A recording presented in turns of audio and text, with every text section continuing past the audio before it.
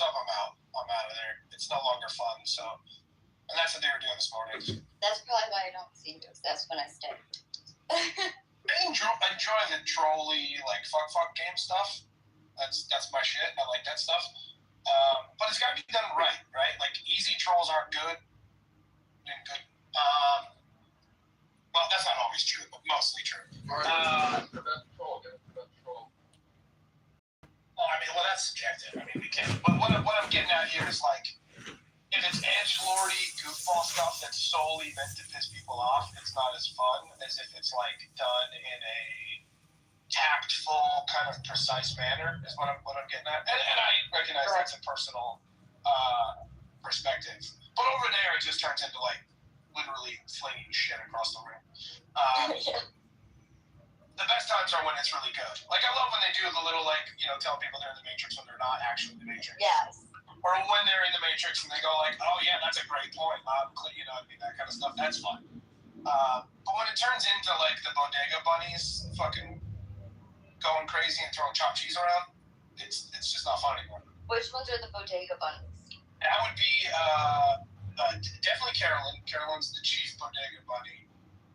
And then Shy is plus or minus participating in the bodega activity. Really? Yeah, because Shy is awesome when she's awesome, and she's really not when she's not. Yeah. True. And all it takes is one bodega bunny, and the whole thing devolves into like, kicking people in the head with tin boots outside the bodega. See, that sucks to put Shy in a box with Carolyn. I can't do that. Oh, they volunteers though. She does that to herself. Yeah, she jumps in the box head first and goes, "Okay, we're doing the bodega." So, like, I consider her big part of the big three, but also big three adjacent. Is that Jazzy? Is Jazzy the other one? No, James. Jinx is another one that's kind of disappointing. She's pretty bright. She has really great perspectives on, especially like medical stuff. But then, yeah, when the bodega shit kicks off, she goes right to that. Ratchet. Yeah. Jazzy is I'm not gonna go there. It's just. I'll take your word for it because I've never seen it once. Me either. Monica, I asked Joe, and then I'll stop talking about last night, but I said to, obviously Andrew abruptly left, and I asked him, like, so, like, do you think that, like, he just knew that he lost? He said, for sure. He goes, and we went through the whole conversation, and he said it started with Monica's talking about calling him out for essentially hanging out with people that act in bad faith. And he's like, and then that's where it started, and then it circled it all the way back at the end, and he lost the argument and left. And I was like, so did we win? And he said, yeah. And do you think that that's why he left, because he knew that he made an ass of him? I think he miscalculated the culture of white belts chillism. You can't call someone, anytime someone calls someone out for their bad behavior, it turns out that they get called back. So, Andrew, allowing people to be abusive. There's a quote in Andrew's room, just like mocking Monica is a civic duty. Oh, okay, a civic duty. And I'm like, or evil. like, you don't understand how always targeting someone for abuse is a bullying, nasty, despicable, gross thing to do. And then every time a complaint is registered, his hands are thrown up and he goes, oh, it's not, you want to make sure everybody feels heard. I'm like, oh, you asshole, you weakling, you coward.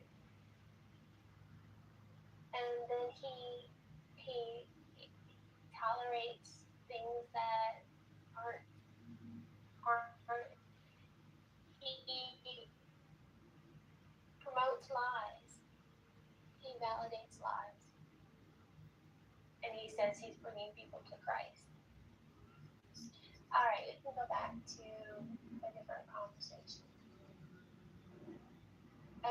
is here. Perfect timing. And Yeah. Egger. Yeah, let's get off of chillism and talk about boofing magnesium. What is Can we boofing? talk about the topic? Boofing is putting things What on. we talk about. Hey, Craig. What's up? I just came to speak to the title.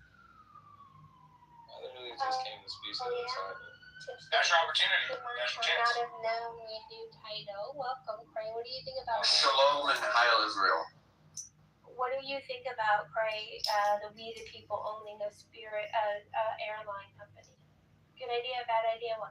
I mean, it's a good idea. I think a lot of people don't know that on that day that Spirit decided to close, all of those people that flew out as flight attendants, they all had to buy their own flights home. But I know the news didn't talk about that though, right? No, I'm glad you told us. What else? Flight attendants got left in the airport with a wet ass. Like that shit was What not the fuck? Yeah, like what do you mean what else? Are you fucking serious? So before you get angry and start insulting me, I didn't even insult you. That's literally true. Okay, My I friend need works for Spirit. everybody to shut up so I can talk to Craig. If you go off mute, you will find yourself in the goo because this is important to me. Craig, you're tracking the story I'm in. You're going to have a whole lot more information than I do, and I'm interested in telling it to us. I mean, I literally just did. I literally just said that all those people that flew out that day That is all shitty. had to buy their flights home, right? My friend, she lives in Virginia. Hold on, someone's calling me. What a resale. I know, I ain't answering that phone. But look, so my friend, she lives in Virginia, right? That morning, she had to fly out to LA. She flew out to LA, and on that last flight, they said, this is it, no more flights. And she couldn't even use her buddy pass to fly back home. Oh my gosh, that's fucking calling me. Why would they do that to their employees? Like, really? They have no money. All the employees, they all had to, book their own flights through a different airline in order to get back. That's particularly egregious though, because it wouldn't have cost them any money to let them keep their non-rev benefits, because Right. non-rev is literally non-rev. The other airlines don't expect to make any money off of those sorts of passengers. If they don't have money, then why did they let all those flights go when they knew the day before that this was going to happen? That sounds like a waste of money. Well, they got to pull the trigger at some point, right? And how many passengers they're going to have? Why don't we pull the trigger but not strand people? Well, what day of North American air travel can you cease operations and not strand people? People fly Christmas Day. People fly during the Super Bowl. People fly, like, there's constantly planes in the year. Thousands of them. If you have to pull that trigger at some point, you got to pull it. When can you do that? And, like, you just go like, oh, we're not going to book anything for the next 3 months, and then we'll stop? I don't know. But that story is not true. So I would suggest you go back, Craig, and really research it yourself. Because Delta Airlines, Southwest, they all flew all the flight attendants and crew back home. Yeah, a lot of the competitors were. Eventually, they did not show up. I think people that are celebrating Spirit going down are I dumb. can see that some of the other airlines stepped up and offered complimentary flights home for the Spirit Airlines, and I also believe that some might not have gotten the memo, or there might have been a delay, and they just didn't wait and self-purchased their flights home. But that's the thing. I don't know why I just understand listen to if they this didn't announce conversation it. with you guys. I mean, Rico, the next thing that's going to happen is Carnival Cruise is going to shut down. I mean, guys, are we noticing a pattern? And not to mention, Spirit is one of the few. There's a reparations discussion somewhere, Rico, if you want to head over there. I'm interested in the topic. That was a really good Several joke, of us are Ethan. engaged. You coming on to the Thank you. stage. What was the joke? I said that the next company is going to be Carnival Cruises, and are we noticing a pattern? You shouldn't want that. You shouldn't want that. These airlines create competitive prices. They force airlines like Delta to create more flights that Delta probably operates at a loss. And second of all, these airlines kind of naturally segregate like a type of person you play to. Yeah, I was about to say, if I was using your logic, Keegan, I mean, if you don't want the people you're talking about on your flight or on your cruise, then you kind of want to keep those. Yeah, people are really dumb. American Airlines this week is going to look like Walmart. That's true. Listen, I completely agree with you guys. I'm not one for Spirit Airlines shutting down, but there's a reason why they are shutting down, and there's a reason why Carnival Cruises have implemented a lot of the rule changes that they have. There's a reason why McDonald's has stated that they're going to be done with giving self-serving drinks. I just read an article by like 2030 or something. So, in a lot of places like this, you can't do self-serving drinks. Yeah, because we're in a recession. We need rate cuts. Well, it's either that or it's that, certain demographics are truly making a lot of companies lose a lot of money. There he is. We're in a recession. We need rate cuts. Which demographics would that be, Keegan? Just spit it out, buddy. Rate cuts, we have $5 gas. The demographics are usually Black or Latino descent. Goddamn Indians is what they are. That's right. I don't want to sit next to smelly Pajit for fucking 10 hours. I would rather sit. You're absolutely right. I would rather sit by a black person. BB, I'd rather have 10 crackheads. don't even respond, y'all. Don't even respond. Well, are you disagreeing with what I'm saying? No, we're adults. We're just not going to respond. Adults. So how's everybody else doing? How's everybody else doing? Good. Just went for a nice Good? walk. How's your cookie holder? That's good. That's good. Hey Adam, they changed the put to that now. It's called the Christ Cathedral. It used to be called the Crystal Cathedral. I know. Yeah. So they did. It got bought by I know Catholic exactly where Church. that's right there in Orange. Yeah, we were down there yesterday. Yeah. So they changed the name. By Israeli, it's The area's coming up. That's so amazing. The whole entire area is coming up, right? It's actually really refreshing. That area was long overdue for for some change. I spent a lot of time down there in that area. So.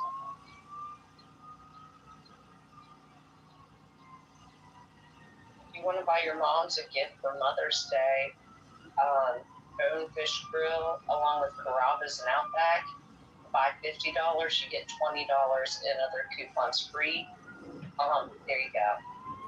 I just walked out with $140 and I only paid $100. You know what's crazy, Chris? So we went to the Spectrum yesterday, and everything is so different. I've been really down there in like a very, very, very like 3.5 years.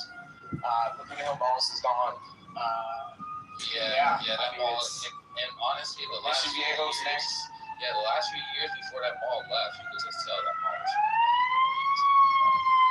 Charles dying. I was looking at LA rents. They're going down. Like, you can get a studio.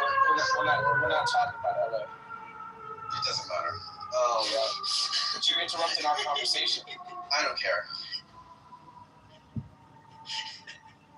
Anyways, Craig, this is wild. This is wild.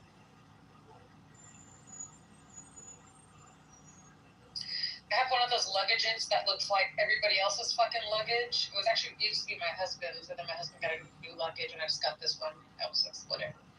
So now I'm like trying to figure out ways to make it different, because but I've recently, since I've been flying to LA and back, maybe 3 or 4 times, just within these last couple times flying, somebody thought my bag was theirs, and I have like a big ribbon on the handle, like it's huge and red and. Can't miss it, but they still think it's fucking theirs, bro. So this is pissing me off. Why does all the luggage look the fucking same? Asshole. Do it like we did with our kids. I need a new luggage. Bedazzle it. Yeah, see, I gotta sticker it up, bedazzle it up. I gotta be putting some decals on that hoe. Did you guys see the compilation video of we're losing a good one in Spirit Airlines when they I saw it was going around. You see Chad Ochocinco's post on Instagram about Spirit Airlines? No, what did he say? That's funny. He said, "Thank you, Spirit. I'm saddened by this loss. Thank you, Spirit, for getting to my destination safely and saving me a ton of money." I love Ocho Cinco. That guy's so funny.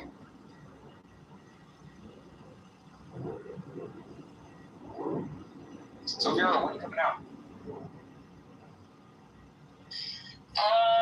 I'm going to Denver in June, and then after that, probably August.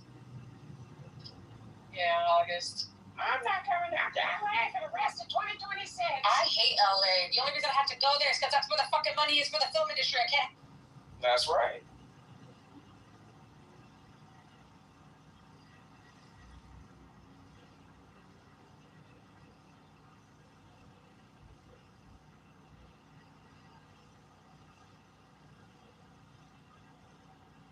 And LA doesn't like to do Zoom calls.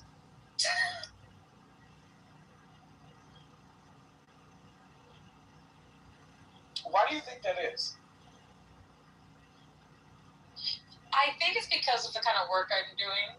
Because it's Proprietary. You know, yeah, they kind of like need to feel.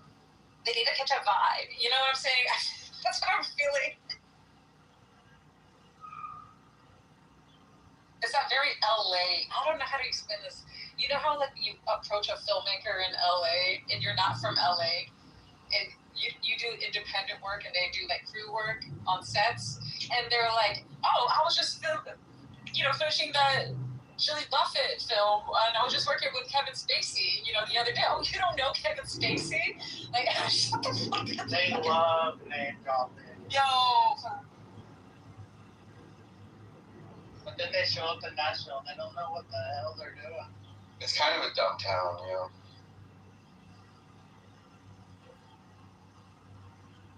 But when they come to New York, they're like, hey, Vera, where's the rooftops? Where's the speakeasy? The Bay Area is where the high IQ people are. You said the Bay Area is hot? You would find Bay more Area comfort in the Bay Area. The Bay Area is more high IQ than California. You would find the Bay Area more attractive. I don't know what that means, but Don't forget about the gays. that's in San Francisco, not Silicon Valley. Silicon Valley's a different place. Pretty off topic, but the PTBR, that's a picture that just popped up. Came from, I was in first grade, and it was right after a huge flood, and the Kennedys are standing in the background. They came to see us. We had to go to school with a fucking bank. They were going to school in the back of a bank. I mean, who does that to their children? That's on podunk shit. And if you're a straight man, you should love San Francisco because of all the gays. It creates like a male-female imbalance.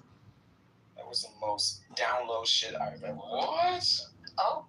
No, it creates way more single women than single straight men. So if you're a straight man, but I'm not gonna go to a gay bar to find straight women there either. Like, that's stupid. you know they have like normal straight bars in that city, right?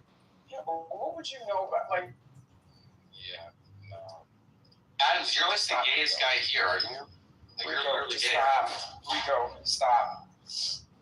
Meeting women from Clubhouse and flying them out and can't get an erection. And then you have these women coming back and reporting to the app, okay, that you can't get your dick hard. So I don't think that you need to be giving advice to young men about where they need to be meeting women. You can't even get your dick off To the be couch. fair, Not for all women. To be fair, he wouldn't Not feel for all like women. a boner either. So Ooh. Thank you, Pepe. Yeah, Pepe, can I hear what would That's like a cell phone if a woman. Hey, Pepe, can I hear maybe a role play of what would Issa be like when meeting Rico for the first time? Go ahead. Oh my God, get Rico. That's like a cell phone if a woman says it about you. Huh? That's like it's like a cell phone if a woman says it about you. Oh yeah, papi, you have low blood pressure? I'd be super excited. I would probably nut it like pretty quickly. And then, if she was hot, that is. Yeah, but you have to get an erection first. See, that's the difference, Pepe. Then I'd fuck her for a couple hours afterwards. It's nice. That's if she's hot. You'd have to get the erection first, Pepe. Maybe you don't have that problem, but, according to Issa, Rico does.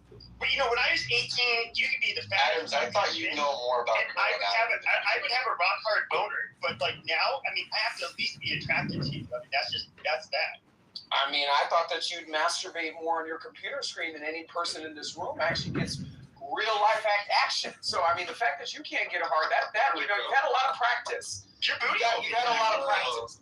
Guys, I don't really want to hear an argument from an incel and a gay man. Can we move on? I'm not an incel. I don't know who the fuck you're talking to. I want to know why Rico's taking pictures. You're a Rico. Why are you taking pictures of other people's cars? You were talking to him? Oh, shit. Wait, hold on, Beth. Rewind. He did what? Rico has his PTR right now, and he walked through a parking lot and took pictures of other people's cars. That's a good burn, Beth. Thank you. You did a good job. That's Rico's Range Rover right there, Beth. Okay. You need to get yourself a big rig so you can rape women in the back. Okay, Oh, child. stop.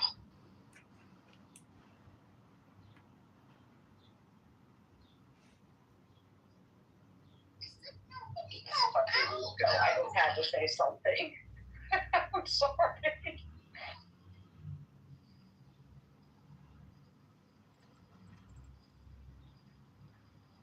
My daughter and her friends do.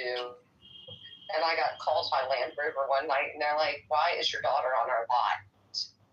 I'm like, "I don't know." And they're like, "We see your Range Rover, but they're going up against all these other cars we've got, and they're taking photos." I'm like, "I don't know. They're 17 years old. Who knows? Get them for I trespass." would just like to say, for clarification, that based on the news, when Spirit Airlines abruptly ceased operations, it did leave thousands of their employees stranded across the country.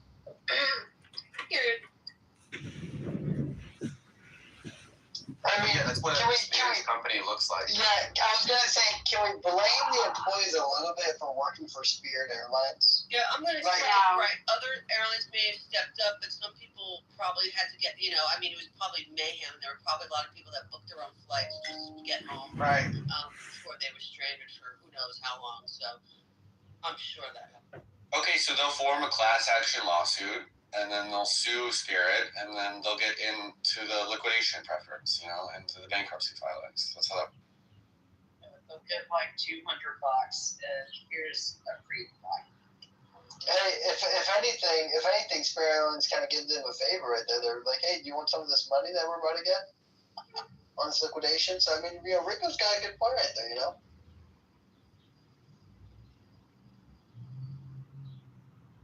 Thank you, Keegan. Listen, I hope that Southwest does not become like Spirit, of course. I hope that, you know, United, you know, I just hope, you know, hopefully maybe someone fills this void. Maybe a publicly, you know, we the people Spirit Airlines is a good thing, but I think we the people would realize pretty quickly that we probably wouldn't like that, you know. I think a lot of broke conservatives celebrate Spirit's downfall, but they're going to be too broke to travel soon. Are you saying that prices are going to go up? That's You don't right. think someone's gonna fill the void with cheap flights? No. They're canceling flights because of the Hormuz bullshit that Trump started. Because of the fuel situation. Yeah, the fuel is what made it so. Gas is pretty wild. I just filled up yesterday, or 2 days ago. It was $68. I understand for some of you guys living in For jet the East fuel, Coast, it's West Coast. I paid $116 yesterday. Yeah, see, I know for you guys, but like 68 for me, I was like, wow, that's pretty expensive. Usually it's like, you know, $45, $50, but $68. Sensitivity and right by your You phone. have to put premium in your It's not even half a tank. What was Was that the Bobadine? Was that Bobadine? You know how we were talking the other day and we were like, everything is annoying. Everything is annoying. Yeah, Bobadine, I put 93 in there. It's happening again. I don't know what to do about it. It's like, We should talk about the rise of shame. you know, Monica, I have plans for happy hour this afternoon. something to look forward to. Hey, Adams, you're sounding better than when you. Adams was hilarious, y'all. He comes up on stage, is like, hey, I'm just joining the stage, and then I'm going to bed because I'm really sick. And then an hour later, Hollywood gossip and the tea with Nas, and he's all energized and happy. And I'm like, oh. Well, I told you because Gossip you weren't is here, Monica. Adams' medicine. You were not here. So I smoked a blunt and I felt a little bit better, but my throat still hurts. I'm sad that your throat hurts. Thank you. Me too. But yeah, no, Monica, I definitely agree with you. I don't know what Sarah was referring to, but if it's what I think that you're referring to, I think that when certain dynamics get introduced into certain spaces, yes, things do become repetitively annoying. I had a phrase I liked that I used with Dipsy. Everything's sandpaper. Like, everything is just, like, adverse. And it's like, okay, well, this is probably not normal. Probably should need an attitude adjustment. So I'm going to walk. It's a beautiful day. The birds are singing. The sky is blue. The wind is ruffling through the branches of the trees. The leaves are a gorgeous green.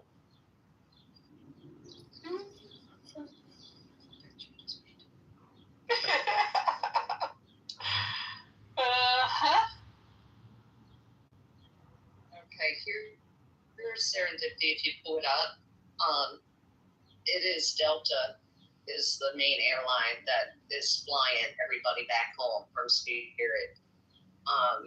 But They get a tax write-off probably. They had, it's a 10-day window that they have to deal with. But they're doing it for free. They're not charging the staff, but that means that then they have to get hotel rooms or just stay in the airport.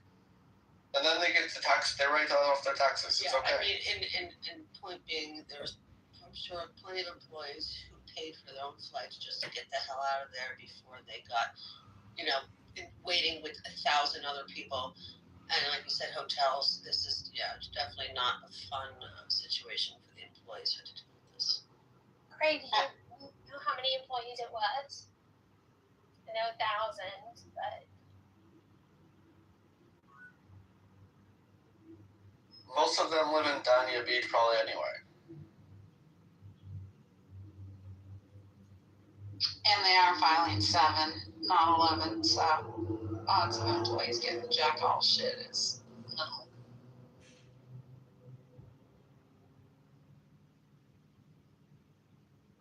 so who wants to buy an airline with me? But you're a broke conservative. Rico, that accent. You don't know anything about anyone's financial It sounded status in like this Randy room. McDickerson. I was about to remove him from the room. I mean, I don't hear Monica complaining that the Jews are the reason why she can't check out at the supermarket. It's the blacks. That's the reason why I have to go and say, hey, can you guys unlock the cabinet for the deodorant, please? The website is so Oh my god, you guys are so ridiculous. I swear I'm gonna block you both. There's so much interest, Vero, in pledging to help buy the airline that the website's been down for hours. Serendipity, don't do that. And you want to know why you shouldn't do that? I know. I This won't. pendulum swings both ways, and their corny, raw, redundant material is only going to be material for the other side when the pendulum swings the other way. Mhm. I'm willing to take that chance. Monica, you see what I'm saying? I don't know, is Rafi here? Or no, he left. Shoot. I just have higher expectations for fucking grown-ass adult men. Well, that sounds like your problem, Serendipity. I know. Oh my God. Shame That's your the fault. fuck on me. If I listened to them long enough, shit, I would have come to the conclusion that you can't.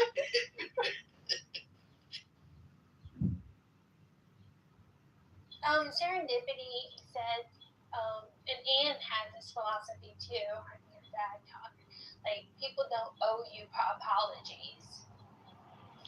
And that's something I struggle with. Can we talk about that a little bit? Yeah. I think you can be owed an apology, but not expecting to receive an apology is where it gets gummed up. I don't know. Flip the script on that, and somebody thinks that they're entitled to an apology from you, and ask yourself the same question. Well, we can do a role play if you want. I'm sure I've done something that irritated you recently, Deputy. What? Can you use that as an example?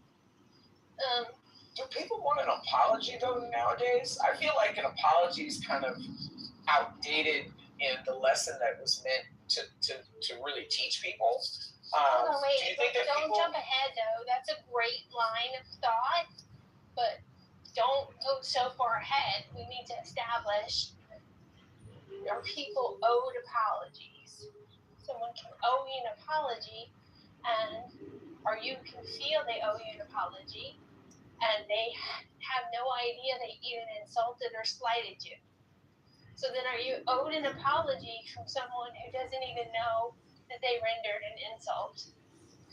Well, I think that's an entirely different question. Are you owed an apology from someone who doesn't like you and they don't really care if they hurt your feelings? Yeah, I think you're only owed. I think you're only owed an apology from someone that like you hold respect for. I don't think you really are owed an apology from people who like don't like you. I mean, that would be kind of. No. See, and that's where I was going with this, Monica. Sometimes the apology is irrelevant. The apology will naturally come if you get your lick back. You see what I'm saying? See, and I'm not interested in the lick back. What I'm interested in is acknowledgement that a slight occurred, a sincere contriteness for issuing the slight, and promise to do better or never slight again. Just saying that out loud makes me think I'm probably pretty spoiled, and I'm probably going to be perennially disappointed. I just wanted to say, Heil Israel, my Israeli ETF is up 1.3% today. Yes. Hail to Israel.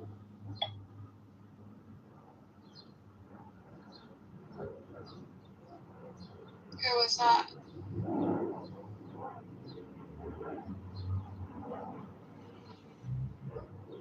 Did you move Rico down? Hold on, I thought I did. I thought I was just, I moved Rico down because we were nowhere near talking about Israel.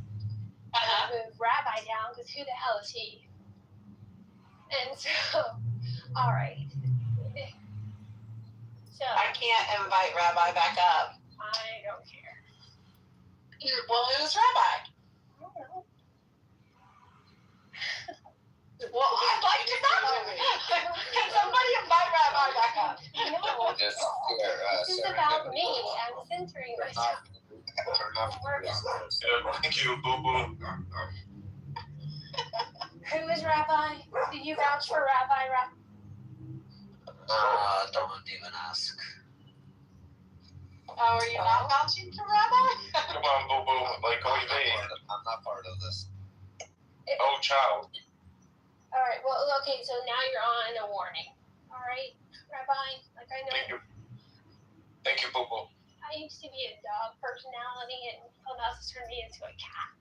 Meow. Meow. Can you do a roar? All right. Apologies. All right. I'd like to apologize to all the single ladies. You see, I knew it. Can you move him down now? No. Like He's not hurting anything. Wait until he's offensive. Okay. He's offending me. Oh my gosh. I think you just want to be offended. I'm only one man. No, I was trying to I can't rescue all the ladies. dynamics of Clubhouse relationships, and this stranger is all up in our group. Like, get off, shut up. We can talk to you in 10 minutes when I can no longer talk. Okay, buddy? All right? Okay, Monica, so here's the thing. To Adam's point, I know I'm jumping ahead, but number one, do you want an apology that you have to ask for? Because I sure don't. No. I absolutely don't want an apology that I have to ask for. Number two, I am certain that there have been times, if you pick a particular cast member, where unwarranted you have made snide or, passive-aggressive remarks about said person, maybe because of past, interactions, but Only Stigler. oh my goodness. By virtue of using that name, okay, but do you really think that you owe Stigler an apology? Even though he might be offended at something that you do or say? He might think you owe him an apology, but you probably don't think you owe him an apology. You know you're not going to stop calling him Stigler instead of Stilgard. And so why would you apologize for behavior that you're going to repeat? I don't know. I don't think it's fair to make the assumption that people owe you anything.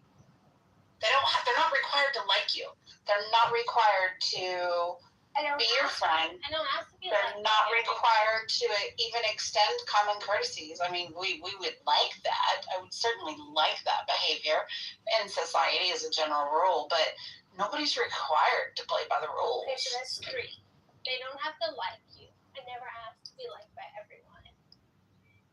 They don't have to be civil. Well, in our rooms, I think they should be civil. And then we have this account who has thousands of accounts, and he's threatened us with harm. He's tried to blackmail us. Said if we play to his demands, then he'll let us live on the app. But if he doesn't, we don't accede to his diva wishes, he will remove us from the app, and he has the power to do so, allegedly. Who? So he's threatening us. Who is it? Would you ever say I don't think I've ever taken time when I said to a friend, you owe me an apology. Like if something happens and they say, look, this happened, I don't know if you realize how that made me feel, and they're like, oh, I didn't realize that. I would never say, that only seems to come from people who maybe aren't your friend, which you, in that case, fuck off. Don't tell me I owe you anything. So I could see Well, Edie, you're not a petty, stupid person, so. So I think, I don't know, I've never demanded an apology from anyone. What I've said was,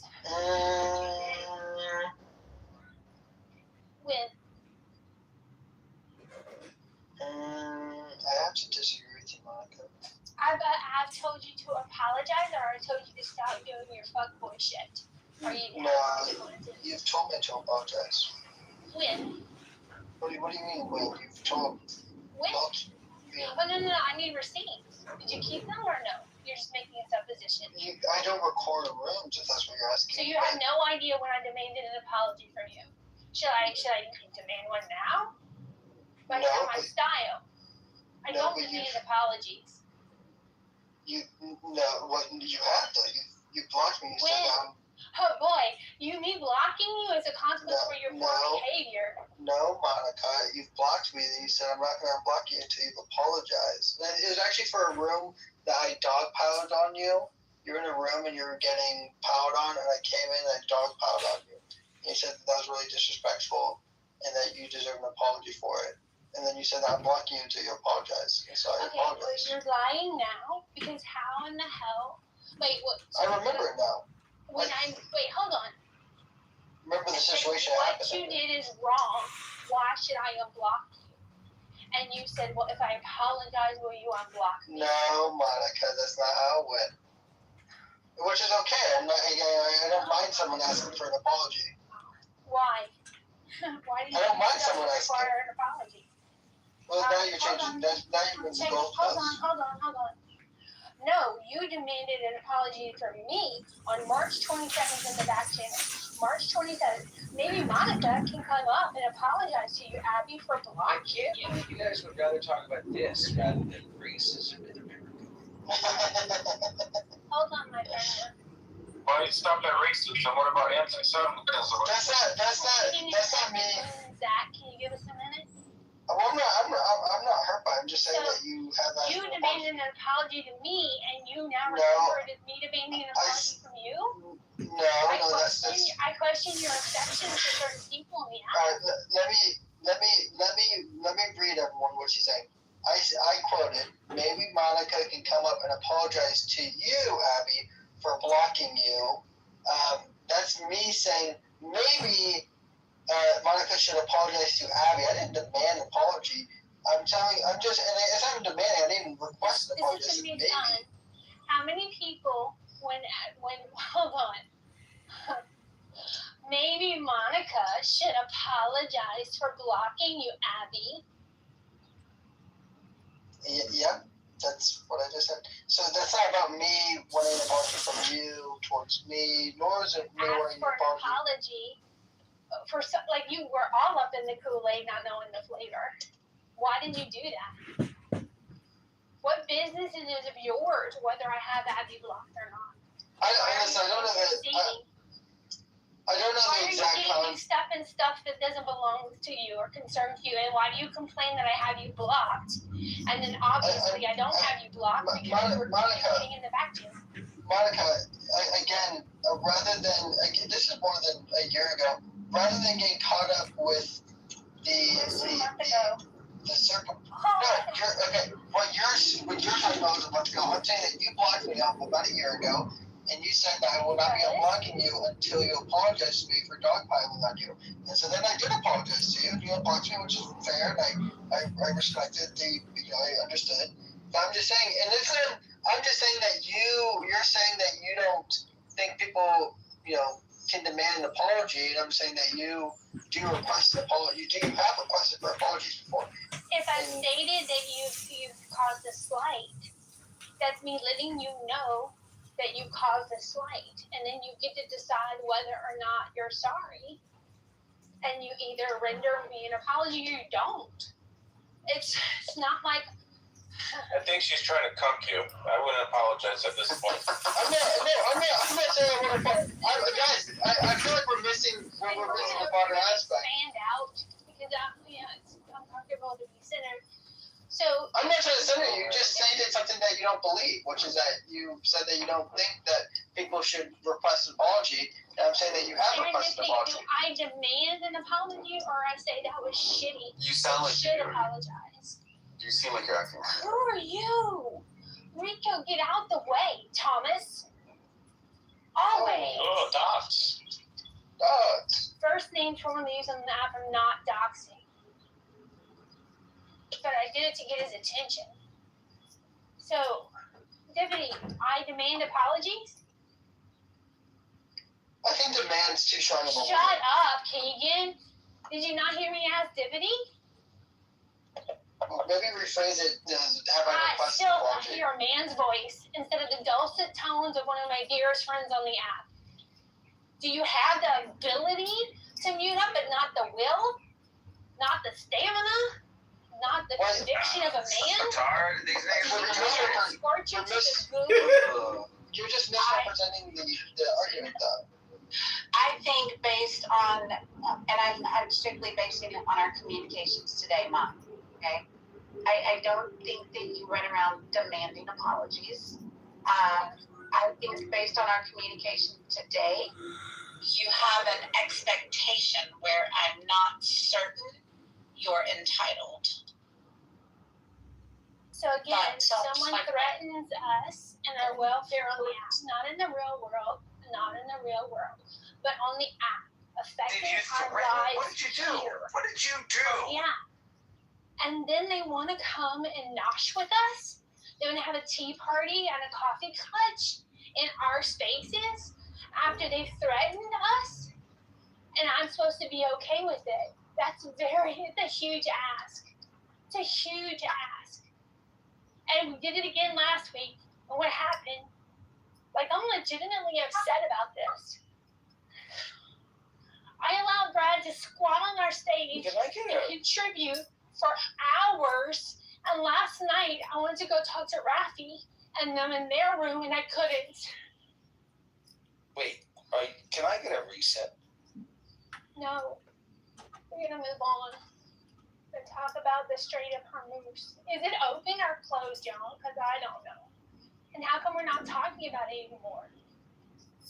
The U.S. is gonna rescue stranded ships.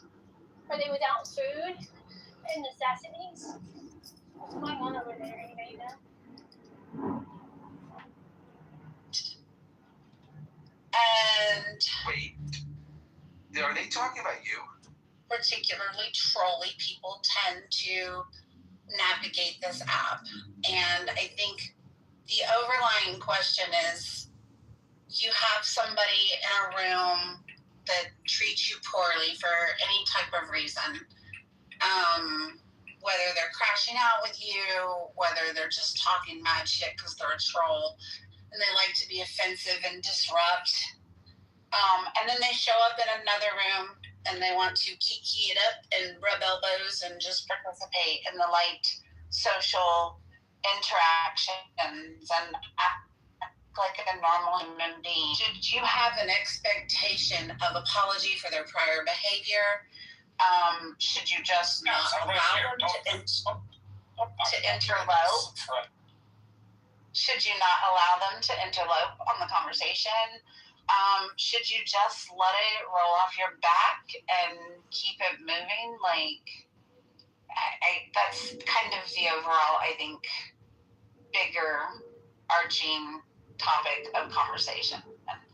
Some people find it hard to navigate because in one room people will treat them one way, and in another room they'll act like people will treat me abhorrently, disgustingly, invasively, just pervertedly, and then want to have a civil conversation in the rooms I host. What's my responsibility to them, and when do I get to be angry and offended and tell them not here? Not here. It seems grossly unfair, and I think that's why I'm so upset. And despite me calling Stigler Stilgar, despite me calling Stigler Stilgar, wrong again. Despite me calling Stigler Stigler, it doesn't mean I got it eventually. Hero, thanks for your patience. Like, it doesn't mean that I'm talking about him. I'm talking about Brad, I'm talking about Rich.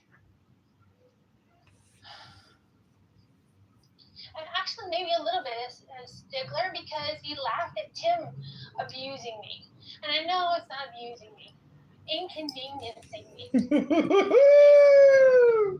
humiliating me in front of people. Ha ha ha! Isn't that great?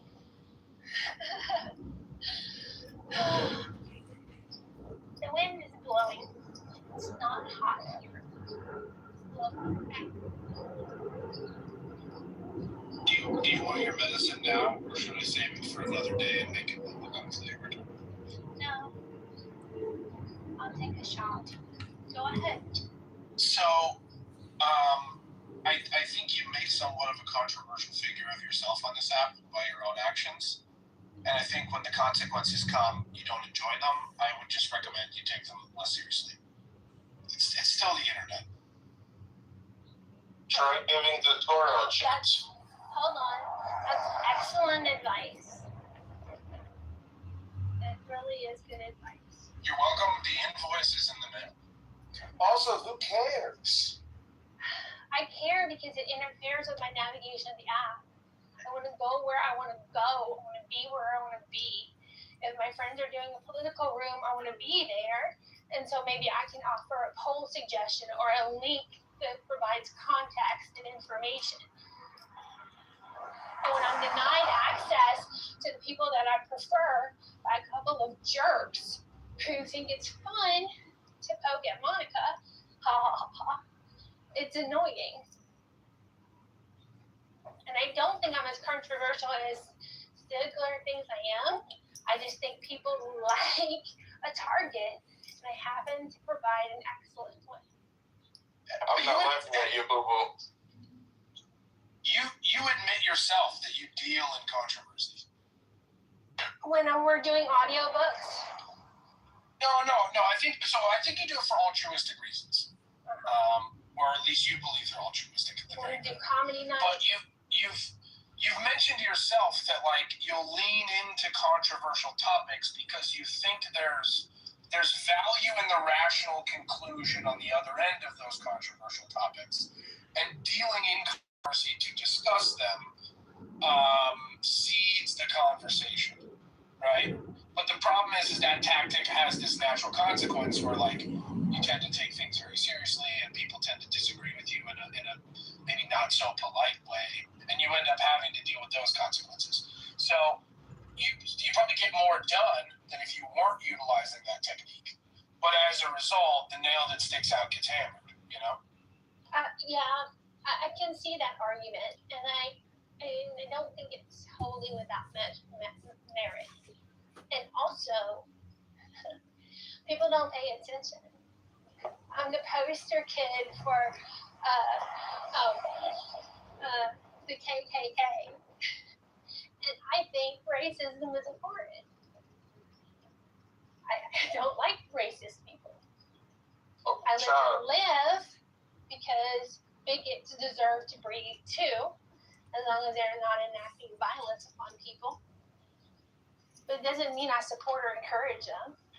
So one of the most frustrating things about our dialogues on the internet is you question something horrible that people said someone did, like Trump's now a pedophile apparently, and you're asking for more information, and then you suddenly become a pedophile apologist, and then suddenly you're a pedophile. We have no critical thinking. We've got to do better. Well, this is a struggle for me because I have some contentions with your position in people adjusting their behavior in certain rooms. While I love you. You are single-handedly one of the most precious people on this app to me. I don't enjoy seeing you be abused by other people. I don't enjoy seeing people make you feel embarrassed or humiliated or any of the things. I also have expressed that to you, and you're like, I'm going to move the way that I'm going to move on this app. But the flip side of that is I don't, particularly with topics, don't particularly enjoy echo chambers. I want people that I don't disagree with. And if we take the two extreme components out of this scenario and we look at people like Stilgar and we look at people like Jane, I don't bounce around in 50 rooms. We're in this room all freaking day long. I'm here. So when people like Jane come here to see me and you're like, what are you doing here? You're not nice to me in that room. How dare you be here? That's not fair. I haven't done that. That is fair. No, it's not. I haven't done that for months. I welcomed Jane in and I asked you to make her a moderator. Stop it. Just recently, yes. But over the last 6 months. She hasn't been in here in the last 6 months. She doesn't come anymore because that's not my fault. Every time she came, she was accosted. You don't get to come in here and key it up with me when you treat me so egregiously out there. And then when you told me, Monica, I like Jane. I like her in our rooms. Okay, Monica, I like Stilgar. I want him in our rooms. Okay. Oh my God, Rico, I'm gonna kick you because you're just fucking obnoxious. If I said I want people that I said I don't agree with, but if I said disagree, it was a misspeak. Hello? The fact that you're in here every motherfucking day, I think warrants the fact that I don't mind people being in here that I don't agree with because I think you're a fucking loser. And I tolerate your bullshit in this room, your disruption, your fucking asinine ideas day after motherfucking day. So kiss my white ass, Rico. Kiss it, okay? And shut the fuck up. And that's So your anyway. second Oh my warning. god. That's your Please tell me second that was warning. recorded. That was incredible. I don't know who Rico is, but I like it. So that's your second warning, Rico. Your third one gets you bounced from the room, and we'll try again tomorrow. Look at these feminists trying to cuck everyone. Well, open up. Please don't. And so Jane, and so Stilgar, and Stilgar got a mod badge a couple of times. Stilgar is a great mod when he doesn't bother me. And when he doesn't bother me, we get along okay. And I told Dippity the other day, I consider Stilgar like a kind of brother, annoying little brother. If you get green bean right now, and I'll do something hilarious. Yeah, you don't get to mess with my karma, Stilgar. So anyway, Oh my goodness, they're worried about the karma? They're cucking themselves now. but Brad is different. You can think I meant only the clubhouse karma, but you'd be wrong. But go ahead and think that. Brad was too much, and that was a mistake on my part. Brad was too much, especially after him blocking me out of the room where all the people were last night. So now Brad blocked. So that problem. Rich was a lot. Rich was a whole lot this morning. So that's where all this emotion comes. But see, I don't think Rich was a lot this morning. On any other given day, I'd say, yeah, Rich was a lot. Like this morning, I felt like Rich came in and he just participated in the conversation, and he wasn't particularly, he wasn't like poking at people and trying to disrupt. Like he actually engaged and carried on conversation, not with me, which I don't. But he was interacting and he was engaged with people, and they were talking and everything, and there was no drama. And in a case like that, like I don't care about him being here in that case. I think when you care about him being here in that case, that's when you're going to get the disruption and the what can I do to turn your room upside down, because you wouldn't let me play on the playground. Like it's freaking childish antics. The story of the Damocles sword that dangles over someone's head and it's wobbling to and fro, and you never know when it's going to pop and stab you through the skull. That's Rich. I think that's hyperbolic. When Rich comes in here, and he's messy, he gets thrown to the goo or he gets thrown out of the room.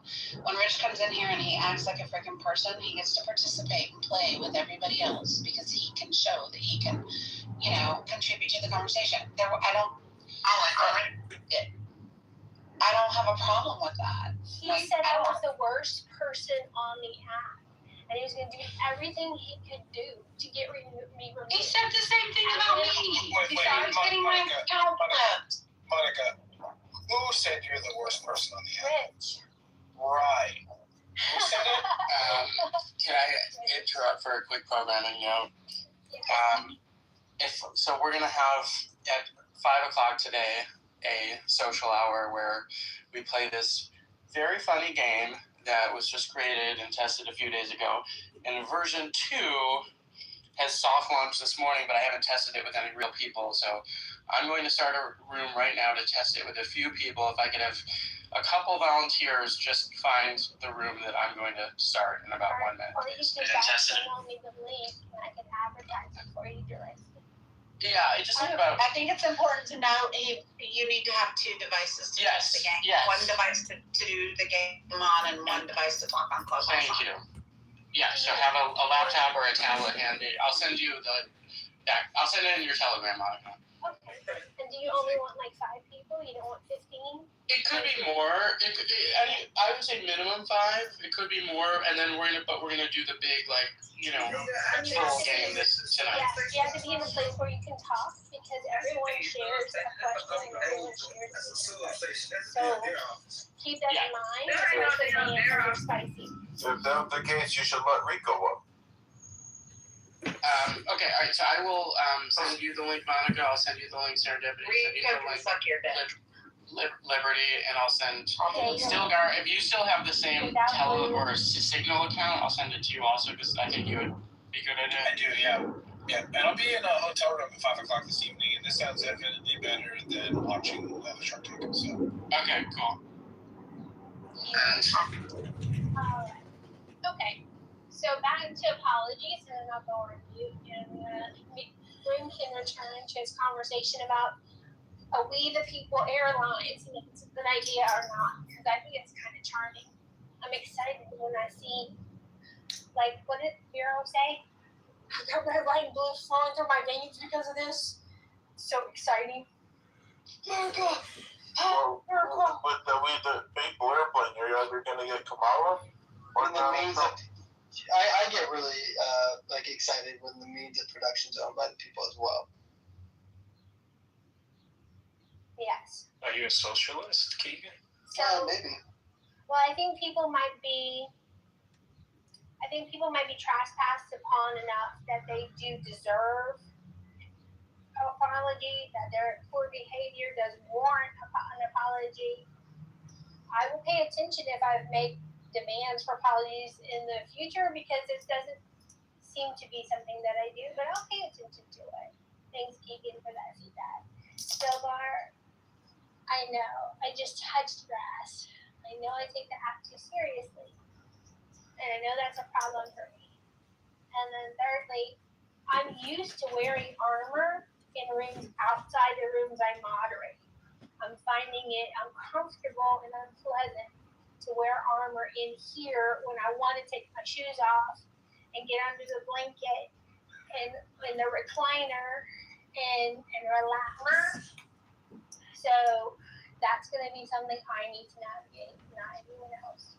Thank you guys for letting me process all of this feelings today. I appreciate your patience. We love you, Monica. Vera, what do you think the odds are that we'll get this done? Because I am ready to drop $45 for a share. I would. I'd get a little square. Why not? Jurassic Rooms is at the top of the room if y'all want to go help him test the game. You do have to have a second device, and you have to be able to speak. So, I don't have a second device. It's in my office. That's it. Tablet, laptop, second iPhone. All in my office. I'm trying to separate my work from my life right now. Okay, so I'm trying to, leave things in there and then concentrate. Go in with your eyes closed, and that way you're still separate. But right, it's a fun little game, Vero. I really think you'd love it. Oh no, I've played it. I was one of the first people to try it out, and so we gave them a lot of pointers. I'm excited to see the V2 for sure.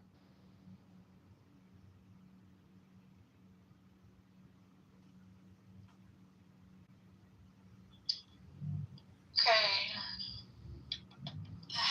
I'm sorry.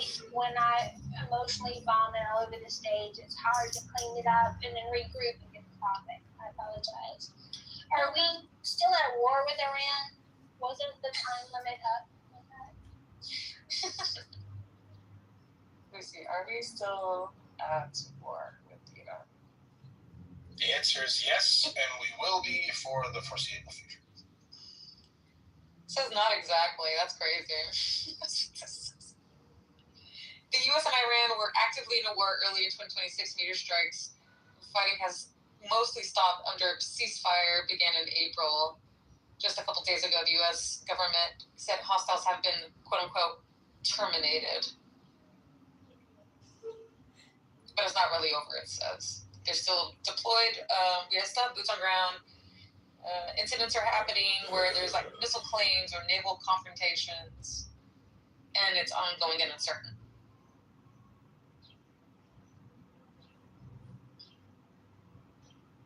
Wake me up when September ends. I am so tired of this fucking conflict. It's not funny. I am too. It's been giving me a lot of anxiety. Some PTSD shit just happening here and there, especially with the recent flying too. I've been kind of, anxious. It's Islamic fatigue. Like, it's war fatigue, bro. Just straight up war fatigue. I'm tired of.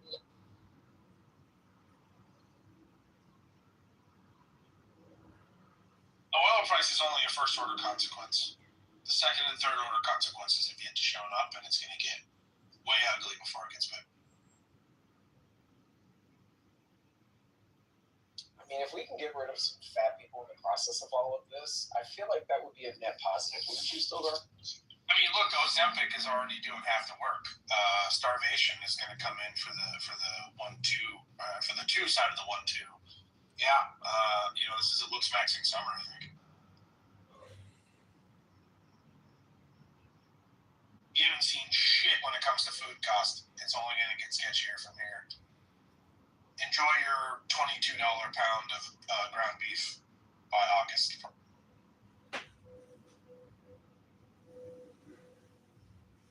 Bro, relax. Just ask. It's because he's going to be a vegan. No, I haven't eaten meat since fucking, I don't know, a decade now. Okay, so relax. You're so pessimistic. Everything, I could be like, oh man, the sun is shining, it's a beautiful day, and I'd be like, it's gonna explode, bro. It's gonna burn me. Yeah. Forgive me, as a millennial who is on his, 7th world-ending catastrophe. Right. Someone was telling me how, even in the room, there was like, it's a little irrational to be afraid of flights. Or was that you, maybe? But the thing is, I don't think people realize, because when COVID happened, when Daddy Trump closed everything down, I was in Scotland and I could not get home. And so now you can't tell me shit's not going to go right, because one day a global pandemic happened and I couldn't get home. So now flying gives me anxiety. Oh, air travel is definitely going to be a giant mess in the coming months. Aviation fuel is becoming very hard to come by, very expensive. Domestic, short haul flights are getting canceled across the country. It's worse in Europe at the moment, but they're just the canary in the coal mine. Will be next. Transatlantic, Trans-Pacific aren't that bad, but it's coming. This will probably be one of the lowest summer travel seasons we've seen in probably a couple decades. COVID notwithstanding. So, yeah, I mean, the whole world order is totally upset. But, fuck it. If the sky's always falling, who gives a fuck, Stilgar, I feel like the one positive thing out of this, at least for Los Angeles, with everybody converging here for the World Cup, is maybe people will stay home. They've made the tickets so unaffordable for, people to even go that live here to begin with. So maybe they'll just stay home. I think that we can survive with a little bit less tourism this year. Traffic's going to be better, getting to work. I feel like the Europe trip I'm taking. It's same thing. I expect everything to be kind of chilled out. But don't forget about the Olympics too. You got that coming. Yeah, and hopefully more people will stay home. And if I absolutely have to go somewhere, it's like a 3.5 hour drive. I mean, there's nothing really that I need to see in the rest of the country for the time being. And even if I do, I have no problem driving. I've driven from Santa Monica to Miami. So, do they have the train yet? I'm not taking the train. I don't do the train. Yeah, but they have the high-speed train. I'm not taking the train. So I would prefer to drive versus taking the train.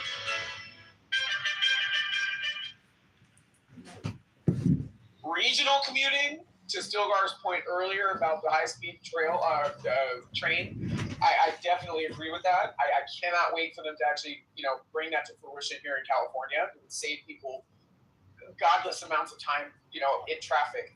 But aside from that, going from one end of the coast to the other, no, I'm not doing that. I'd rather drive. They do have, I never taken it yet, but they have luxury buses that you can sleep there. No, I'm not interested. I'd rather drive. I can pull over when I want. I can sit on Clubhouse, be as loud as I want. Exactly, I can smoke a blunt, as long as I want. I can pull over, go to the hotel, take a shower. I don't have anybody rushing me, being on somebody's itinerary. I love driving across country. I don't know about you guys, but I love it. Have you ever been in a shower on a bus or one of those super trains? No. So I It's like refuse to take them. rocking. It's like rocking, and you're like touching the end. Oh, you're touching the walls of the shower. So, do you have to share shower? Or is it It depends on the train. The Amtrak train has cabins with showers. They also have shared showers. In Europe, I think a shared shower is probably more common on Amtrak. Remember the Navy showers? Yeah, touching the curtain. Oh, the curtain was so good. I felt like my elbow dropped the ball and I would have to wash that.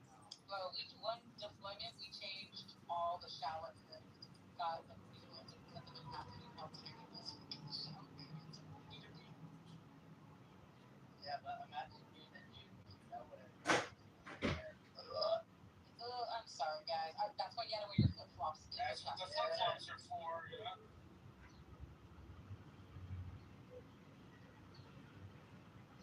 I'm such a nice guy. I take Navy showers. Our hot water heater is kind of small. And she's going to hop in after me. She's like, I'm like, are you washing your hair? She's like, yes, I have to wash my hair. I'm like, okay, Navy shower.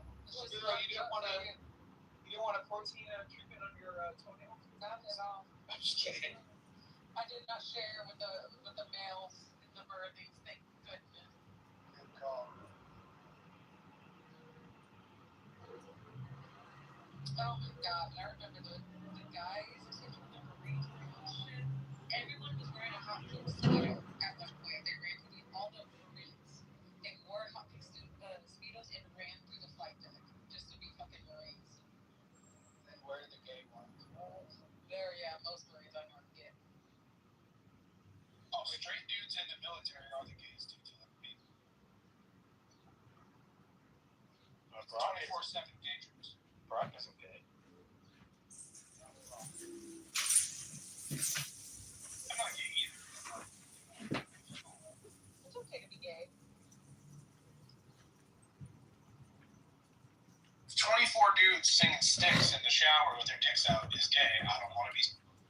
That did represent everything semen at one moment in time. I mean, as long as you don't ask and you don't tell, right? We all know you're gay. It's like, that was such a dumb policy.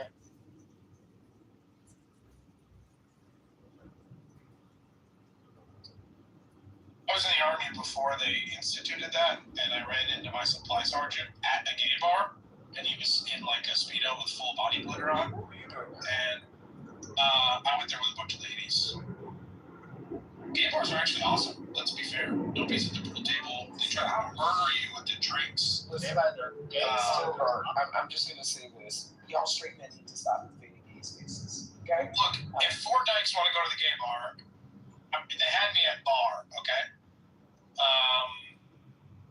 But yeah, from then on, I never wanted for anything. I was like, oh, I see you got those new Gore-Tex boots in. He's like, oh yeah, we did. Okay. What's your size again? I think it's easier to hook up with women at a gay bar because people are more open to just sex in general. Yeah, I think that straight men need to stay in straight male spaces. They don't need to be venturing off into gay spaces. That's just my opinion. Yeah, but they don't play Annie Lennox at straight white male bars.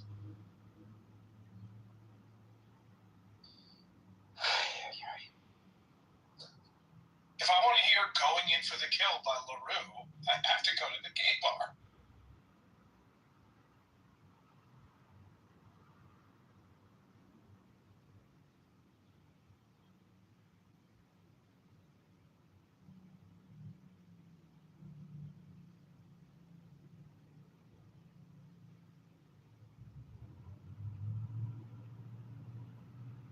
Gay bars are also always open. Like, Christmas Eve, the gay bar's open. What's the coolest name of the gay bar you've been to? Mine's Rainbow Cact. All the ones that I've been to have kind of like not that great names. Like, okay-ish names. So we have New York City. I'm also in the neighborhood, so I see them all the time. But there's a gay bar here, and it's an upscale gay bar. It's called The Hemp. How do you explain a $200 charge to your wife from the Golden Banana? You don't? The one in Philly is called Woody's. Actually been to Woody's. The lesbian bar is called Sisters. Oh wow.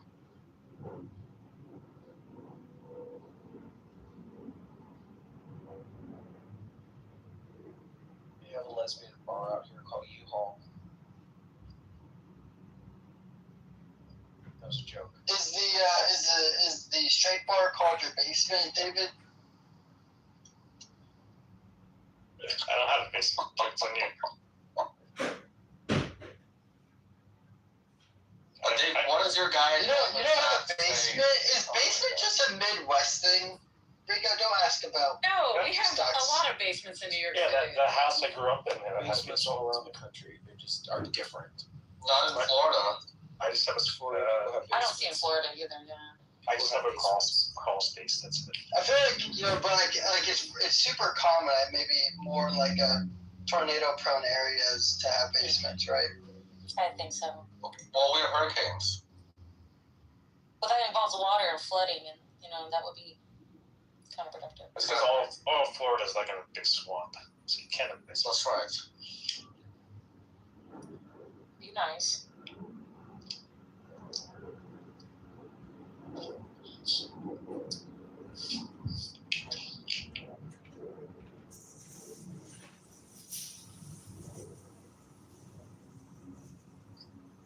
David, what does your Goldman Sachs guy say about the Israeli ETF? EIS?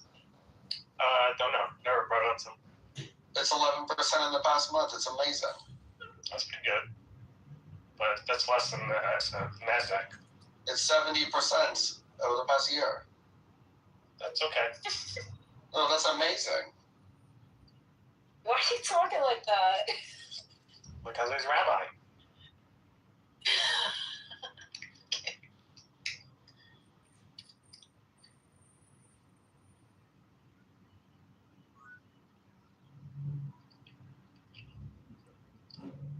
The Israeli ETF is my new risk-free rate of return.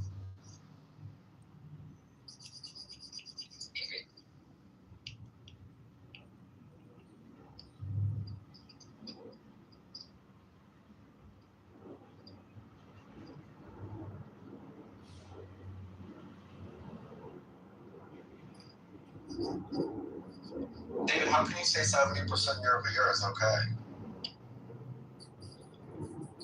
It's very good. Huh? It's very good. That's amazing. Let's look at the QQQ year over year. That's only up 9%, 8.53.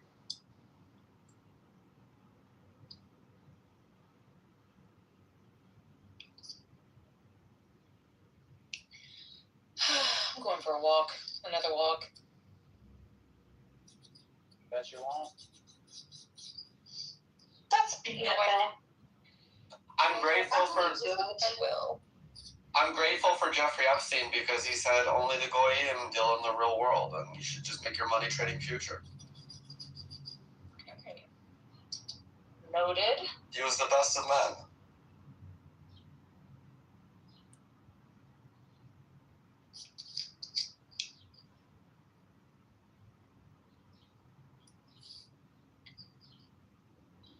Oh God, Rico's got this skid mark in a pair of underwear that you just can't scrub and bleach out.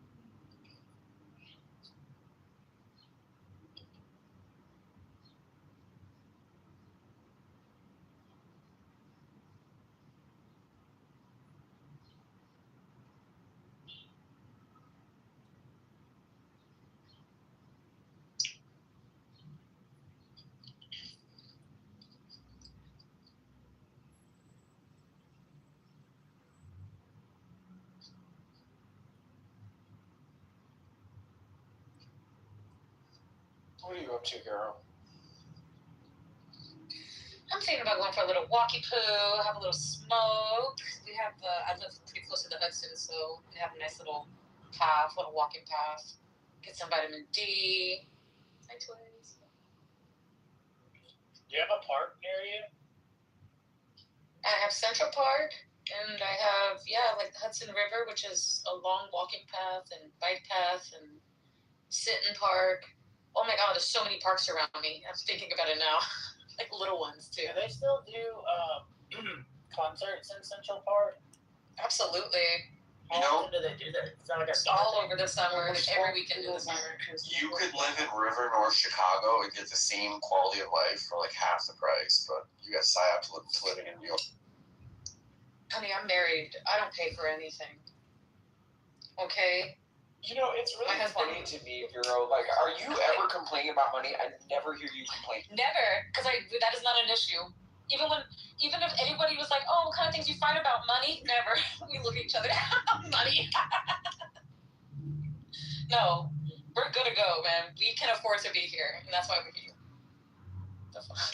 Would never live in Chicago. Where it was New York and nowhere, day one. Yeah, I would never live in Chicago either. Yeah, I'm good on that.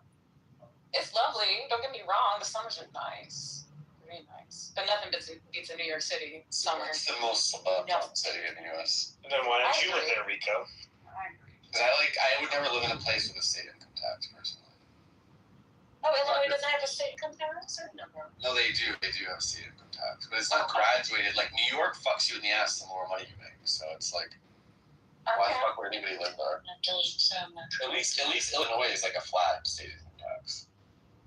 A flat state? Okay. It's a flat state income tax, Oh, a flat state income tax. Okay. not graduated. Okay. Well, we all make our choices. I've made my choice.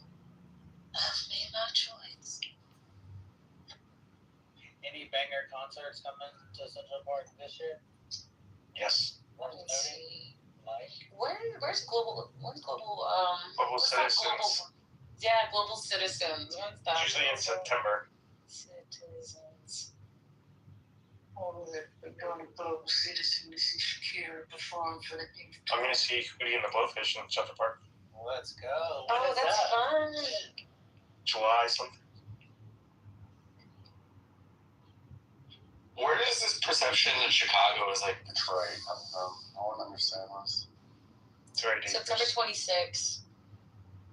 Like Chicago's treated like it's like Baltimore or something. I'm trying to understand. It is like Baltimore. No, it's Cardi not. B's performing.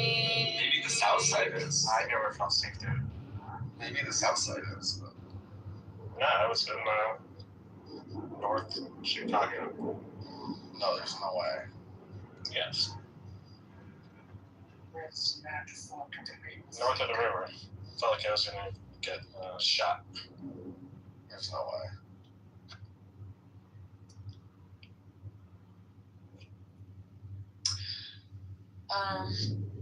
I saw Stevie Wonder in Central Park. No, you did see you. Stevie, yeah, I went.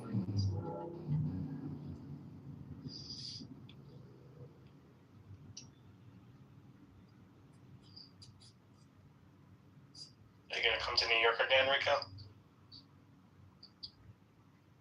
Not likely. It's too bad. I just don't understand the hype, you know? You gotta live here, man. It's dirty. Like there's like I literally last time I was there, like I think I saw like a plastic bag full of poop on the sidewalk. Yeah. It's a disgusting shithole. That's It's not not major nice. cities. Even Chicago's like that. Actually, Chicago is a lot cleaner because they put their trash in alleys. They don't dump it Well, on the that's- street. I get that, the trash can and stuff like that, but like dog shit all over the place, and like human shit all over the place, that's major cities. That's even LA. But Chicago is much cleaner than And see, Florida. Vero, you have to understand, every part of the city of Los Angeles is not like that. Palisades Right. is the city of Los Angeles. Hollywood Hills is the city of Los Angeles. Like there's Yeah, of many other course. parts. But there's many other parts of New York too, and it's not all fucking shitty. You know? I'm talking about Midtown Manhattan. And then Chicago too. Chicago has very shitty parts, but then also very lovely parts. I'm talking about Midtown Manhattan. Yeah, but no one goes. Like that's all just tourists. That's like saying the same thing about the Hollywood stars on the ground. Exactly, that's the same thing. I'm talking like, bro, you gotta live here to see the beauty in it. Really, you can't just visit. Like it's such a warped point of view on things. Like it's so busy all the time. But I've been on streets like by myself. Graffiti all over the subways. I get that's an American thing, but it's just I don't know. There's no graffiti on our subways. There's no graffiti on our subways. That's some 1980 shit, bro. That's just cleaned up, bro. Girl, you stepped on a rat yet? Nope. I saw a fucking lady one time when I was working. When they were building the Four Seasons downtown in 2015. Like there was 2 rats. And like tell me now, if you seen a rat run fast, it looks like a fucking remote control car. It's like a size 8 croc going down the street. Like a fucking remote control car. So these things are running around and they run under the fucking. Have you been to Paris? And the slave steps on the rats are dogs out there, okay? Oh, rats are bigger than there's some fucked up looking rats in the city. I've had a rat hiss at me before.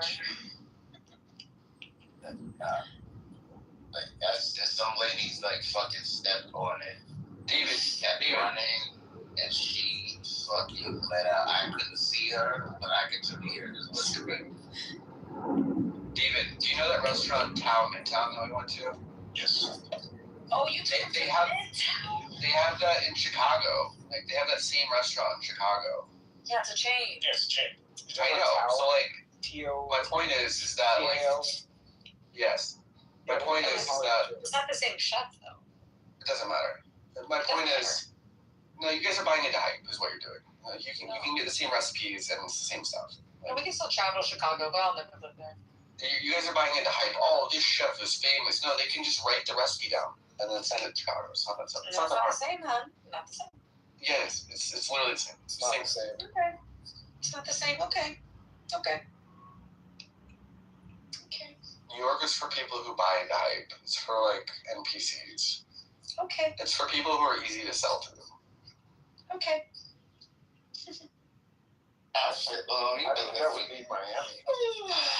That is Miami, if anything. You can live in Rico, what do you like? 100 years. Yeah, no. I love Miami. Oh, I hate Miami. If you love Miami, then I take none of the rest of the things that you say. Miami's clean and nice, and they crack down on crime. Like Miami's answer your question. State income tax. Thank you for asking that question. You got all the sweet Latina ass everywhere. It's amazing. You don't have access to those women. Thanks, Dr. Adams. I appreciate you for bringing that to life. Yeah, you don't have access to those women, Rico. That's just eye candy for you. That's amazing. That's incorrect, but that's amazing. You don't have access to those women. Okay. What if you just say? All those women are fake. What you mean? Butt done, thighs done, breast done, arms done, chin done, cheekbones done, arch done under feet. They install dimples in their What's wrong with looks maxing? What's wrong with looks maxing? What you mean? What's wrong with the? There's nothing wrong. Looks. That's less than looks maxing. That's fucking body dysmorphia to the point of changing. Might as well be transgender. What is this look maxing term? Like, is this Gen Z term? He's just trying to be hip. The people that are not funny don't have any talent. Miami's fun for a weekend, you know. The first in 2016. I spent 24 hours in Miami. It's the only time I've been to Miami. And I spotted a fake ass. And I knew it was fake. And that was the first time in my life I've seen a fake ass person. It's shitty. I don't know how you guys could not enjoy like being on a boat or a beach and like a beautiful sunset. It doesn't make any sense. I don't want to Miami for that.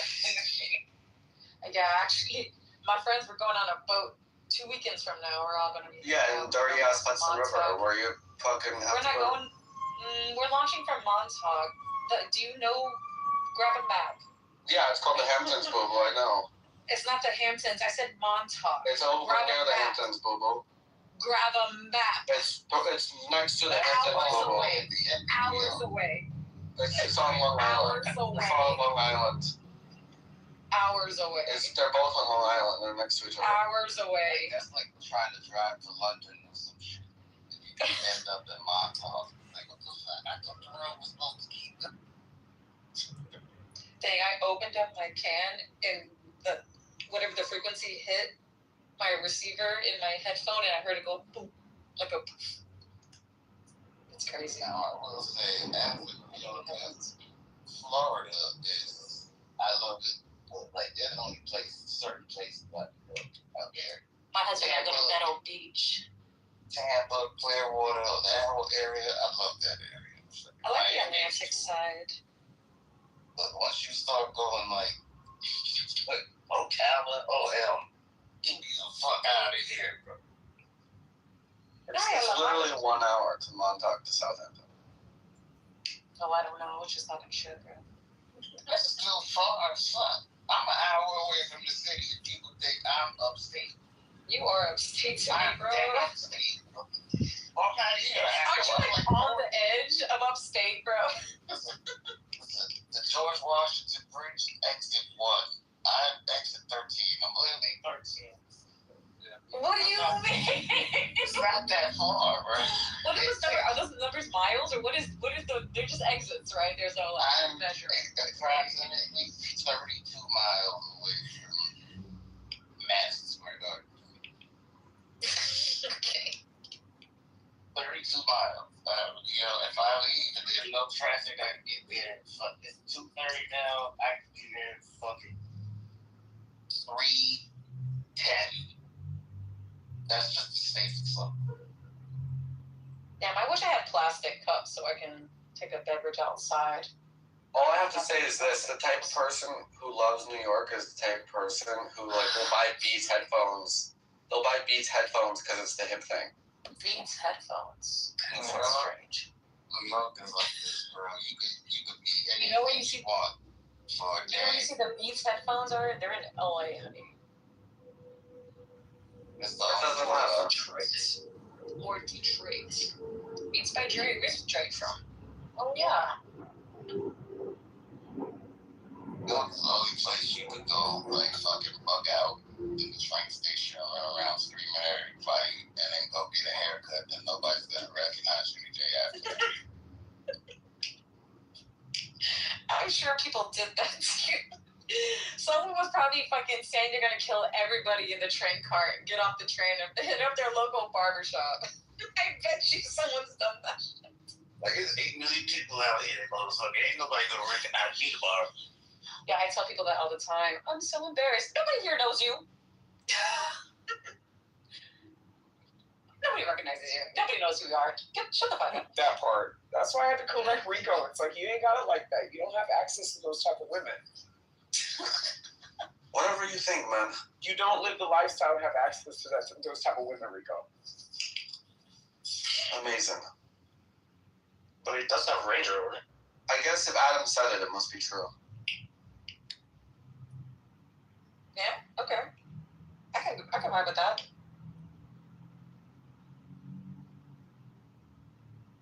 Oh my god, this all fit in the same fucking thermos. Hell yeah.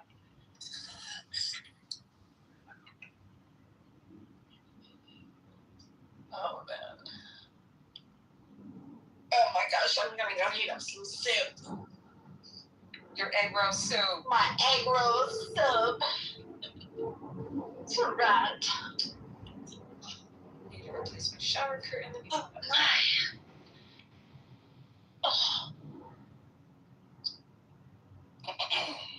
Okay. Sorry, I had to go get my car. I really recommend a cloth shower curtain, y'all. Like a liner, like the liner, cloth one. Yes, Pop it I right love them. grab them right in the washing machine. I know, aren't they great? They don't get dingy and soap scummy. That's right. Ugh, stiff and gross, yeah. Yep. You know. No, I totally love them. Running interference. I love it. Do what? Y'all are running interference. Y'all know what's coming next. Does he have my appointment? Goodness. So Rico, what makes you think that you have access to that caliber of women? What makes you think I don't? Well, because, I mean, if I didn't otherwise know that you were into women, I would have thought that you were gay. Especially the way that you drag on your words. I just don't care. You sound a little, you do, what, you don't care about your masculinity? I'm not curious what this nigga think about me. I think you're heterosexual. I mean, Twiz, I've been knowing you for a while. Like, there's no question. Like, are you okay? I think Adams is almost period every day. Twiz, this ain't about you.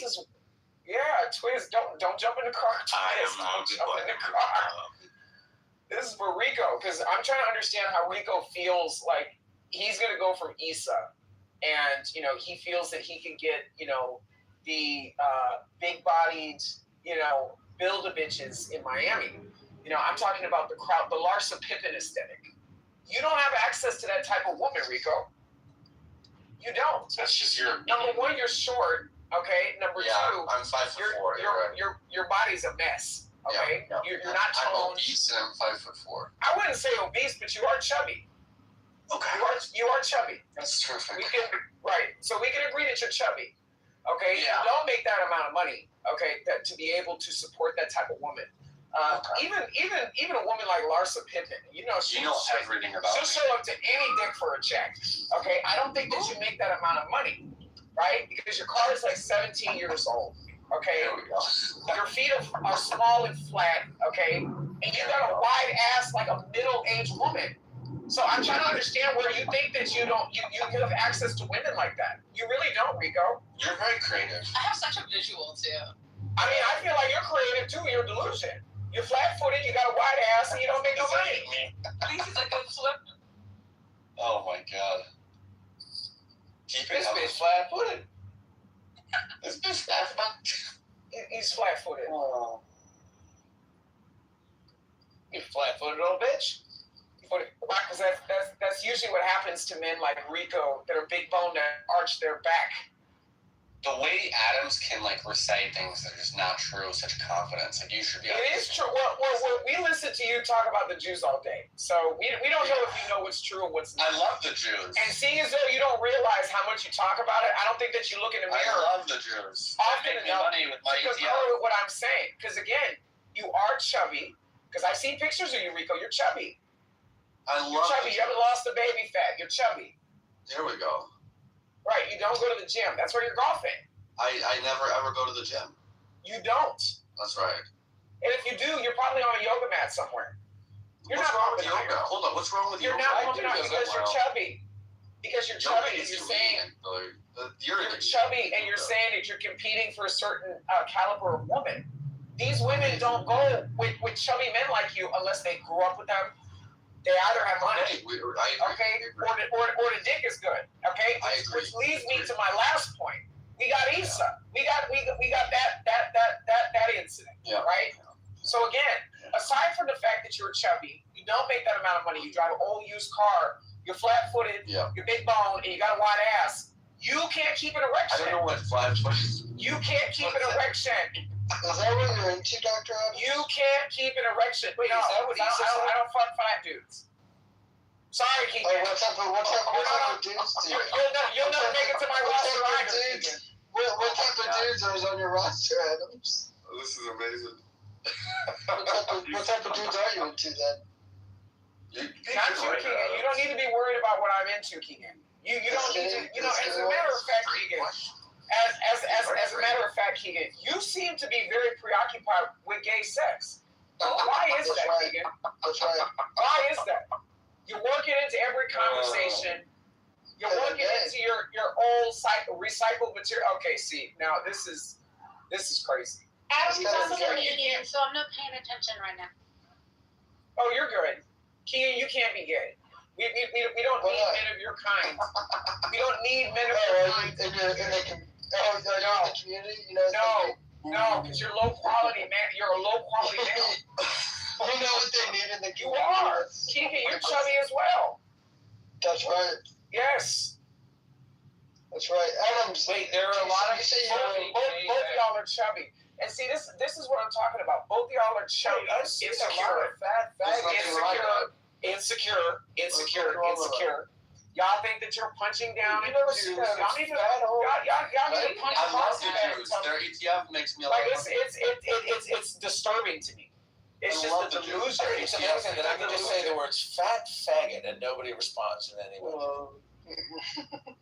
Well, you're not talking to me. You must be talking to Keegan or Rico. So I mean, what do you want me to say? What do you want me to say, my friend? What do you want me to say? Maybe if you bought the Israeli ETF, you wouldn't be so angry at them. Hey, put up one in the chat if you've ever. You see what I'm saying, Twiz? He's sassy. Adams, are you going to come today at 5 o'clock? Adams, did you get what I meant by that whole I'm in a meeting and not paying attention? Oh, I know, but I'm still gonna respect you. I made an oath. I'm not, I'm not gonna go down that road. I was giving you a freebie. I know you. I was picking up when you were throwing down, but I'm turning over a new leaf. Yeah, beautiful. I'm not even gonna. I love that. I'm not even gonna go there. Adams, did you hear what I said? Yes, what's going on?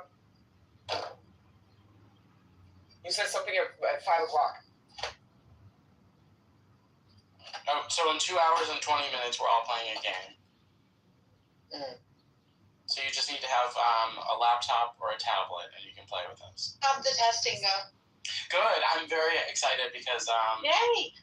I was like 50% of me. I stayed up half the night, testing it until version 2 actually worked, but I hadn't tested it with any people, only with myself, simulating other people, and I was 50% of me was expecting that there would be some game-breaking bug in it, but it worked. So we're going to use version 2.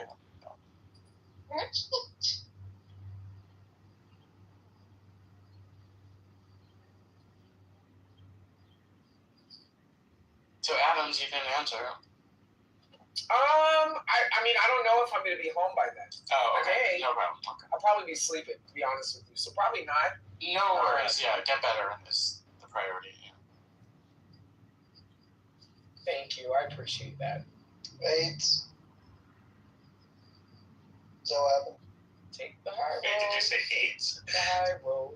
Take the high road. Yeah, is that what happened? The high road. Taking the high road. I mean, Adams, I hope you're using prep. Hey, Marta? Adams, I hope you're using prep. Coogan. Don't call his name. I'll wake it up. Y'all want me to be the bitch? I'll be the bitch. do it. Go ahead, Bureau. But I'll do it today. Do it, Bureau. Do it.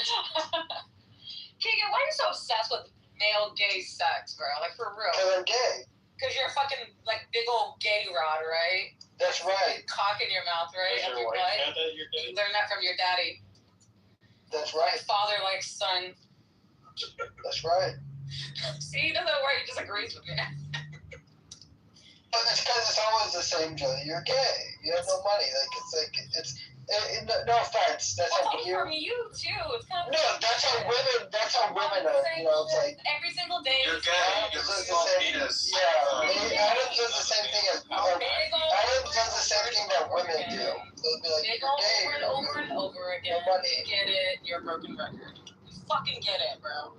So when you constantly talk about gay sex and complain about the cost of living, what else is anybody supposed to say?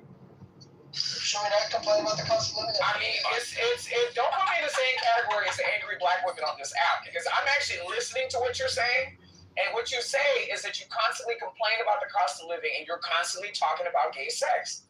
So what else is anybody supposed to conclude? I don't see in any form of gay sex you shouldn't be preoccupied with. You're a heterosexual male. Well, I just want to know what type of gay sex. You're a heterosexual male. Gay sex. Why are you concerned about any No, form I'm of gay. Doctor, how many times? Why would you be concerned about any form I'm of gay. gay I don't know sex? why you keep calling me heterosexual. That's crazy. So basically, you're a homosexual. Let me shut up. Let me shut up. Serendipity. You know what? This is crazy. Which one would you rather? You see how intended it is to hear away from being a decent person? You see how intended it is? Let the record record showed Keegan and Rico are both good. That's right. That is right. Well, we know Keegan's gay. I mean, I'm sorry, Rico. You see, I keep getting them confused. I'm gonna call them the twin twins. Anymore, that's Listen, I'm kind of doing the opposite here, right? Like, I kept straight when I first was on the app, and then I'm now gay. Answer your phone. Adams, I said it's a telemarketer. Adams came out gay and now is straight. We're kind of, you know. Listen, I'm getting telemarketer calls now because I scheduled my eye appointment with a like the eye the eye direct. What's the doctor, my eye doctor or whatever? And for last week. No. And for some reason, I think their data has got, I don't know. It got leaked. I don't know. But now since the last week, What's wrong with your eyes? I usually go to a different. I've been going to an eye doctor for forever, but he moved. He moved location. On the internet. Every time you mess with someone on the internet, you will slowly go blind. I've always had pretty bad eyesight. It's gonna get worse. You wear glasses? On the internet, it's gonna get worse. Yeah, I wear glasses. Both. Oh, damn. Every time you fuck with somebody on the internet, every time they blink, you're gonna go more blind. I need to eat more carrots. That's the problem. I'm telling you, Vero, that's usually what happens. What? I'm telling you, Vero, we've been around long enough to see this shit happen. People like this that keep fucking with people for no fucking reason, okay, 9 times out of 10, it's gonna come back to 10-fold. I'm not hypocritical. I leave people to fuck alone. I leave people to fuck alone. I do. What you catch is the tail end of somebody coming after me. I don't go around fucking with people. Adams, I don't follow you. I've had you blocked. And then somehow you keep popping up in spaces where I'm at. So again, Keegan, I don't fuck with people. So like I said, 9 times out of 10, what happens to people like you is the more you continue to fuck with people, shit gonna start rolling down the hill for you, Keegan. It is. Okay. The Lord has a very sick sense of humor, I'm telling you. The Lord has a very sick. Well, and again, God, the Lord, they have a very sick sense of humor, Keegan. Remember that. God has a sick sense of humor. Whoa. Yes. Very, very sick sense of humor. Absolutely. Yes. I will say this, which is that I've never created any houses disrespecting anyone's As a result, so I woke up one day and decided I was just gonna create a house about your wife. Well, I never had a problem with you. I woke up one day and decided that I was going to make a house about your wife. With me having problems with Did I wake up one day and decide that I was going to make a house about your wife? Yes, you did. Oh, so I just woke up one day out of nowhere and decided I was going to do that, Keegan? It felt out of nowhere for me. And see, this is the bitch ass shit that I'm talking about, Keegan. You can't even stand on your square as a man. No, what you do is harass people. What you do is harass people. And that's why that house went up. That's why that house went up. You harass people. So you can harass people. Your issue is with other people. You can harass people. I don't do that. Shit to you too. You do. And then the only reason why you're mentioning. And then after I get after my clipped, you're damn right. What happens? Leave people alone. You do a party, bro. One. All right, I counted y'all. Okay, keep it cool. Speaking of harass, I want Thank you. Your wife's ass on Oh shit. Well, here's my list of why I don't actually really understand Dr. Adams, other than him saying I mess with people too much as a troll on this app, which I've labeled myself as. So I don't really understand what your problem is with me being a troll. But the list is Adams creates a house about me, then he gets me clipped, and then when I'm off the app, other people say Adams does a room celebrating you being clipped, and he acts like he doesn't act like this. He says, if you don't mess with me, I won't mess with you. I've never messed with you. And now when I call you like gay or faggot, you're like, oh my gosh, I don't even mess with you, Keegan. What the hell's your problem? Well, I never messed with you. Those were the comments, okay? Those were the comments in repetition that got that house put up. And you think that you would have learned your lesson. Stop fucking with me. Leave me alone. That's it. You don't even have to speak to me in when you got somebody blocked, it just shuts off their audio, so you can't even hear them. You see what I'm saying? But unfortunately, we don't have that technology. So let me just let you know right now, it doesn't take very much for some shit like that to happen again, Keegan. Leave me alone. You should. Do it again. You can say a lot of things about Adams, okay? Adams, he can bang and he can crash with the best of them. Yeah. He can say some really offensive shit. Faux show. Okay, there ain't no doubt about it. But he acts like he doesn't do that, though. I don't think he denies it. I admit it. What I don't see Adams do, I don't see him do that randomly unprovoked to just internet randos. No, he told me why he did it, which is that I messed with other people. No, because you were bothering me. You're bothering me, Keegan. You're bothering me. You're still talking to me. There you go. You're still talking to me. So this is my point, Keegan. You need to learn boundaries. You need to learn boundaries. And you think that situation would have been a crash course for you to learn boundaries. And you still haven't learned. I'm not going to be intimidated by You still haven't, and I'm not going to be bothered. So you see how that goes? You see how our interests at an impasse? A gay leasing agent. You see how that you see what I'm saying? Keegan.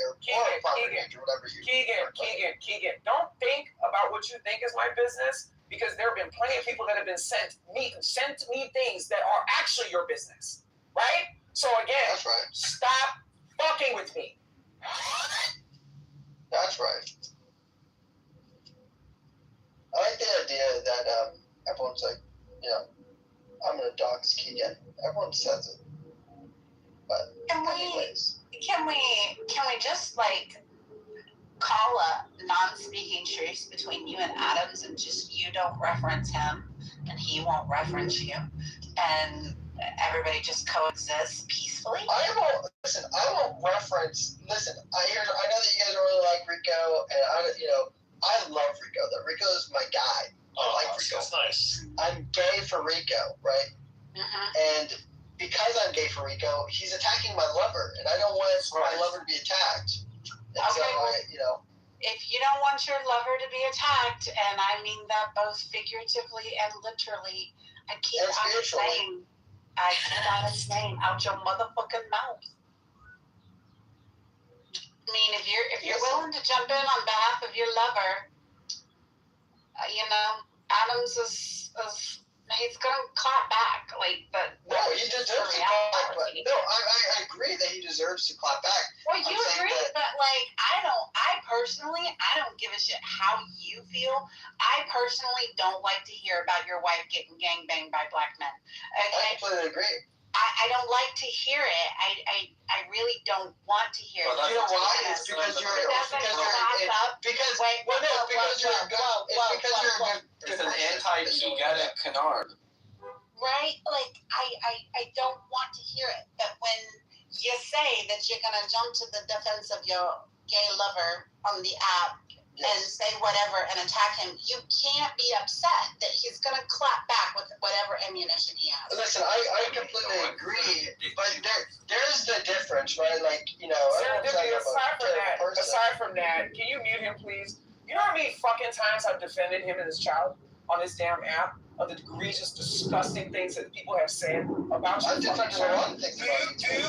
have any idea how many times that I have actually gone to bat and defended you? And I don't think that you know exactly how far I went to defend you.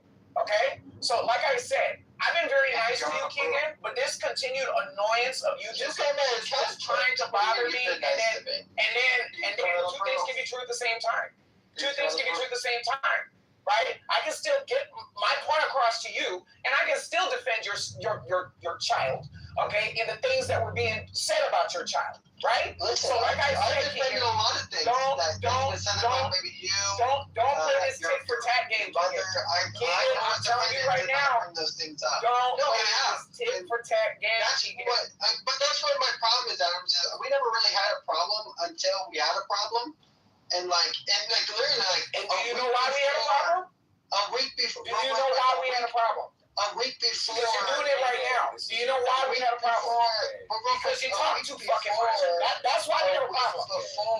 Because you talk too much. You talk too much and your mouth is reckless. That's why we have a problem. So I'm reminding you exactly why that house went up, and I'm also reminding you, again, you need to have an understanding of boundaries. Leave me alone, Keegan. That's it. Don't start nothing, won't be nothing. That's it. Listen, I'd rather talk about, as my friend, our economic, social, cultural problems in the world. I enjoy that way more. I enjoy talking about the problems of America. And I might complain about our prices. I might complain about our demographic change and all those things. But then people say, I'd rather talk about, all these dumb stuff. And then I'm told on this app that I only talk about Jews. I talk about blacks too much. Talking about drama with other people on Clubhouse, I think, is the lowest form of human communication. Would you call it maybe hypnosis? I just think it's retarded. Oh, communication is hypnosis. Oh, that shit. Where is his wife at? That's what I want.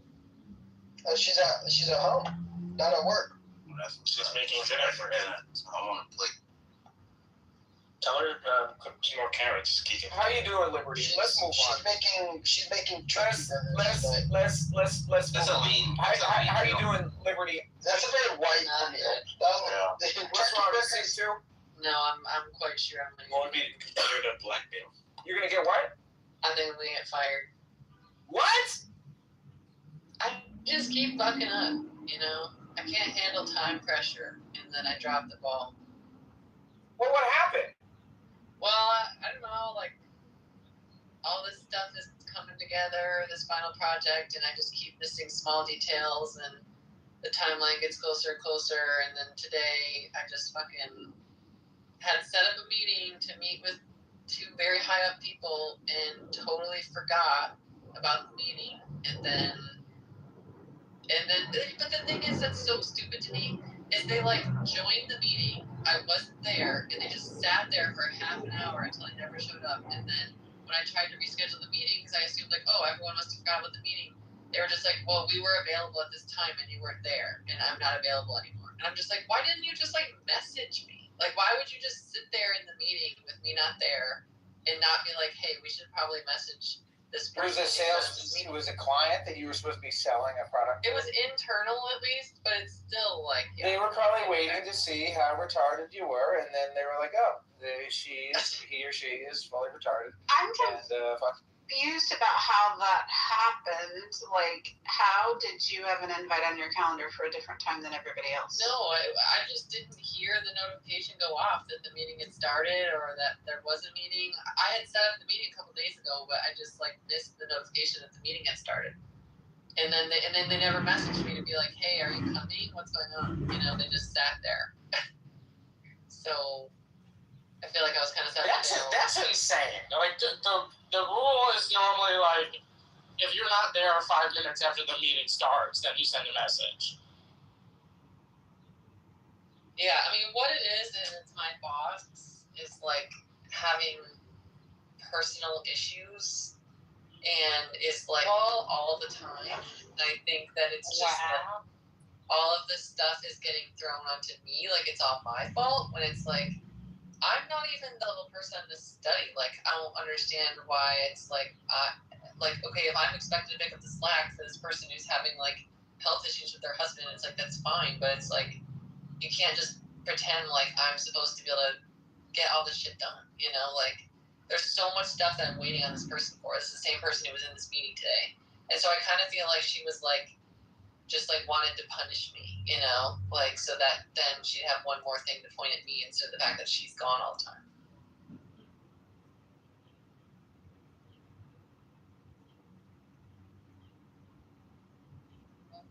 Sounds like to me you work with a bunch of simpletons, and the dummies stay in there. It's pretty inconsiderate. Sorry about that. I thought you would. Has this been a situation that's been building up? I don't know, kinda. I'm just not very good at this job, so it's okay. Just little things that just pop up all the time. That's where they're their big thing is they always start with why.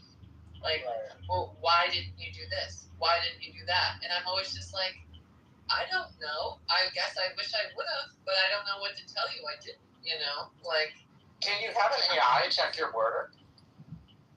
My work is fine. That's not the problem. Like, I am a statistician, okay? Like, I'm good at doing statistics. What I'm not good at is, like, managing all of 100,000 tiny details that pop up all the time. And, like, it's like just the specs, and I'll write out the code, and it'll be great. But as soon as it's like, oh, well, the variable name in this data set was wrong, and so we need to contact this person, but then you have to contact the lab because they're the ones who have to change it. But then, it's like, I just don't think I'm capable of being the level person on the study. Like, I need the worker bee, like, just let me be the worker bee. So I'm honestly like, when this study is done, I'm tempted to be like, can you just demote me? Like, can you just make me a lower level person, and I can just focus on the programming, and I don't have to focus on all this higher level stuff? But then the other part of me is like, I think I'm making a normal amount of mistakes for a human person, and that in a lot of the ways that I'm not doing well, it's because the higher level people above me are not doing a good job at like helping guide me. Like, I haven't been doing this for 20 years. I'm not an expert, So anyway, that's what I'm Lead doing. me when I want to be led. That's from The Office.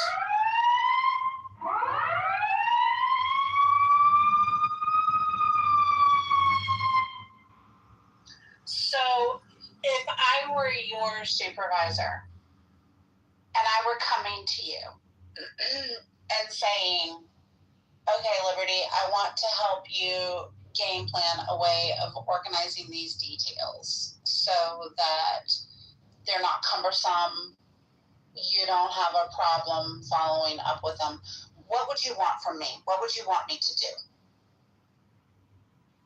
I think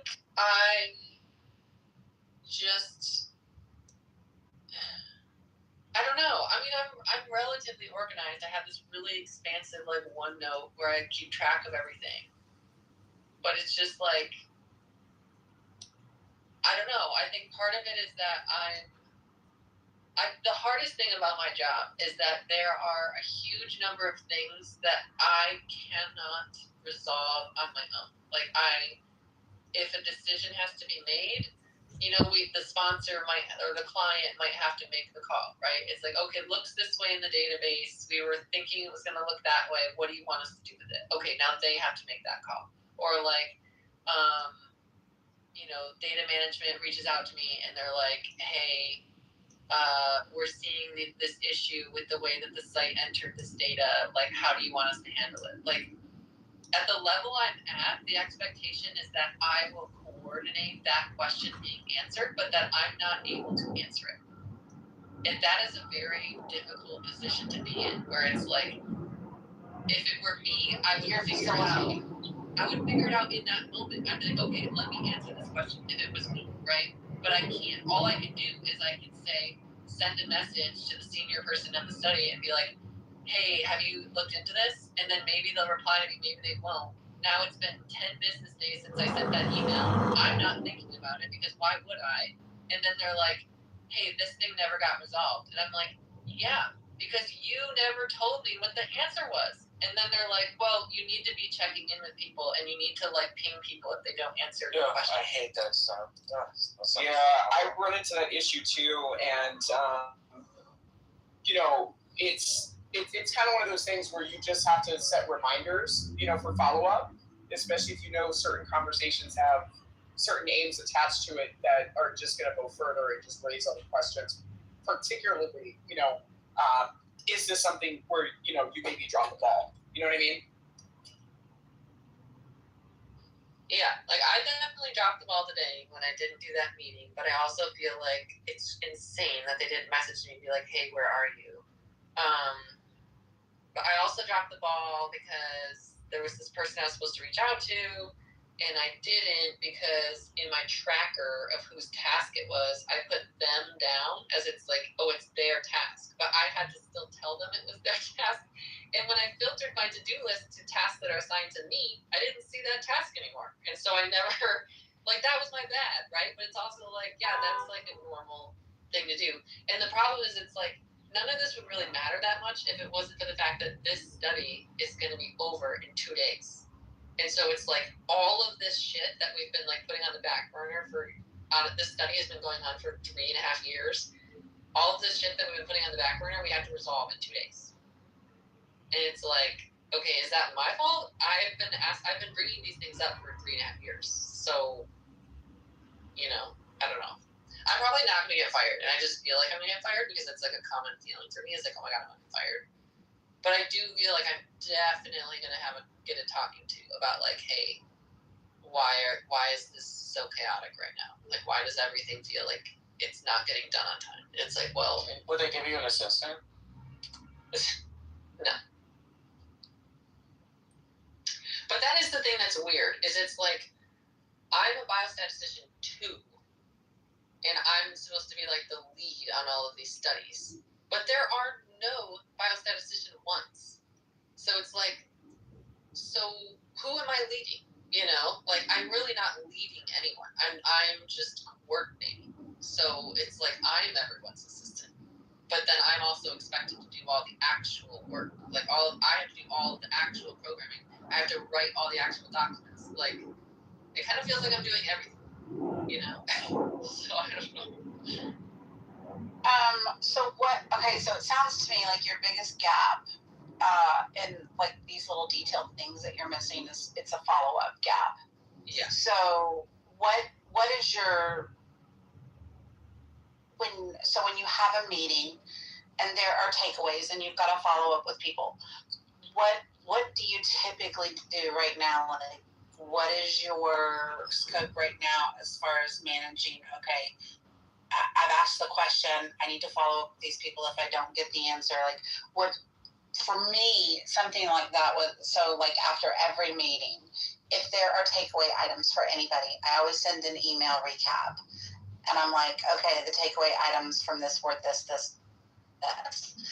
I need an answer by X date. And then I just put a reminder on my calendar on that date, follow up on these items. And that way I can review it before I follow up to make sure, like if I've gotten responses, then obviously there is no need to follow up. But like, what's your process?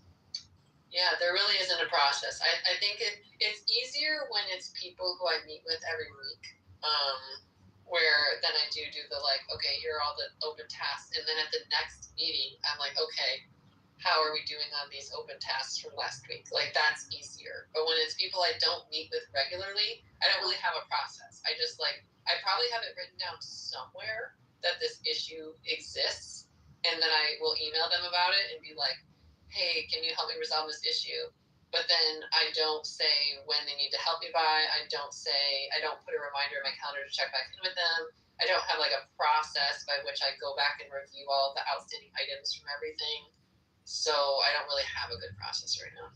So that's what you need to do. You just need to establish yourself a practical, realistic, easy to touch process that kind of works with your ordinary day flow, whether that is, okay, I'm going to recap the fact that I asked you for this in an email and then copy and paste it and stick it in a reminder but do always give them a date. People deal a lot better if it's open-ended and you're not really giving them, they kind of take it away and it's really easy for them to forget too. And I think that's part of your frustration is it's like, I asked for it, why can't they just give it to me? Why don't but if you give them a date, that puts them under some time guidelines too. Does your company have certain standards as far as when emails are expected to be responded to? Because my company, it's 72 hours. So if you don't respond to something, what's that? 24 hours. Okay. So yeah, I mean, that's something that, maybe to Serendipity's point, build that as a part of your process and taking that into consideration as an expectation, on their part. And then the other thing too is sometimes maybe picking up the phone and leaving a voicemail on top of that. That's something that we all, kind of stray away from. But yeah, if I need an answer from something, I'm going to send an email. But if I don't get a response from somebody, I'm going to pick up the phone, leave a voicemail, and then follow it up with an email. Yeah, that's helpful. Especially if you're behind the 8 ball, because if it's something very sensitive to where like not getting that response, or it just turns into other things, other sets of eyes. I can guarantee you're one hell of an employee. I would also get a notebook and start writing down, put the date at the top, write down, like, who did I speak to today, and who do I need to speak to tomorrow? Yeah, because I can't imagine that you would be awful at anything, Liberty. So I appreciate that, but there are many parts of this job I am good at, but I genuinely think I am not good at managing large numbers of small details. Like, I'm really good at, like, the high level, like, what needs to get done, but it's, like, those little tiny, like, this is something that's true in my household as well. Like, Cheyenne always says, I'm such a doer, right? Like, I am such a doer. I'm always doing stuff. I'm always getting shit done, but I'm always doing it 80% of the way, Like, I'll put the dishes away, but I don't put them away in a way that's, like, really efficient. Or I'll touch up the grout in the shower, but I won't do, like, the final wipe. Like, I'm just, like, in order for me to get a lot of stuff done, I tend to, like, not cut corners, but just, like, do enough where I feel like, all right, this is functionally complete, and that doesn't work very well in this line of work, where everything has to be very, very precise. Can I ask you a question? What does your email inbox look like? I used to have a 0 inbox or whatever, but I have since it's become unsalvageable. So I don't have any unread emails, so that's good. I have all of the emails are read, but I don't use email to organize, like, unresolved issues. Yeah, that's kind of what I had to go to. I was running into having 300 and 400 and 500 emails in my inbox at any given time, and I could not handle it. So I had to train myself that only the stuff that had to be followed up on a daily basis could stay in my inbox. So when stuff comes in, if I can, it goes in one of 3 places. If it sits in my inbox, that means there's something pending with it, and I have to either respond to it, take care of something, and then acknowledge that it's been taken care of, follow up with something. And my goal, obviously, is to have a 0 inbox by the end of the day.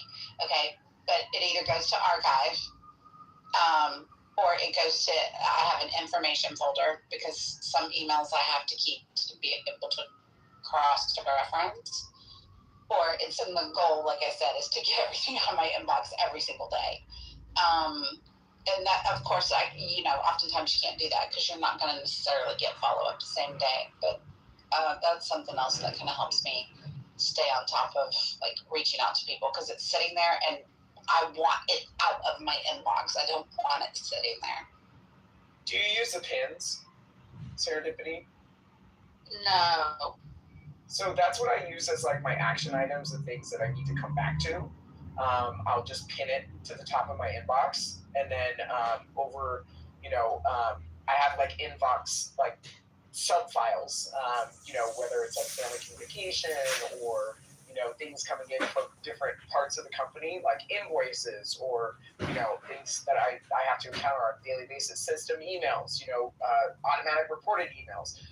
So that's kind of what I use to be able to organize myself. And then the meat of my inbox is just going through and just sorting and putting them into which file it needs to go to once it's been resolved. If it's not resolved, then it's pinned. And once the inbox is at 0, then, I go back through the list of pin items and it just remains pinned until it's resolved. Yeah, I used to use it because Microsoft Outlook came out with this excellent now. You can take take an email and assign it as a task and like set reminders and stuff for it. But I just got to the point where it was like, that was just an extra step for me. If I just let it set in my inbox whenever I got through everything that was incoming, I was going to go back through those anyway. So I kind of took out the middleman stuff, but their task functionality with their emails is actually really good now.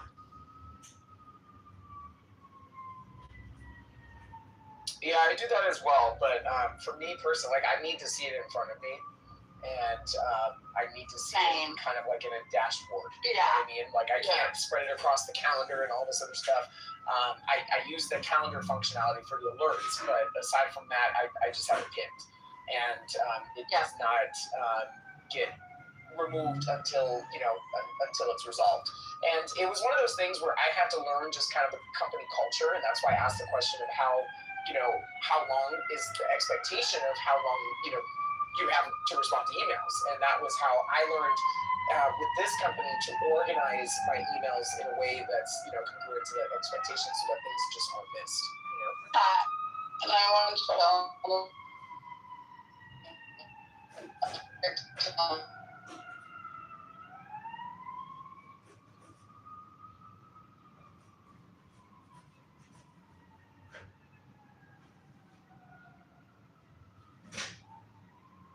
Is it me or Dippity? Yeah, she's in the Matrix. Oh, okay. Darn it. Can y'all hear me now? No. Yes. Little coming in. Yeah, choppy.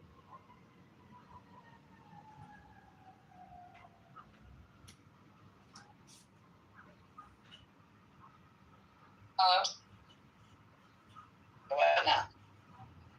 Yeah, it's hello? A little choppy. Yeah, that's better. Oh, Hello. Yep, that's better. I just said our company's response. Anal what? Her company's response time to emails. Oh, I thought you said anal. Oh my god. Oh my god. So sorry, I'm related if I'm derailing someone's family, but there's this spice shop near my house, and I've never bought anything from there because it's just like weird inside and everything's super overpriced. And I happen to love the spices that they have at Trader Joe's, so that's where I get spices. But anyway, it's a spice shop, and once in a while they have like a libtarded message in the window, just, I don't know, for no reason other than place with the door on it? What is it? So about the place with the door on it? Please don't interrupt him. Jason, go on. Sorry. Yeah, okay. Or if you're gonna interrupt me, better be like gold. That's D-minus. So anyway, yeah, so like right leading up to the election, they had a big sign in the window. And again, they sell spices. Like, this is not related to their business in any way. They had a sign in the window that said, quote, "This is a very terrible business," quoted Donald Trump. Like, and they were like also the place that, 2 years after every other business had gone to, you don't have to wear a mask, and they were still asking people to wear masks. So now they have a new sign in the window that this business fights fascism. Period. Like, by the way, like, let's imagine we were in a fascistic society, right? Let's imagine it's like Germany in 1940. Do you think that a spice shop in Berlin could put a sign in the window that says, "We're against Hitler"? Or do you think maybe like Hitler's goon would like come and shut it down? But here we are, the big sign is so proud, and they're standing up to fascism. It's so fucking stupid and retarded. I think I also saw that like way more of the population in this area were against Trump during the election. And I think it was a business at the time because they just realized that like, my state actually won significantly for Trump in the last election.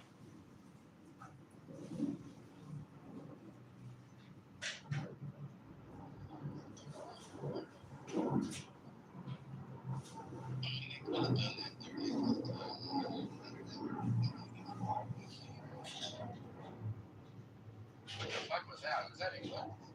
I don't. I said they could have. They could have done it because I'm not sure how well they. Right, that was the point. Yeah, because we don't live in a fascist state.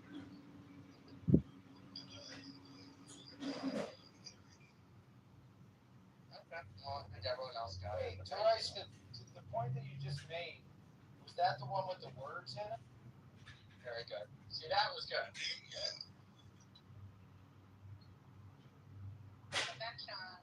Can't we all just get along? The only prerequisite to getting along with me is either understanding or appreciating the meeting time. You got Rodney Serkins King over here. Can't we all just get along? No, we can't.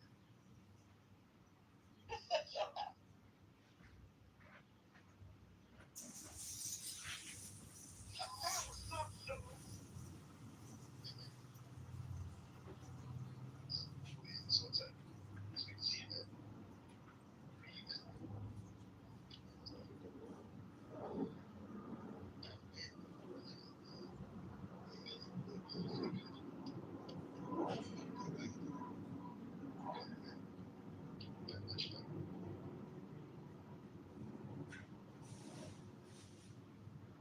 Just finish work. I'm gonna have some lunch. And as you know, You're sued for what?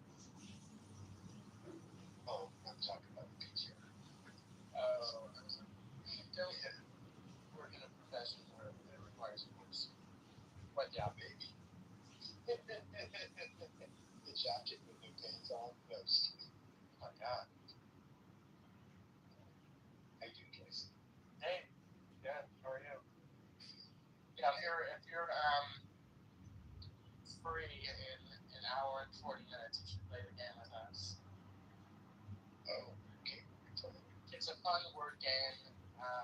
You'll see it's very simple, but you need either a tablet or a laptop. You can't use the same device that you're using Clubhouse on. Oh, okay. Yeah. Is there a link? Is it gonna be in this room? It'll be in a different room, but we'll make sure you get the link. Okay.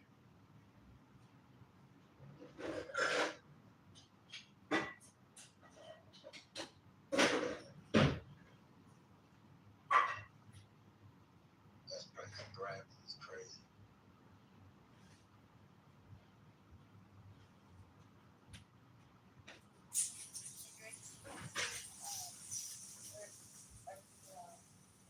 Any of the people that are running for governor, you're gonna vote for John James. Is that even England?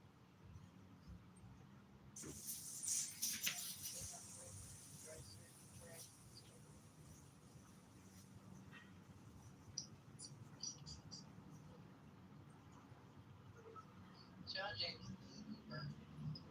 You know, so I voted for him last election, and this time I've been like heavily involved.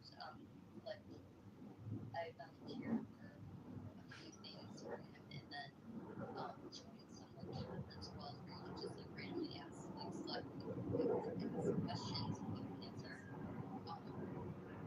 I don't know that I'm like he's sus to me right now.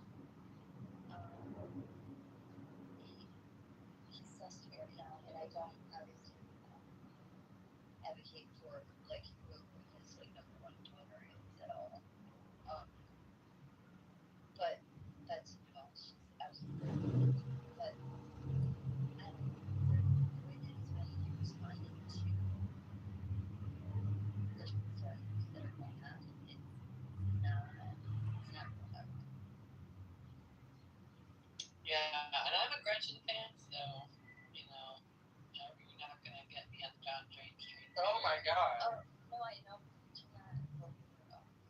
You can't vote for What's wrong with Jocelyn? Jocelyn Bunsen is a. Remember when the protest outside her house? No. During it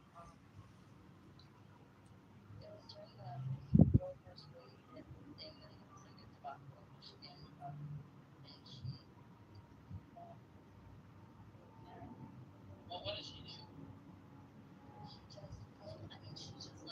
essentially she agrees with everything that Gretchen like is done, and then me and you can just agree to disagree. I think Gretchen wants to do. Okay. I mean, I keep this very succinct, but Liberty, you're obsessed with like the Supreme Court and protection of democracy and checks and balances. Are you aware, and if not, we should look into this, when the Michigan Supreme Court stripped Gretchen Whitmer of her emergency powers during COVID, which she said that she did not have, and then she continued to use them anyway after the Supreme Court stripped her of those powers and just flouted the court. So it's one of those many examples where, whenever like a right-leaning administration takes action in any way, it's an existential threat to our democratic system, blah, blah, blah. But like when a Democrat openly, notoriously does something like that, it's just nary a peep in the public mindset. That's one of many examples, but specifically look that up about what the Supreme Court stripped her of her emergency powers and how she continued out. Okay. Well, you know how it goes. They're always going to criticize politics. That's what it is. What they did to Jackie Lacey, what they were doing to the woman that you guys are talking about, it's horrible. That has nothing to do with her. I mean, that is a very weak argument. It does. COVID 2.0, maybe I would. I don't know. Maybe I would hesitate a little bit, but I genuinely think that if we had COVID 2.0, I think state governors that were pretty rigid before, I think they would do it differently now. I feel like we have a lot of lessons learned, and I'm not, I don't know. At the time, I felt like things were getting done that had to be done, whatever. But mostly I am a status quo voter. I like how things are going in Michigan. I think things are going well. I would just be inclined to vote for any incumbent. Whoever's going to keep things exactly as they are right now is what I would vote for. That's fine, but you realize, as far as status quo goes, people say Donald Trump is a king. He doesn't flout the Supreme Court. He certainly could if he wanted to, because the Supreme Court, being the ultimate check against executive or even congressional power, has no enforcement arm of its own. They don't have troops that, would back the Supreme Court to enforce a ruling where one of the other branches are flouting a ruling. But it's just the status quo that if the Supreme Court rules, that's the final word. Same thing with the state of Michigan. However, she broke the status quo, which is you don't flout the court's ruling, which she simply did unpromptly.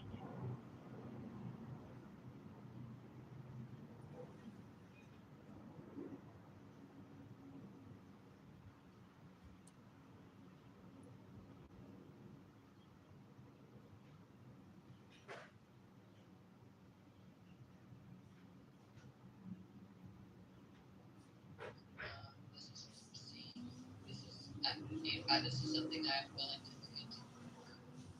This is what I'm seeing in the AI summary, is that she maintains that the order should be in place for 21 days in order to allow for a transitionary period of courts ruling. Is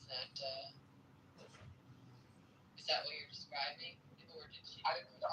Voters that go with that, I didn't hear what you said. The AI summary is saying that what she did was that she maintained that her order should be put in place for 21 days in order to allow for a transitionary period after. No, I don't think that's accurate. I think it was longer than that. And I think the court ruling was supposed to be in effect immediately.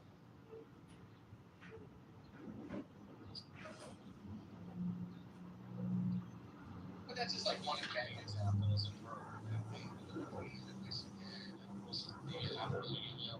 There's an even more famous example. That should be the most famous example, but an even more famous example where she told residents in Metro Detroit, you are not allowed to go up to your vacation homes up north in Michigan lest you spread COVID to other parts of the state. So telling people within the state you're not allowed to travel to other parts of the state when her husband and she were famously caught doing that very thing and traveling across the state to their vacation home.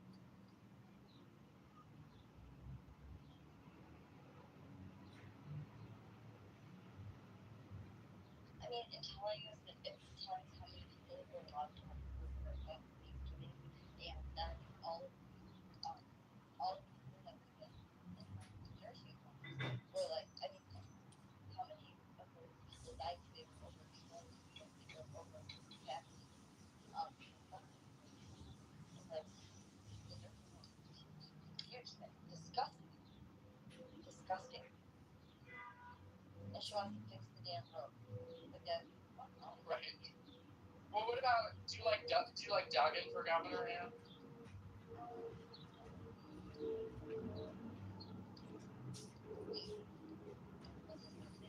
Mike? Oh, that's right. He was the former mayor of Detroit.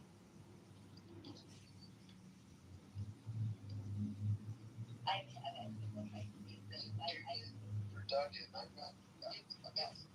It's pronounced both ways, I've heard it, but I think I've heard it pronounced Duggan. he is just an incredible manager. He cleaned up the city of Detroit, fixed the government, turned the trajectory around for Detroit, where it was losing populations 4 decades straight, into a situation where it's gaining population now. He's absolutely incredible as a manager. He's not politically an ideologue. He was a Democrat, but he left the Democratic Party. So the right-leaning people call him a leftist, and the left-leaning people call him a Republican. So it's like he's like the perfect, look. Anyway, he's who I'm speaking.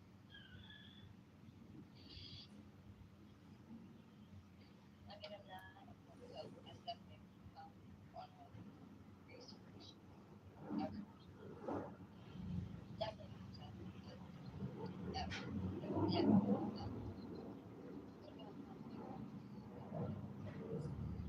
What is he running for? Yes. For U.S. Senate, for whose seat? For what? Whose seat is he running for? Liberty seat is running for. Well, it wouldn't be Slack. I'm not sure. I know that. Must be Peters.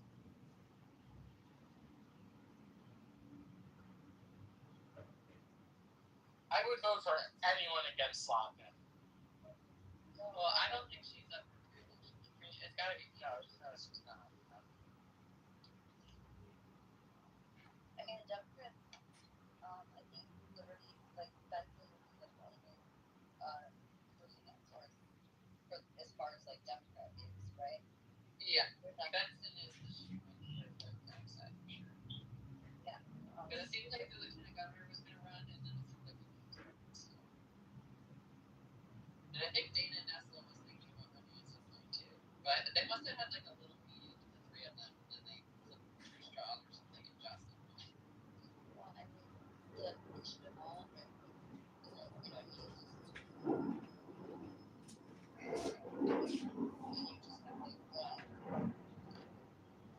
leading candidate to that. It's good. Even if really simple this. I mean, he's been running for so long. Are you thinking that his positions have changed, or? No, he doesn't, he's not a campaign person, he just does nothing. And he's not he's really saying he's advocating for certain things, but there's no that doesn't give answers of the he'll say what the problems are, what's important to him, and what he wants to address, but he doesn't get the no solutions, and he strive and give the not give people a politically correct answer, and it's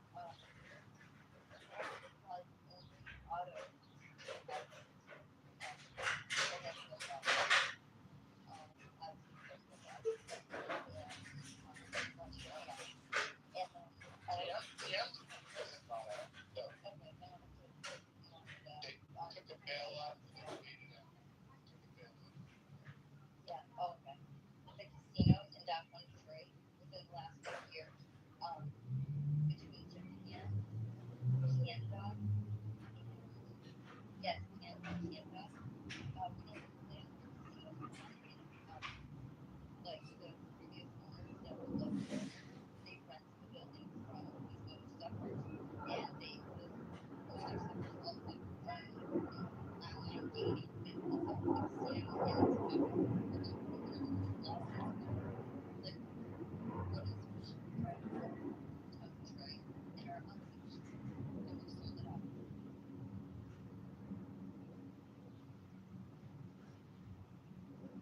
I will tell you, these little mother truckers that I keep in data for my kids' college, and they won't give me any information.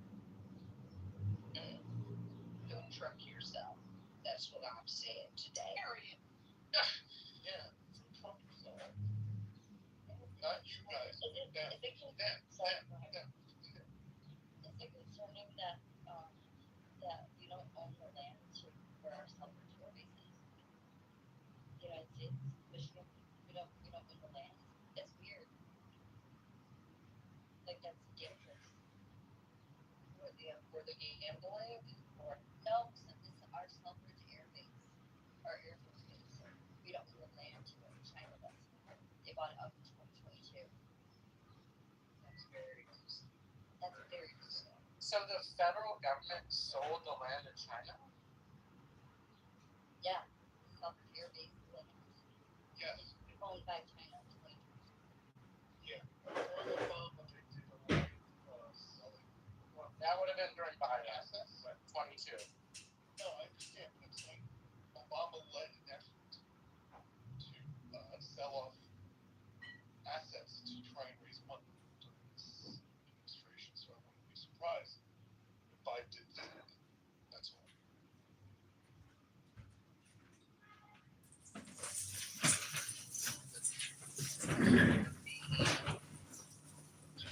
Access onto our U.S. military bases since they own the land. I'm not sure. I don't know that. I'll dive into it. I'll dive into that to see. That's, yeah. I mean, What did you say last about women not being attracted to what? Oh, okay. Attraction. I'm looking for attraction. No, not you, Ben. This person, AMTGC. He said something about women not being attracted to men who cook or actually participate in child rearing. No, I said well, to elaborate, most women suck at picking. You know what I'm saying? So, you want the great bomb, you want some nigga to fucking dig you down and shit, you want the thug. I really appreciate how I appreciate how you just talked over me while I was in the middle of speaking. I appreciate that. Thank you. Go ahead. No, you know what? Please have the conversation with her. I respect the mod. So, First Lady, if you. No, I'm going on mute. It's already been time. 8A, to not take too much time off. Hello? The mods. I just said you guys suck at picking. I'm not you, right? But the women that have to go through that, unfortunately for them, they were sold a movie. Probably over the weekend, Friday night, they were sold a movie. Hello? Right? Nice clothes. He got a gangster. He got all this jewelry. Moissanite, not real diamonds, by the way. He made you think that he was a money-getting, hustling motherfucker. And, he had a big dick, so you wanted to fuck him. And then you did, and then you ended up pregnant. That's not, And that's what happens. And you don't know that the nerd could have had a big piece himself. And he's educated. Yo, Ada, do you want to say something? I'll mute up so you can talk. Yeah, you're trolling. You're unserious. Nah, my name is Brian. I'm right across the street from City Hall right now in New York City. I'm a fire and life safety director for 2 properties in New York City. And yeah, I'm not a troll. That's my real point of view. And if you want to cope and call it trolling, then you can cope. So cope. Wait, how old are you? How old are you? That's the question. Nah, I don't know you, so I'm not giving out, I already said my name, I already said my fucking profession, I already said where I'm at. You're I like the logic, man. I like the logic. Yeah, bro. You know. Listen, tell me if I'm wrong. I'm not, because we know a bunch of high school women. I mean, that we knew in high school that they're beat up right now. Their best years are behind them. It's the same thing Samuel Jackson was saying. Or what is it? Samuel Jackson, right? Am I saying that? Samuels. No, hold on. Kevin Samuels, sorry. What the fuck am I talking about? R.I.P. to Kevin Samuels. He was, obviously, I'm not going to agree with everything, but he was on point. The best years of a woman are behind them. And you really got to watch who you give that sexual energy to. Real talk. Yeah, you sound better, bro. I hope you heal. No. Look, check this out. I'm not bitter. It's just that it's corny. It's funny how those guys. You said what? The content that you're consuming is not conducive. It doesn't do. I'm not consuming any content. You just spoke about Kevin Samuels. Yeah, because I'm highlighting somebody who touched on that briefly. I'm not consuming his content. You know what I'm saying? But at one point during COVID, that was very popular. And it's true because we see it. All the kids that were popular in high school, they're nobody now. Chances are, maybe 7 out of 10. Let me be nice. They're not hitting on that level no more. You know what I'm saying? Because they focused on the wrong things early. And now they got to be working at Dwayne Reed. No disrespect to anybody who works there. Working at whatever. And they're perpetuating this lifestyle. And then they wonder why they're all fucked up. Guys bragging about, I fucked 1,000 bitches. I fucked 100 bitches. Okay. Anecdotal or your experience? No, it's not my experience. It is, obviously, because you don't have any numbers to support it, but that's not true. The guys that I knew who are popular playing football and basketball are still fucking popular and fine right now. Well, then that's your experience. What? That's not the majority. It doesn't represent the rest of the world. Anybody who's playing sports can I finish? You said that's facts? Anybody who's playing sports or playing, you might be crazy too. I played baseball. Oh yeah, you're right. I played baseball in high school, and I'm successful. See, now you're fine. But that's not but that's not. Lisa, you know what? Yes, agree. Tweet is on. Because I have a beautiful partner. I have a beautiful woman in my life. You do. Who cooks. Y'all know it. You know what I'm saying? I ain't. But I feel for the guys and the women. I feel for the women who got played. And I feel for the guys who didn't get a chance. I feel for both of them. Because now they're living their 30s. Imagine spending 10 years, your 20s, and wasting it with a bum. A bum-ass nigga that you thought had it all. And you supported it, you stood up with it. You probably even put up with domestic violence because you like the sex and y'all had a couple good moments. But when that's all said and done, he's a bum. Like, what? Different definitions of bum. Bum. I'll give it to you in a minute. Oh. Bum is subjective, because I might think you're a bum, and you're probably not. That's fine. My standards might be low, it might be high, right? So that's so let's all agree. No. Just say objectively, if you're in a society and you can't support your family, you can't support your kids, and you don't have any type of means of supporting them, regardless of everything else that you might put in that metric, you are a bum foundationally. That is a foundational bum. Now, if you see me as a bum, that's your opinion, and that is subjective, and that's, guess what? You're right. Okay, so you can call me a bum. That's fine. When we stack up the statistics, like when we look at it side by side, is this guy a bum? Then you might think I'm a bum. Thankfully, I'm not put on this planet to please you. You feel me? Because every fish got their, everybody got somebody for them. So maybe you're going to find your Prince Charming if you haven't already. I have a question for you. Why is someone who is in a relationship, I presume happily, maybe very happily, who has a job, maybe a profession, yes, licensed by the fire department, youngest to have 2 licenses in New York City right now. Okay, we heard that. In a relationship, has a job, has everything going for them. Why, as someone who has all this, are you feeling people who are not doing well in life, and why are you talking about than being in Because it's just like Van. Van talks about people that are less than him. Why? Because he has time to kill, and he has educational things to say, and he has real feelings. And we're human, and we could kill time. Because in my job right now, I'm working on the time, and guess what? I'm talking to you right now. You know, it's just things in society that piss you off that you see, and we have the right to talk about it. You know, But we pay tax. If I'm happy with my life, I don't have to. So why are you here, Ada? I don't have to shit on other people. No, I'm not shitting. I said I feel for them. I feel. No, that's what I feel bad for them. That's what I said. I'm not shitting on nobody. nobody. The conversation was about men not participating in child rearing, which they don't. That was one part of it. It does. No. Men on yeah, that was one part of it. No. Because he touched on the mom first, right? No. He touched on the mom first. Then he moved on to the father. Correct or not? Right or wrong? No. Oh, so what conversation? So then you just walked in here. You probably should not. I get you. It's typical. No. You want to pick a little argument? You want to do semantics? We can do semantics. I got time. It's all good. Alright, y'all talking at 3 and 5 is a headache.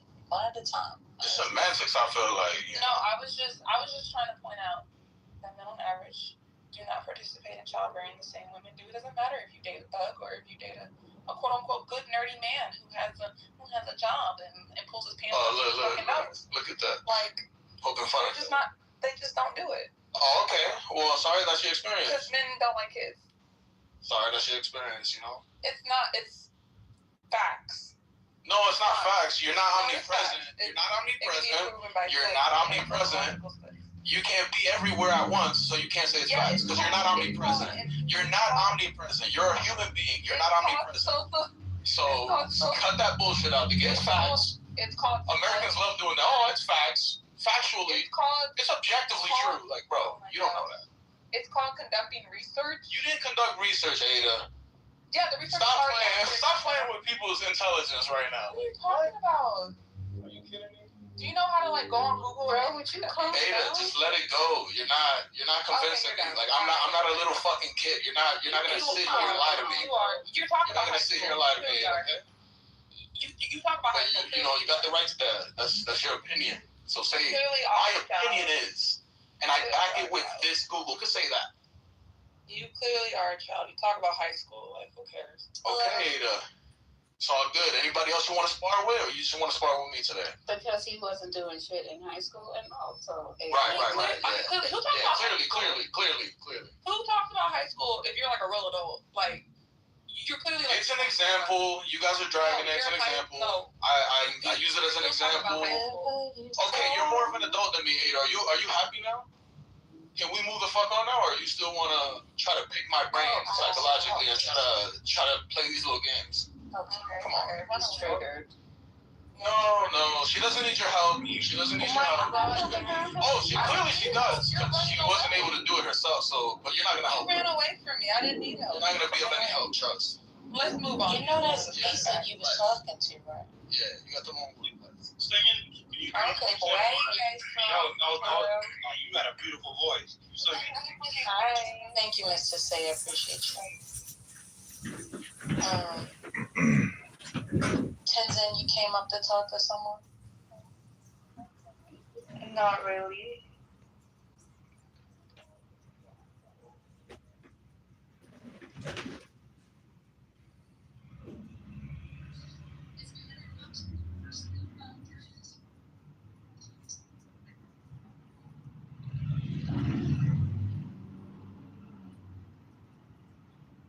Fire Spirit Airlines. I hope someone does. Oh, it's too late. I thought they're liquidating it. I don't think anybody is. I heard. And what did we do this morning, Serendipity? They're filing Chapter 7. Okay, yeah, I heard Trump throw in the college scribe and say if it makes sense, we'll bail them out. Well, so the Chapter 7 is a financial bailout, not a Chapter 11 where you basically go under, right? But they're looking for government money. That's what they're doing, Seth, and it's not going to work. it's a reorganization. Yeah, absolutely. Reorganization of the money and the company. So they're still But flying. the problem is They're not doing that, but they're reorganizing until they get their shit together. Right. So the airline business, I used to train a lot of their Doing these things.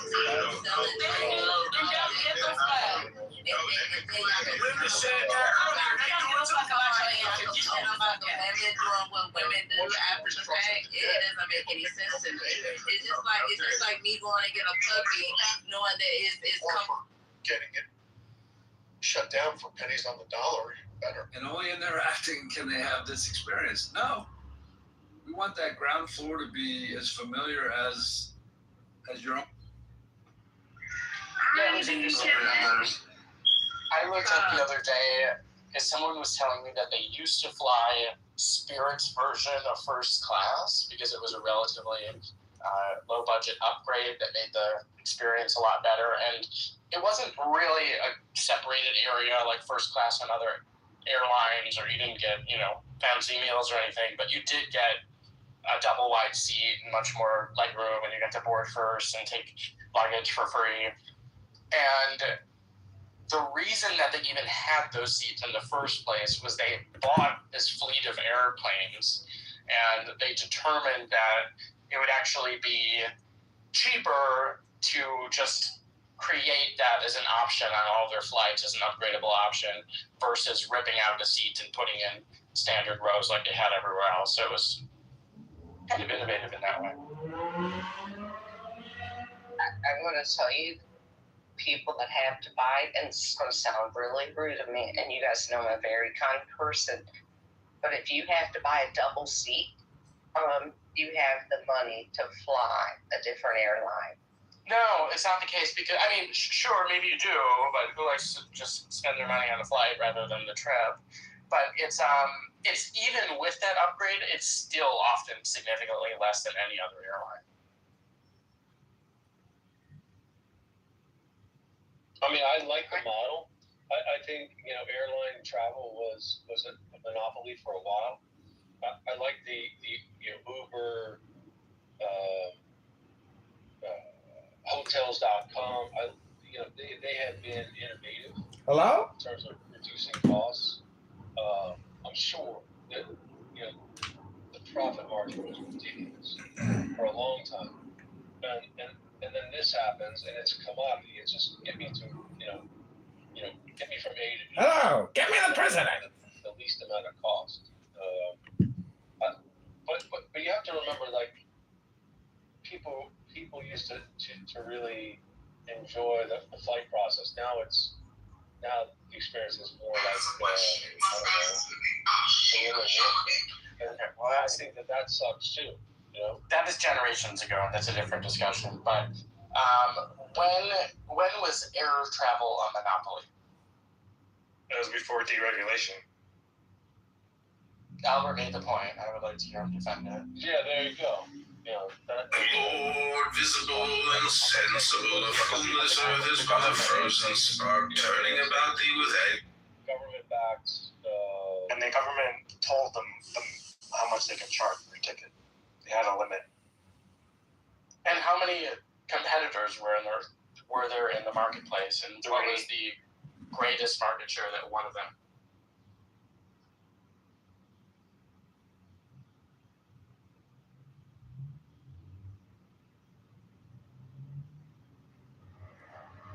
Mine is the head of a man, and my insight is keen as the hawk's. By my head I invoke.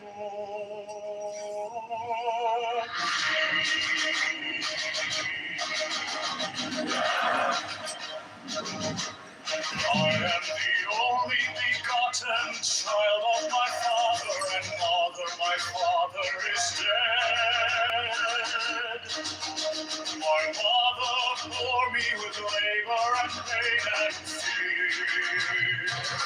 By my body I invoke thee.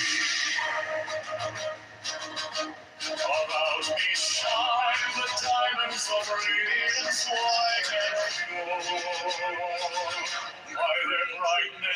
invoke thee. Mine is the red triangle, reverse the sign, given of none save repeat of thee, O Lord. By the Lamb and I invoke thee. Mine is the garment of white, sewn with gold, the flashing light that I wear. By my robe I invoke thee. Mine is the sign of the prophets and time. By the sign I invoke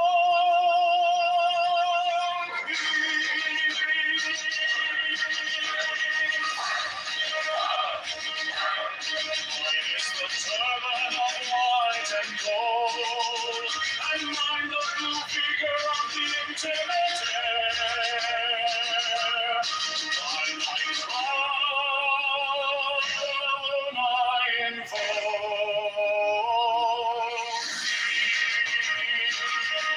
my fingers travel on the beats of pearl, so run I after thee in thy car of glory. By my fingers I invoke thee. I bear the wand of double power, the voice of the Master.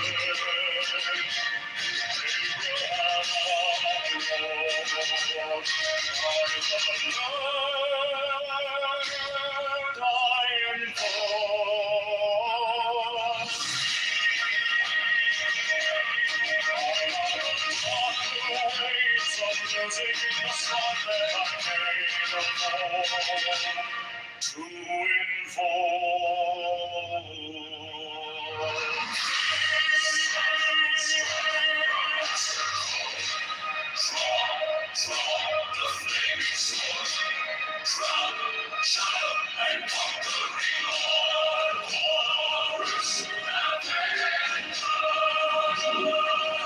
by the song I invoke.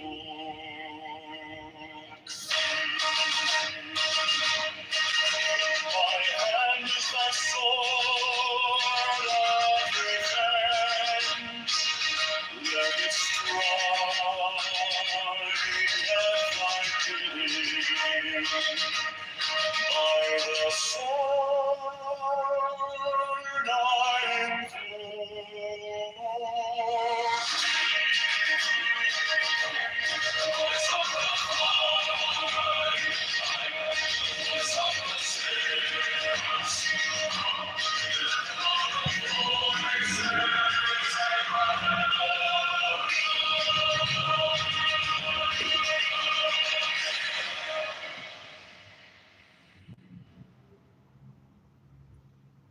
Mine is the head of the man, and my inside is keen as the hawk's. By my bed I invoke thee.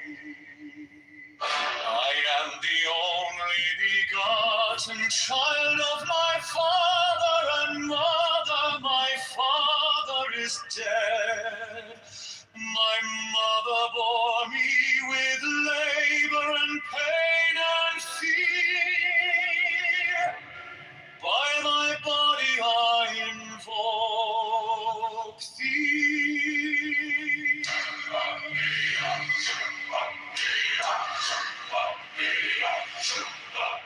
About me shine the diamonds of radiance, white and pure. By their brightness I invoke thee. Mine is the red triangle, reverse the sign, given of none, save it thee, of thee, O Lord. By the love that I invoke thee.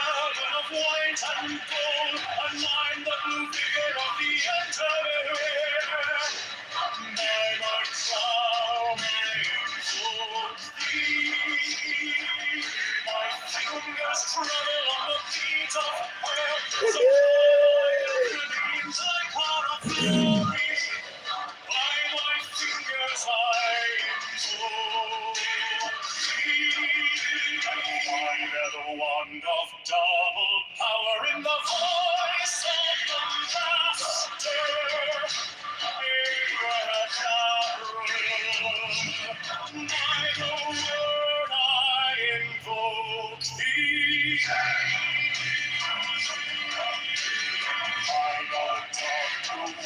of music and the song that I came on board to enjoy.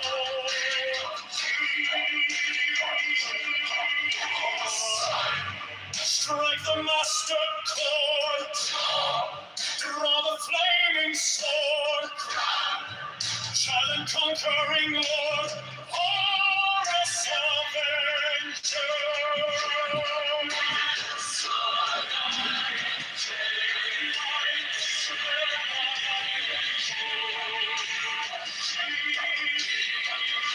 My hand is thy sword of revenge, and strike thy cheek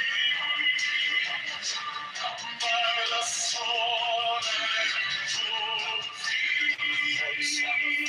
and the voice of the 611 are the voices. Abracadabra.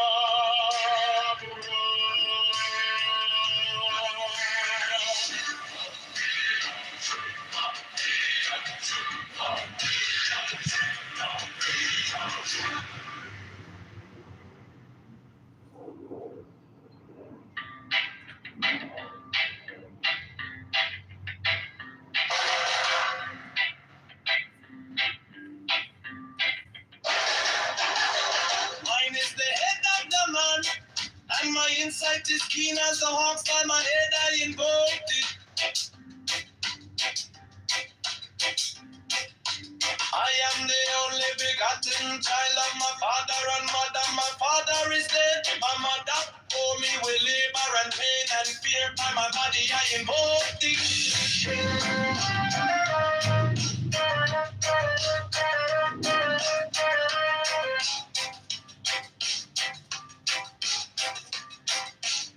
About me shine the diamonds of radiance, white and pure.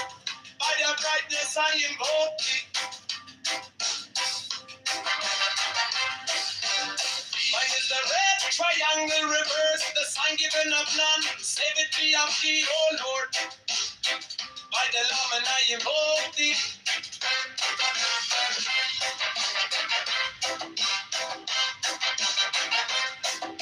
Free mine is the garment of white, sewn with gold. The flashing of eye that I wear by my robe, I invoke thee. Mine is the sign of a prophet and typhon. By the sign I invoke thee. For mine is the turban of white and gold, and mine the blue vigor of the intimate. By my crown I invoke thee. My fingers travel on the beads of pearl, so run I after thee in thy car of glory. By my fingers I invoke thee. I hear the want of double power in the voice of the master.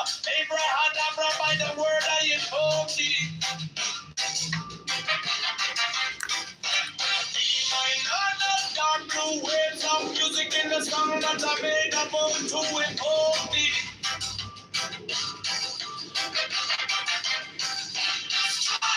Like a master chord, to the flaming sword, child and conquering Lord, Avenger, by the song I invoke thee.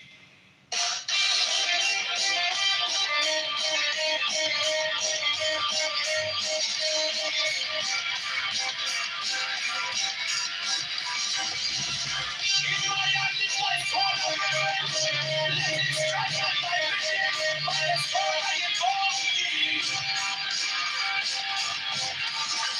The voice of the fight, the voice of the safety, the voices, everyone.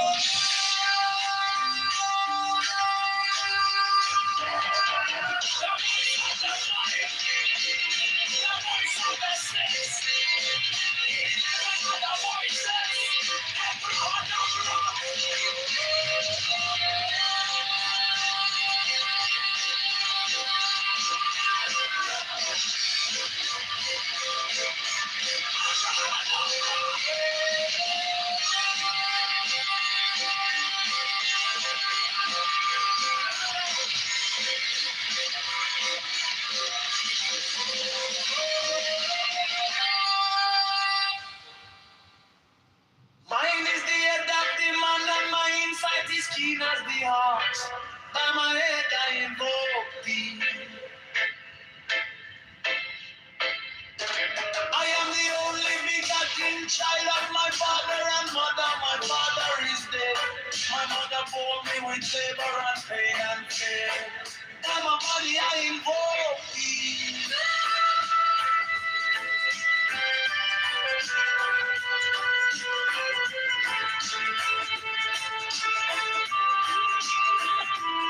Around me shine the diamonds of radiance, white and pure. By their brightness I invoke thee.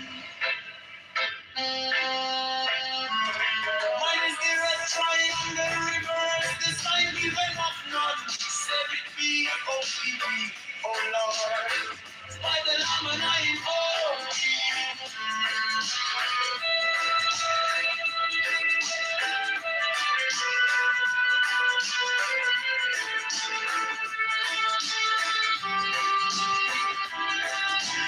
Mine is the garment of white stone with gold, the flashing of eye that I wear. By my robe I invoke thee. Mine is the sign of a office and typhoon. By the side I invoke thee.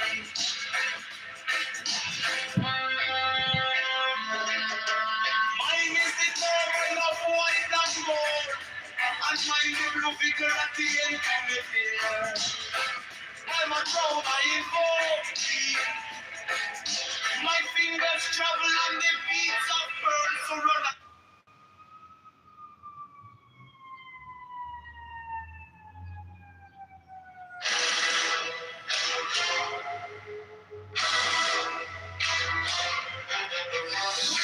The order are about to become mothers receive all care, attention, and honor from all brethren. 68 special professed houses will be established for their convenience, should they wish to take advantage of them. 69 The Order offers great social advantages to its members, bringing them as it does into constant association with men and women of high rank. 70 The Order offers extraordinary opportunities to its members in their trades, businesses, or professions, aiding them by cooperation and securing their clients or customers. Elevate those!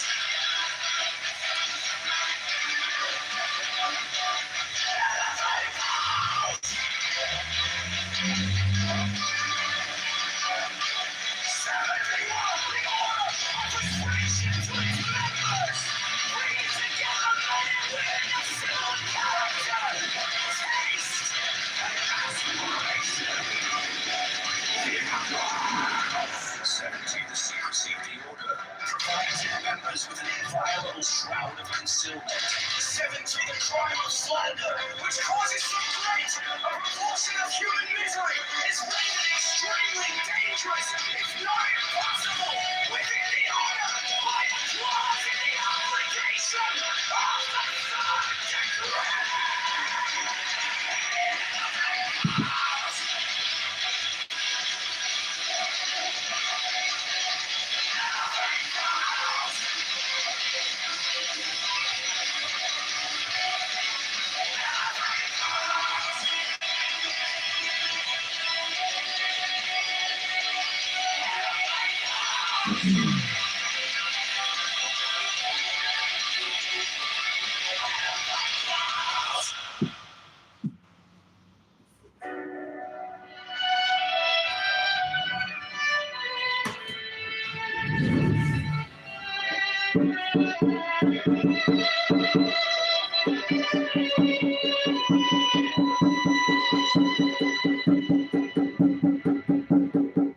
Every brother shall seek constantly to give pleasure to all brethren, with whom he is acquainted, whether by entertainment or conversation, or in any other manner that may suggest itself.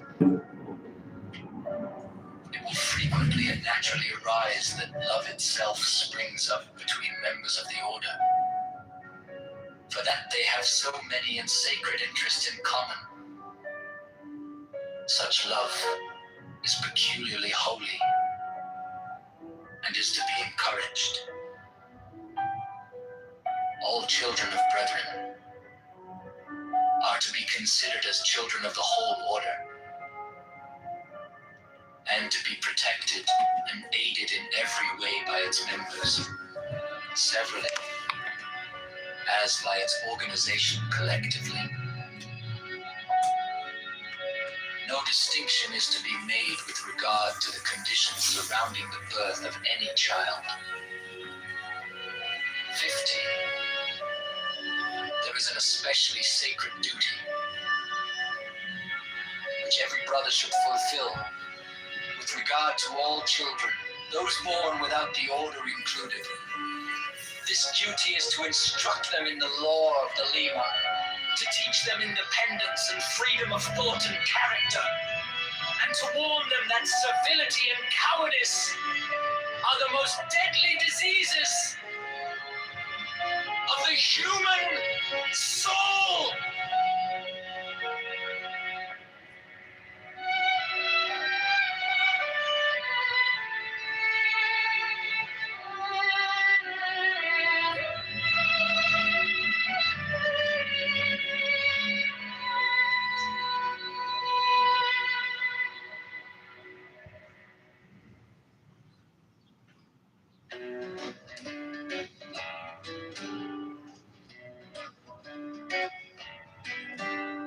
Mine is the head of the man, and my insight is keen as the hawks. By my head I invoke thee. Hey, I am the only begotten child of my father and mother. My father is dead. My mother bore me with labor and pain and fear. By my body I invoke thee. About me shine the diamonds of radiance, white and pure. By the brightness I invoke thee. Mine is the red triangle reverse, the sign given of none save it be of thee. O Lord, by the Lamb and I invoke thee. 3. Mine is the garment of white, sewn of gold, the flashing obey that I wear. By my robe I invoke thee. Mine is the sign of Apophis and Typhon. By the sign I invoke thee. 4 is the turban of white and gold, and mine the blue vigor of the intimate air. By my crown I invoke thee. My fingers travel on the beads of pearl, so run I after thee in thy car of glory. By my fingers I invoke thee. 5 I bear the wand of double power in the voice of the master Abraham. By the word I invoke thee. Mine are the dark blue waves of music in the song that I made of old to invoke thee. Strike, strike the master chord, draw the flaming sword, crown, child and conquering Lord, Horus, avenger. By the song I invoke thee. 6. In my hand is thy sword of revenge, let it strike at thy bidding. By the sword I invoke thee. The voice of the fire, the voice of the fire, the voice of the sick. 11 other voices, Abraham.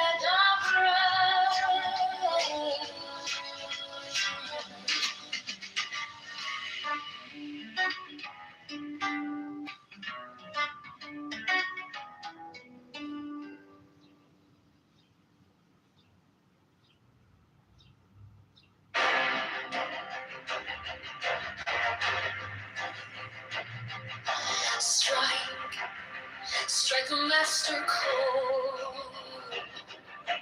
Draw the flaming sword.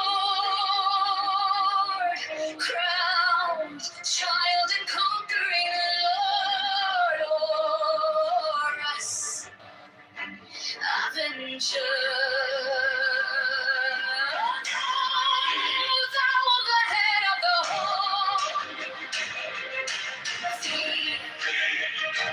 the iron throne. Thou only begotten child of Osiris thy father, and Isis thy mother, he that was slain. She that bore thee in her womb, flying from the terror of the water. The iron book.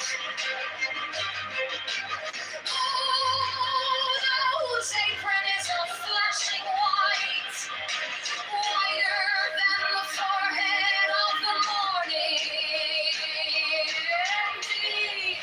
The iron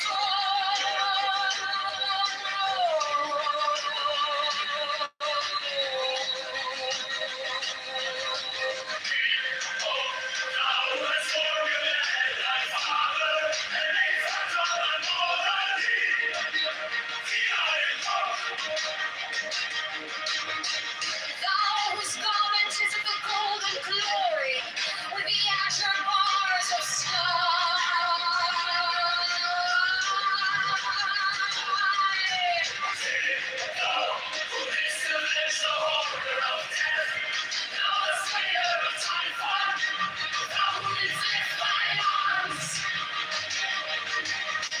and the dragons of death were as dust. Thou who didst raise thine head, and the crocodile of Nile was abased before thee. For thou whose nemesis hideth the universe with night, the impermeable blue, the iron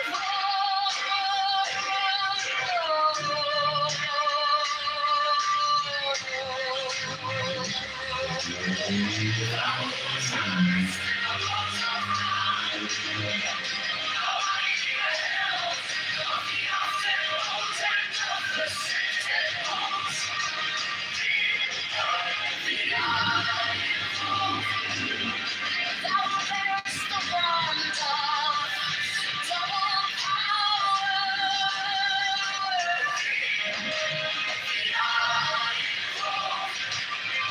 Thou about whose presence is shed the darkness of blue light.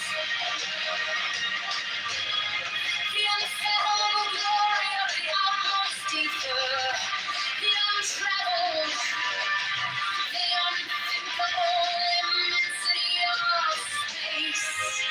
Thou who concentrest all the 30 ethers in one darkling sphere of fire.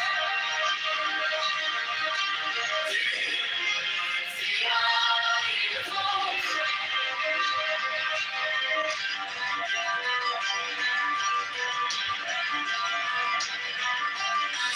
So thou who bearest the rose and rose of life and life.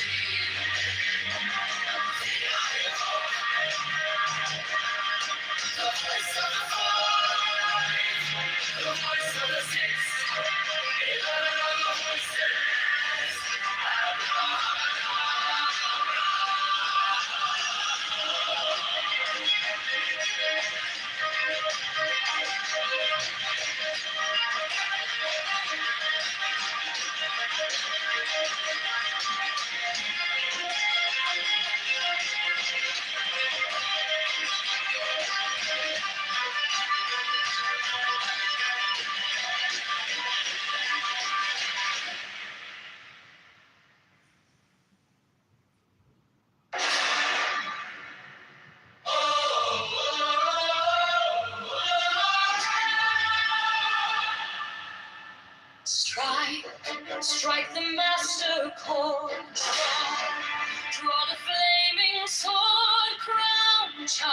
and conquering Lord, Horus, Avenger. O thou of the head of the hawk, thee I invoke. At every thee I invoke, throughout the whole of the ritual, give the sign of Apophis. The only begotten child of Osiris, thy father, and Isis, thy mother, he that was slain, she that bore thee in her womb, flying from the temple of the water. Thee I invoke. Mountains of princes of gushing white, whiter than the forehead of the morning. Thee I invoke. For thou hast formulated thy father, and made fertile thy father. Thee I invoke. For those garments of the golden glory, with the azure birds of sky. I invoke. Who didst avenge the horror of death, thou the slayer of Typhon? Thou, who didst lift thine arms, and the dragons of death were as dust? Thou, who didst raise thine head, and the crocodile of Nile was abased before thee? I adore thee. Those menace hide the universe with night, the impermeable gloom.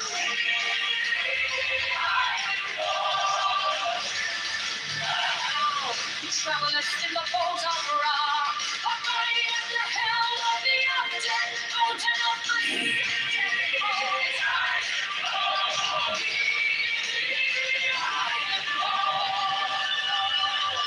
Thou who bearest the wand of double power.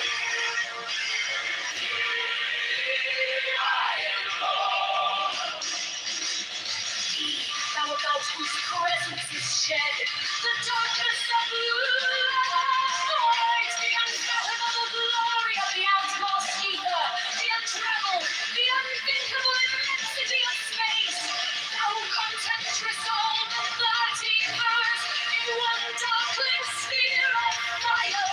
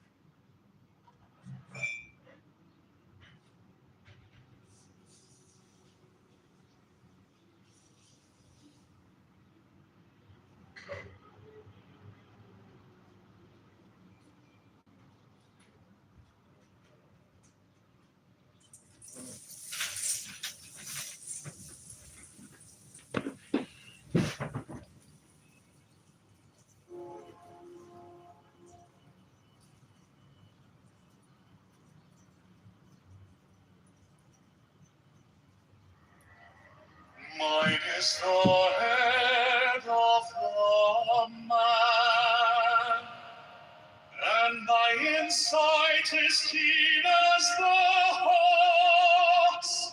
By my head I invoke.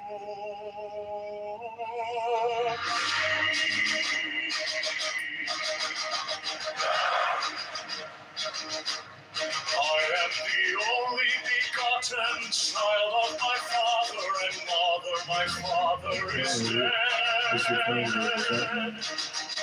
My mother bore me with labor and pain and fear. By my body I invoke thee.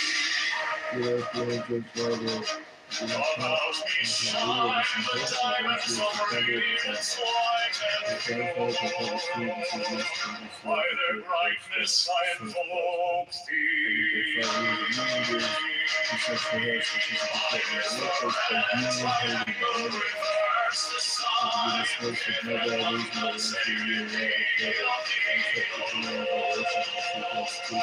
By the Lamb and I invoke thee.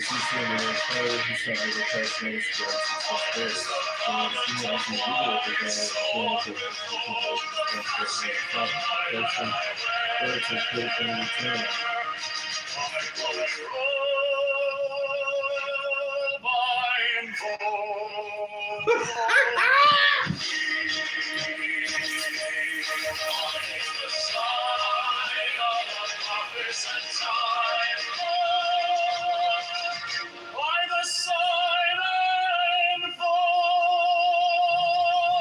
thee.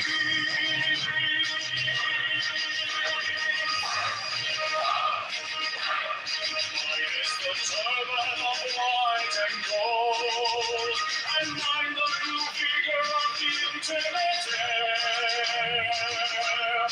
By my crown I invoke thee. My fingers travel on the breeze of pearl, so I after thee none come of glory.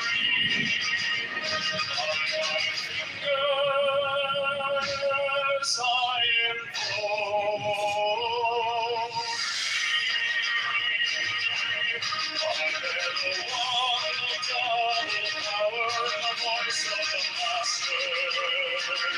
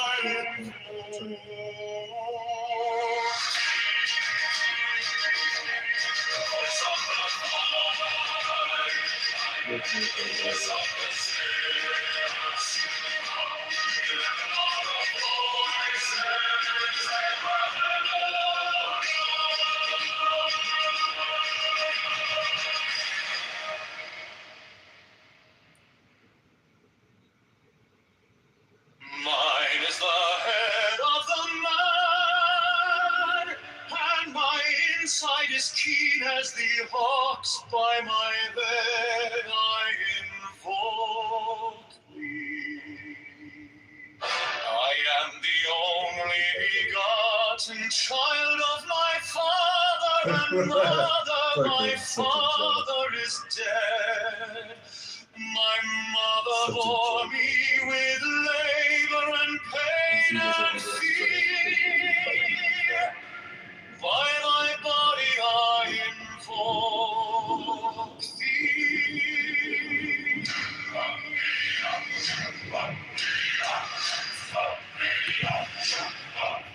About me shine the diamonds of radiance, white and pure. By their brightness I invoke thee. Mine is the red triangle, reverse the sign, given of none, save it thee, of thee, O Lord. By the beloved I invoke thee. Mine is the garment of white, sewn with gold, the flashing of day that I wear. By my robe I invoke thee. Mine is the sign of office and Typhoon. By the side I invoke thee. Mine is the turban of white and gold, and mine the blue beard of the entire. By my crown I invoke thee. My fingers tread on the beat of pearl, so run I after thee in thy car of glory. By my fingers I invoke thee. I bear the wand of double power in the voice of the Master. Abraham Gabriel, by the word I invoke thee. I know the dark ways of music and the song that I sing of old to invoke thee. Strike the master chord, draw the flaming sword, silent conquering Lord, Horus Avenger.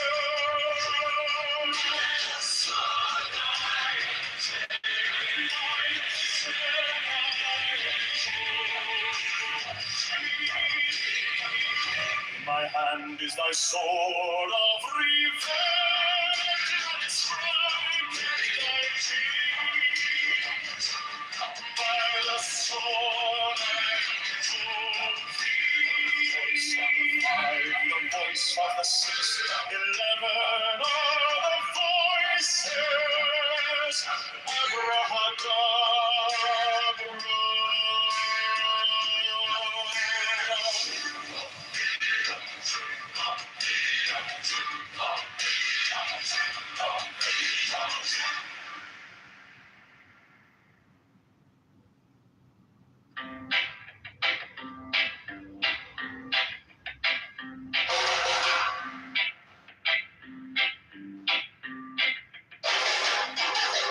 Mine is the head of the man, and my insight is keen as the hawks. By my head I invoke thee.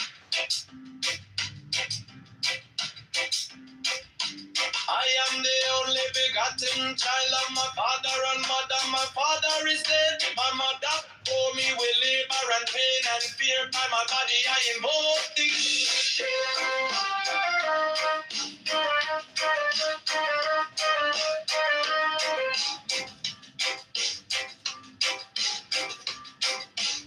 About me shine the diamonds of radiance, white and pure. By their brightness I invoke thee. Mine is the red triangle, reverse the sign given of none. Save it be of thee, O Lord. By the Lamb and I invoke thee.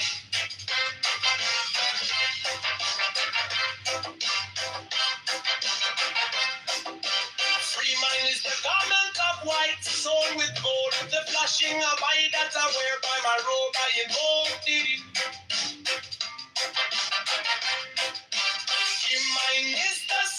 of Apophis and Typhon.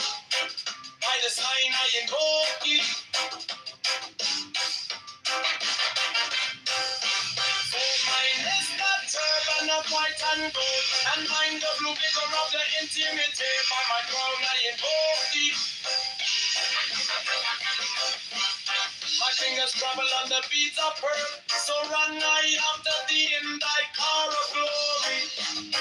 By my fingers I invoke thee. I hear the wand of double power in the voice of the master. Abrahadabra, by the word I invoke thee.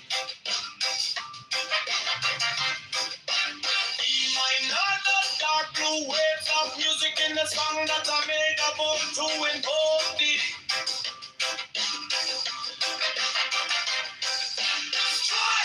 Strike the master chord. Draw the flaming sword. Child and conquering Lord. Avenger, by the song I invoke thee.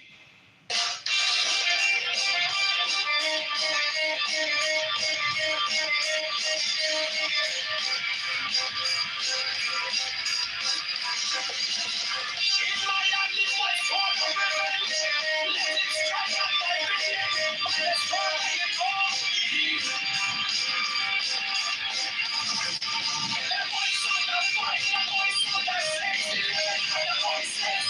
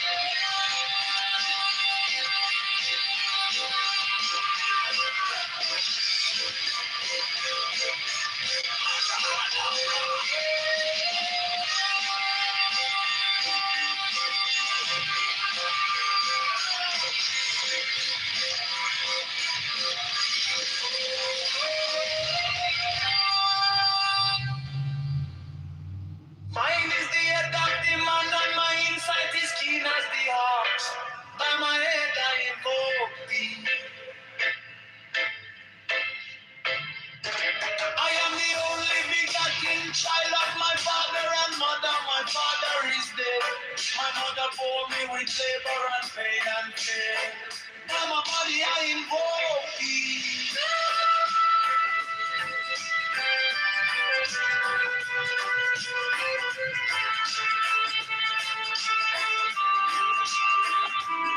Around me shine the diamonds of radiance, white and pure. By their brightness I invoke thee. Mine is the red triangle reverse, the sign given of none. Save it be, oh Lord. By the Lamb and I invoke thee.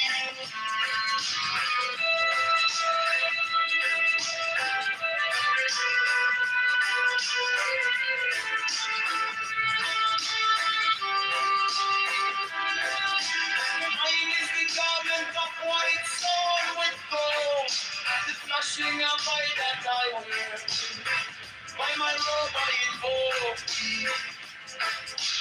Mine is the sign of Apophis and Typhon.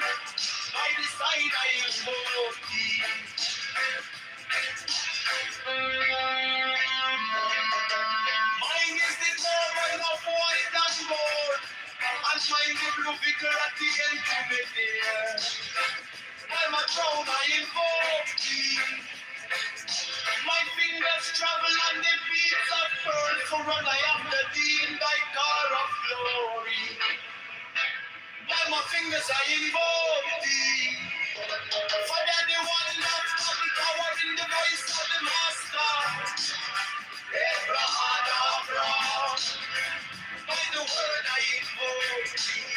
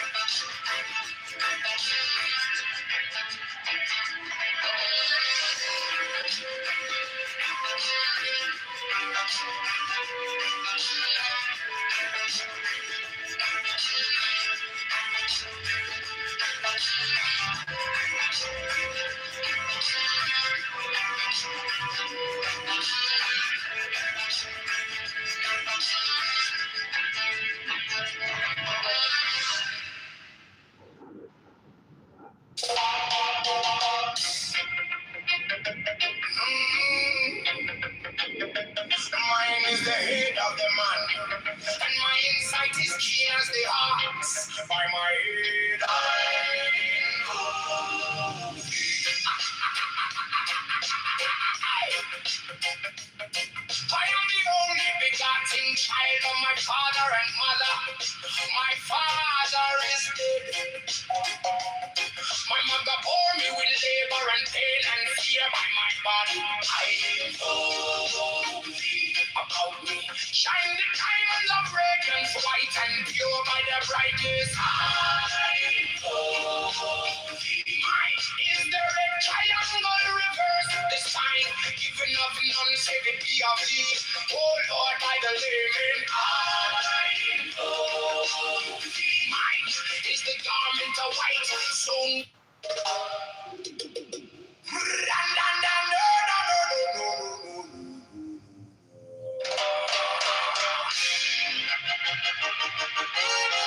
mine is the head of the man, and my insight is keen as the ox. By my head, I invoke thee.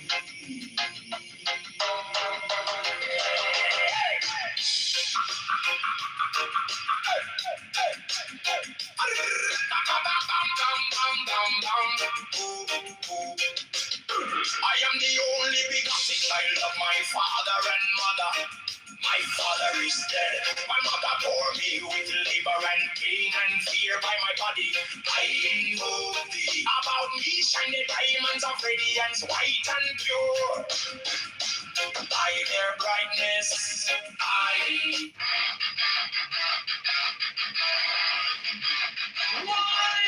the head of the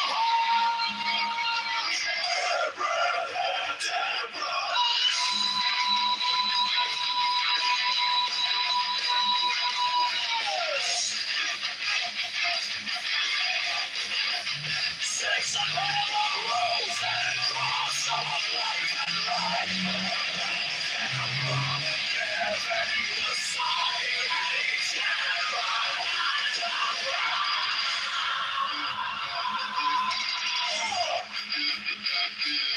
remaining in the sign, the invocation concludes. Therefore I say unto thee, come thou forth and dwell in me, so that every spirit, whether of the firmament, or of the ether, or of the earth, or under the earth, or dry land, or in the ether, or flowing air, or of rushing fire,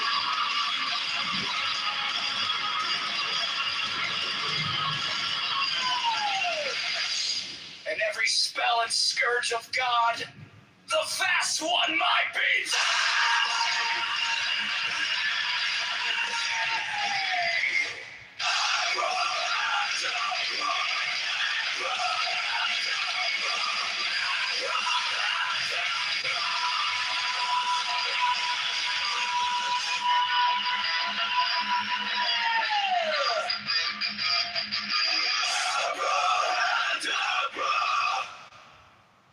Mine is the head of the hawk,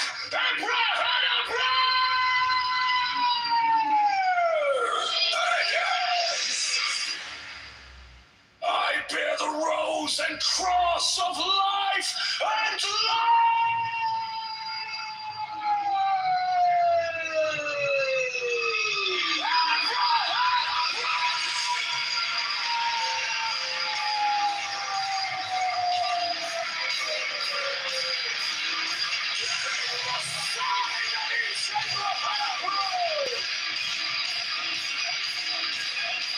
remaining in the sign, the invocation to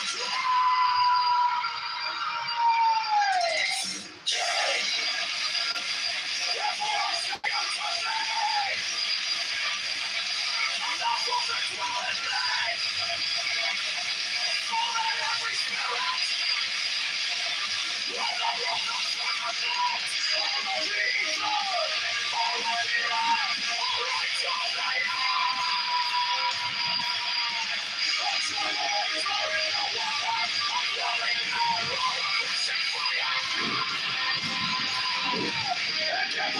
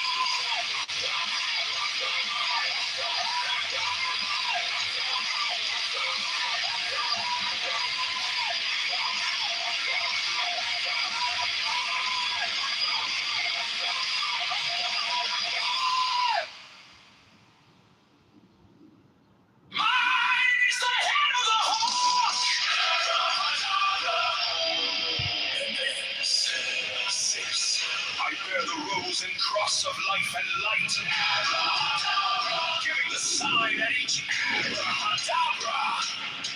Remaining in the sign, the invocation concludes. Therefore I say unto thee, come thou forth and dwell in me, so that every spirit, whether of the firmament, or of the ether, or of the earth, or under the earth, on dry land, or in the water, of whirling air, or of rushing fire, and every spell and scourge of God, the last one might be thee.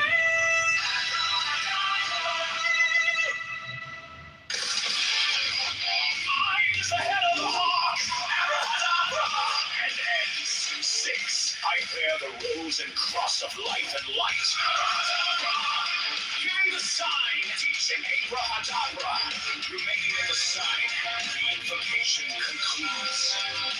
Therefore I say unto thee, come thou forth and dwell under the earth, on dry land, or in the water of whirling air, or of rushing fire, and every spell and scourge of God, the vast one, might be thee. Abracadabra.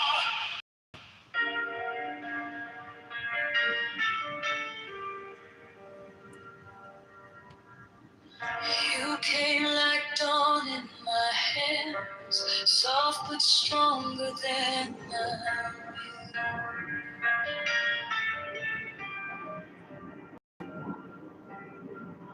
My fear turned gold in your eyes, and my whole night broke in two.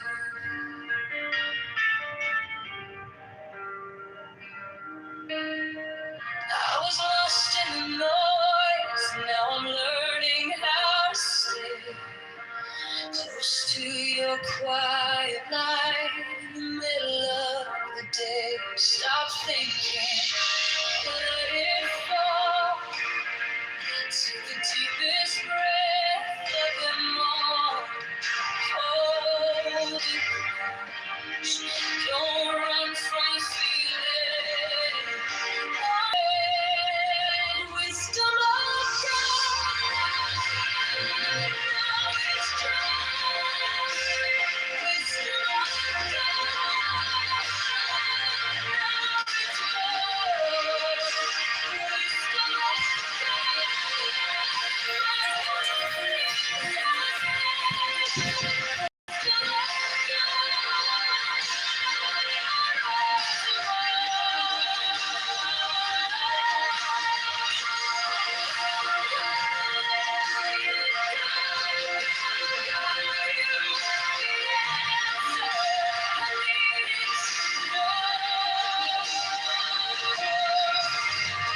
Your touch is a steady rain on the dust of who I am.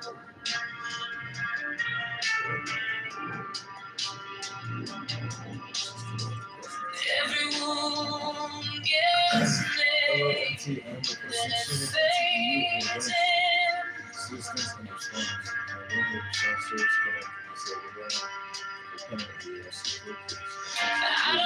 need 1,000 signs when your name is in my chest. One deep breath, one brave step, and the rest can be blessed. Stop thinking, let it flow.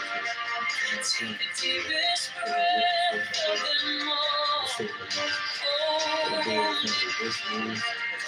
Don't run from the feeling.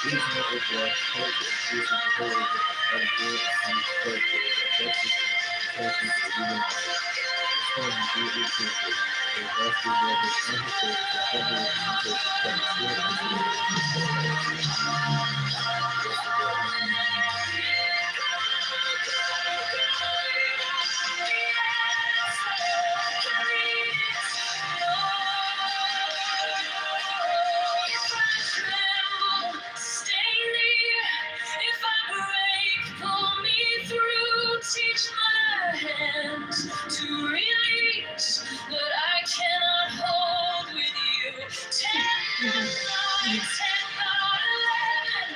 I breathe in your holy calm. The storm in my head lays down like a palm.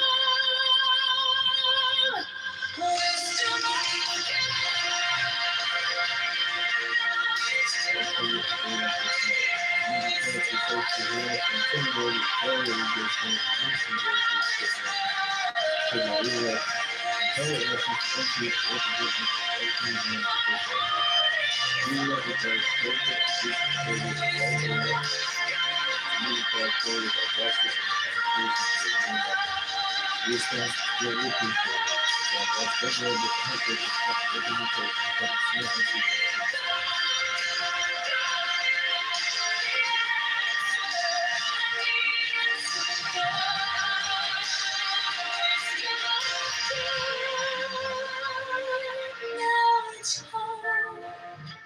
Wisdom of God,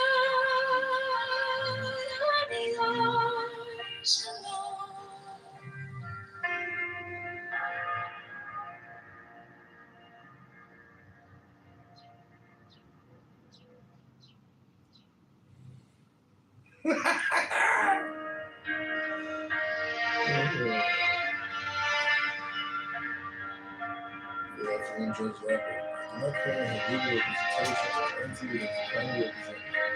Came like dawn in my head, soft but stronger than fear turned gold in your eyes, and my old night broke in two. I was lost in the noise, now I'm learning how to stay close to your quiet light in the middle of the day. Stop thinking, let it fall. Take the deepest breath. Hold them all. Let's go. Hold it close, don't run from the feeling. One more second, you can start believing. Wisdom of God, now it's joy. Wisdom of God, now it's love. Wisdom of God, my heart is open. Wisdom of God, I rise above.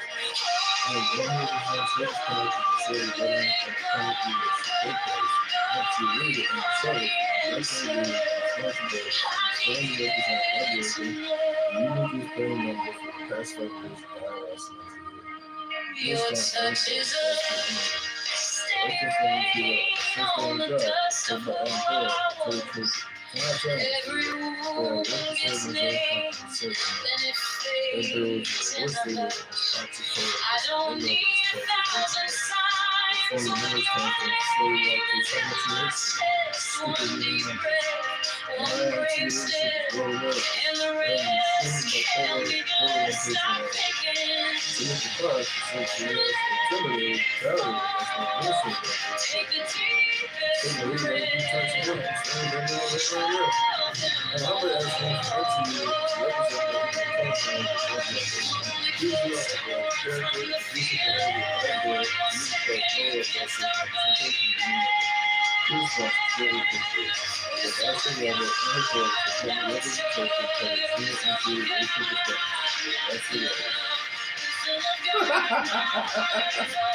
Ooh, shit. Ooh, shit.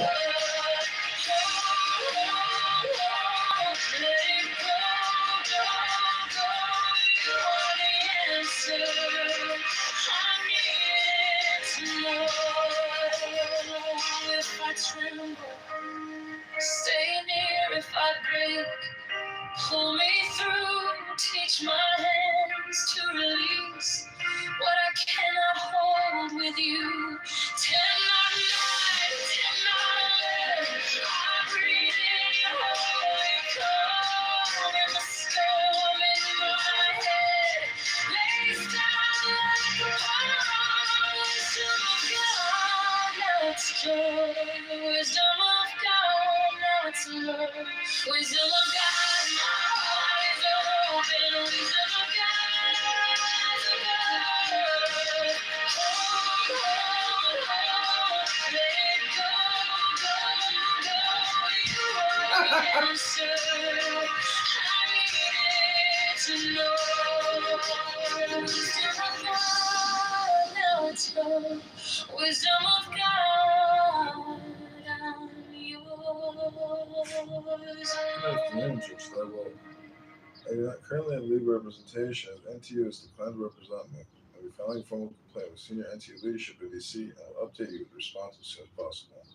Having paid 5 years of union dues to be sexually harassed or physically threatened in the workplace or union-hating managers, and be dismissed with no valid reason by NTU union matter is unacceptable to me and a violation of the NTU Constitution, bylaws, and I'm very upset with every NTU member. I'm ceasing the work call.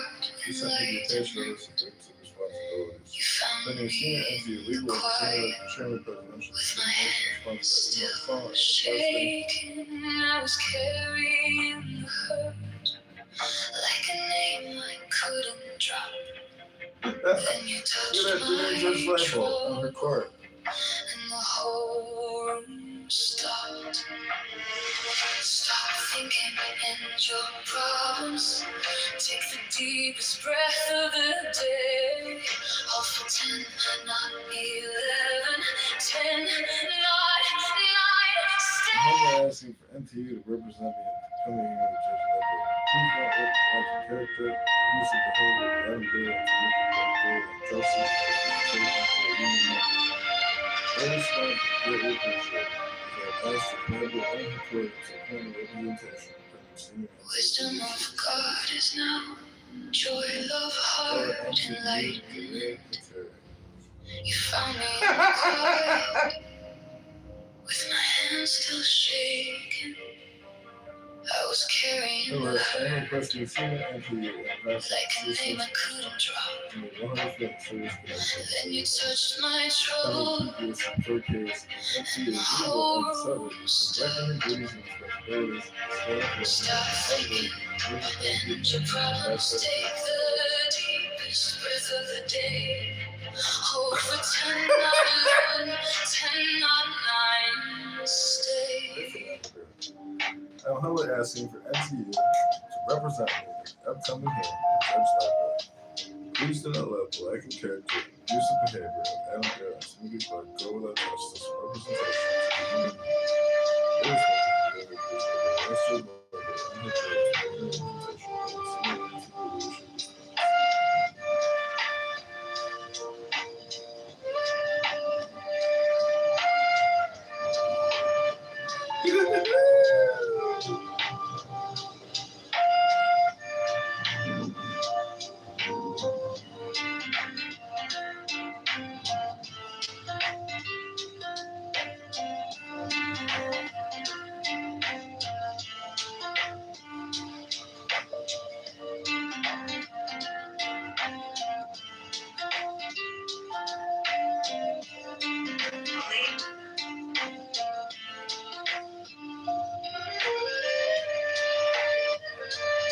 Judge Robo, when it comes to legal representation, NTU has declined to represent me. So for the conversation, after 5 years of being sexual harassment, physical threat in the workplace, and union aid managers, and we discussed no valid reason but the unacceptable to them, violation of NTU Constitution or RS, and be very upset if evidence of a member of the country. Consistently recovered, attached notes to those responsibilities. Having seen this legal representative, showing presidential termination response for email file unrequested.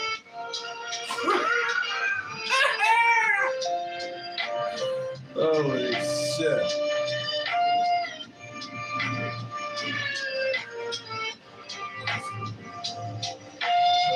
NTEU.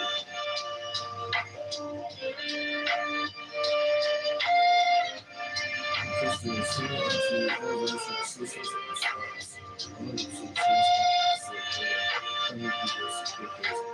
NTU Legal and Sullivan is neglecting the Jews' responsibilities and is failing to represent hardworking Union Jews gang members for the past 5 years in IRS and NTU. Response and oversight is desperate indeed. I'd like to inform you that the first day on the job, as told by Adam Berry, my territory chief, cannot join NTU. They are a worthless organization, mistake their money.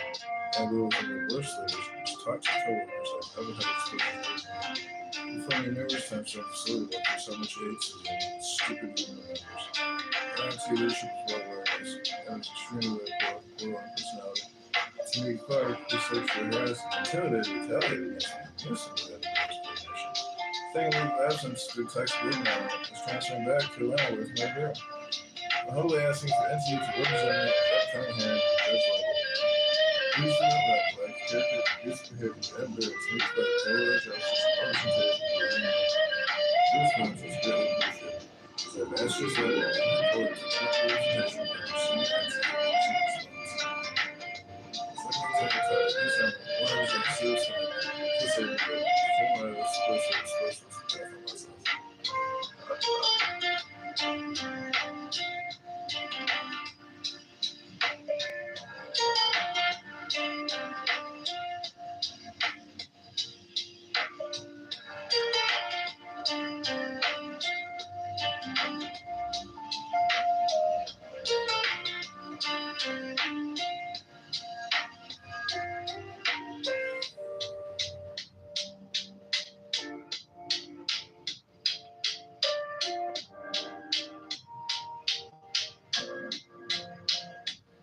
Please forward to Doreen Terry if I have her emails incorrect.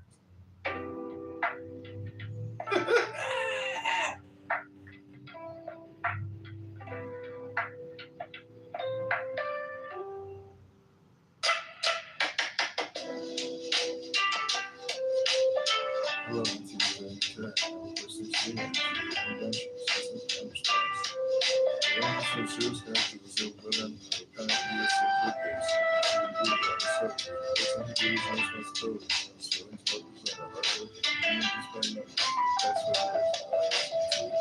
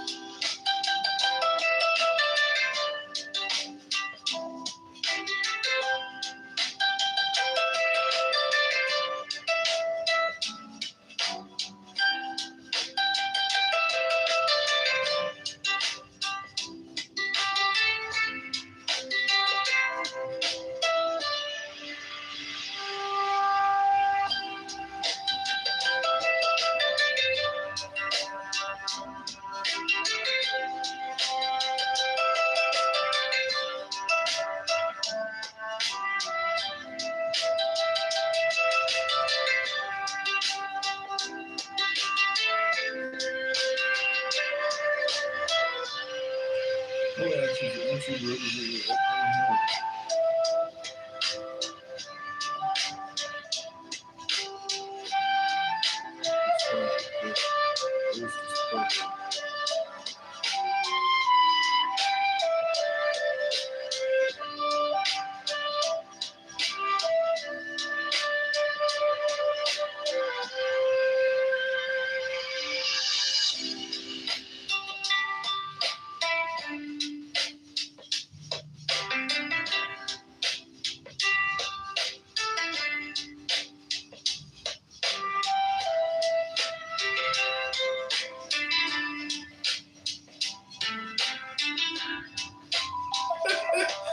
down to the person.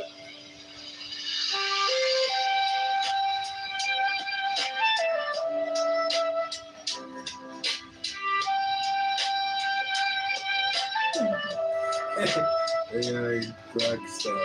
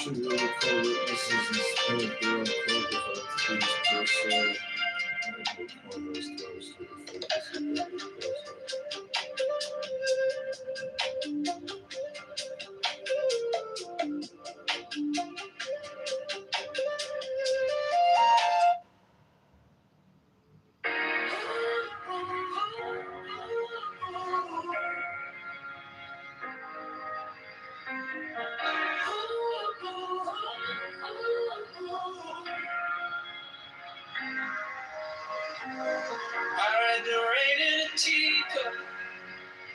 I read the wind in your hair. Tower in the broken sidewalk. God in the grocery stand. Psychology in the pattern. Love in the way you say. If I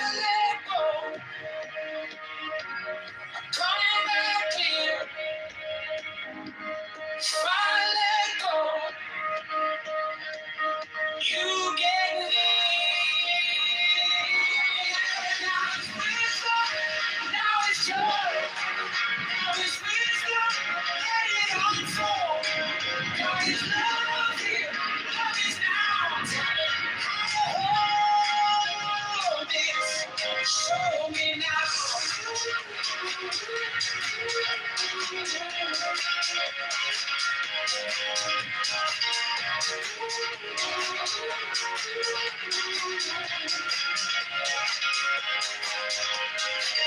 My mama's a room with boxes. Label fear and pride. Then I watch them turn to sunlight. Lay sat by my side. Truth is a soft instruction. How to play, how to shake. If I breathe slow, I hear it sing. If I breathe slow, everything.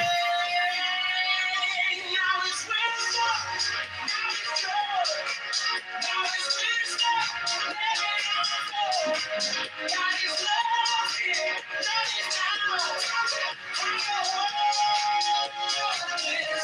Show me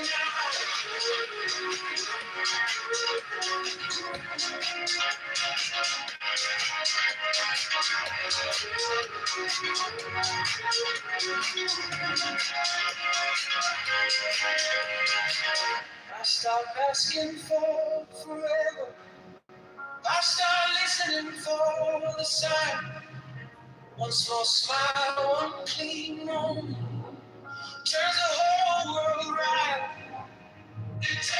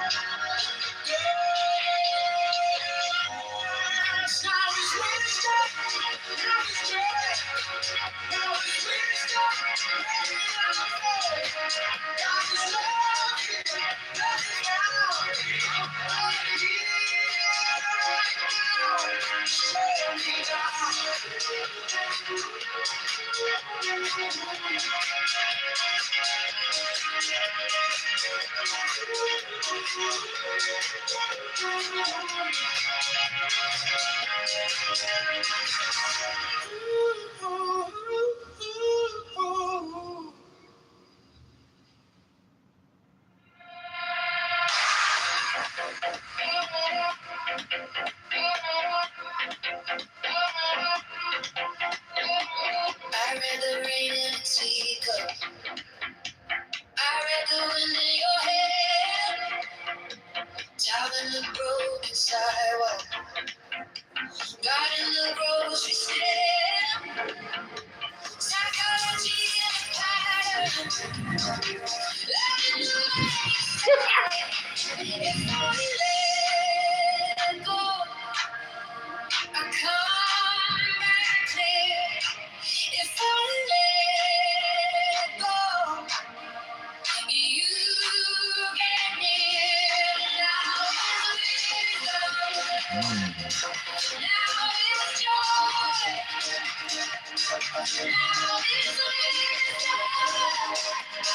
Let it flow. God is love here. Love is now. Help me how to hold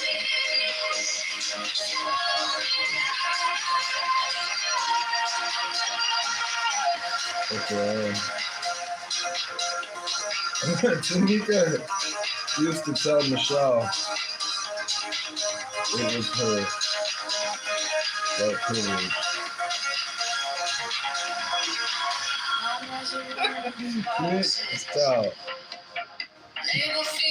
Tell Michelle it's her white privilege. Then I watch them turn to sunlight.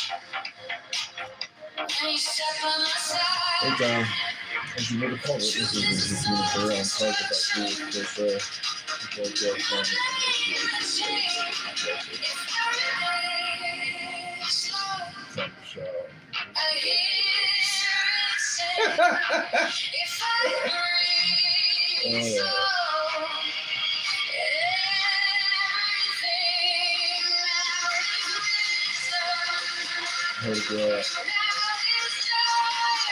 girl who lasted 2 months in the Chicago office. Was on the phone with the president. Check out, girl. Is he racist? White trash motherfucker. A girl who lasted 2 months in the Chicago office is on the phone. A former coworker said Adam Bear is a racist white trash motherfucker.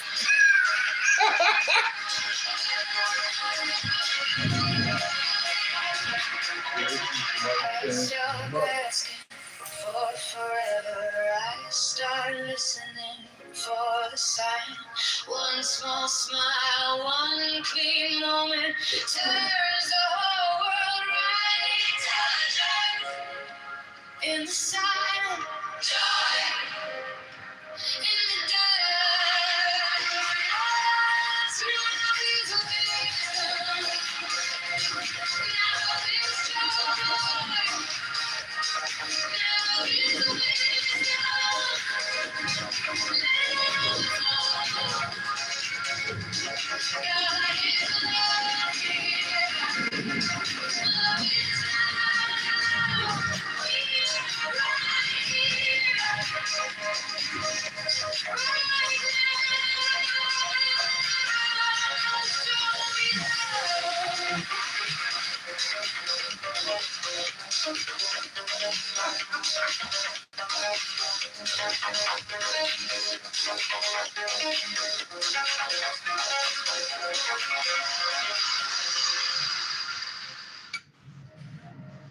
Mine is the head of the man, and my insight is keen as the hawk's.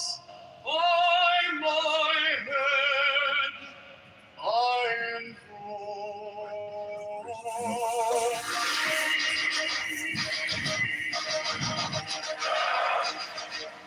I am the only begotten child of my father and mother. My father is dead. My mother bore me with labor and pain and fear. By my body I invoke thee. About me shine the diamonds of radiance white and pure. By their brightness I invoke thee. Mine is the red triangle, reverse the sign given I think those that hired at the same time as me, I think they should have clearly had more than 50 reps in the social security. Another girl who moved to FMSO, so different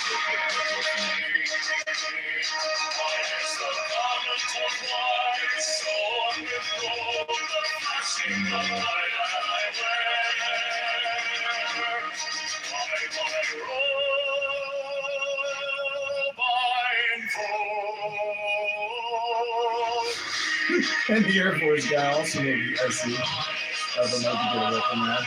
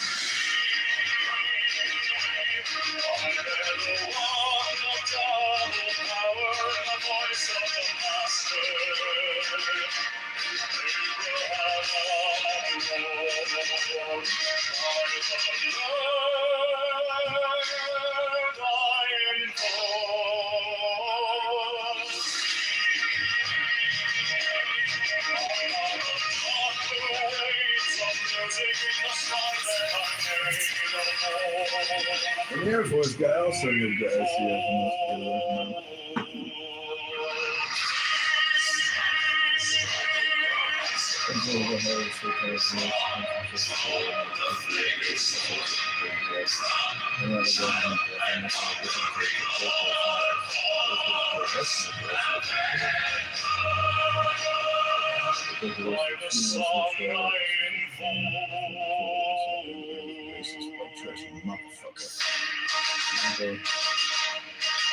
My hand is thy sword of revenge. Let it strike at thy bidding. By the sword I invoke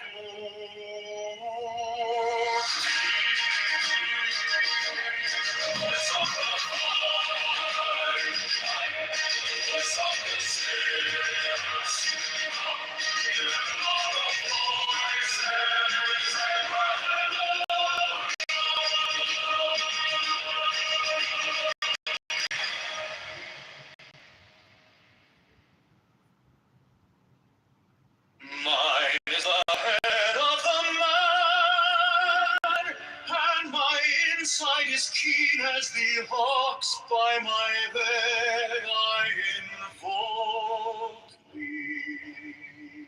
I am the only begotten child of my father and mother. My father is dead.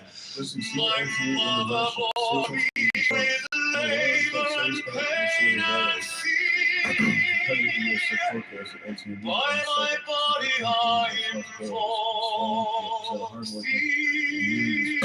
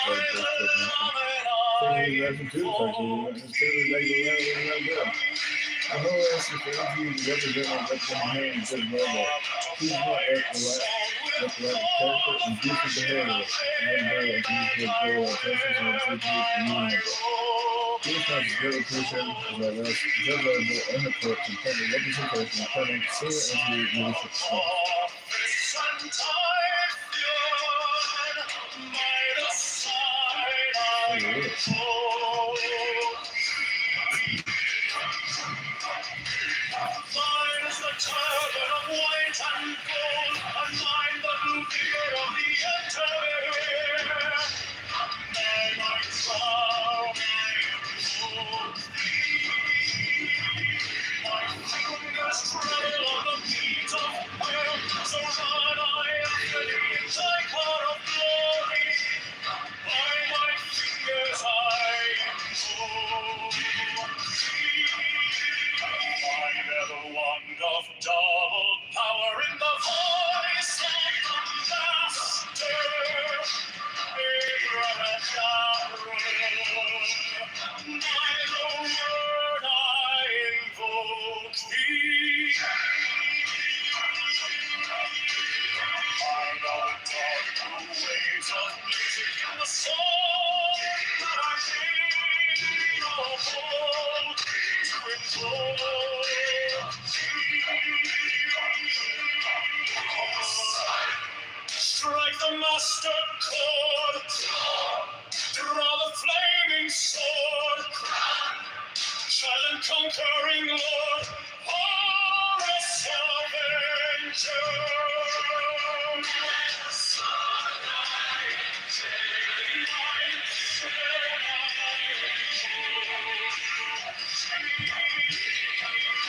My hand is thy sword of revenge, and its strike thy cheek. By the sword I invoke thee.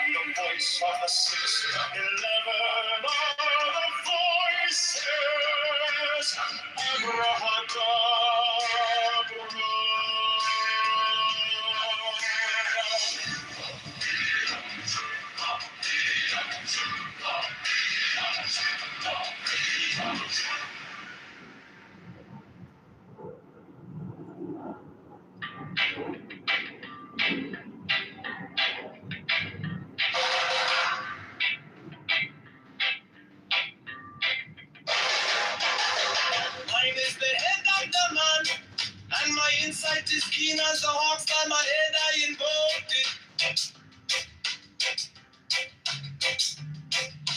I am the only begotten child of my father and mother. My father is dead. My mother bore me with labor and pain and fear. By my body I invoke thee.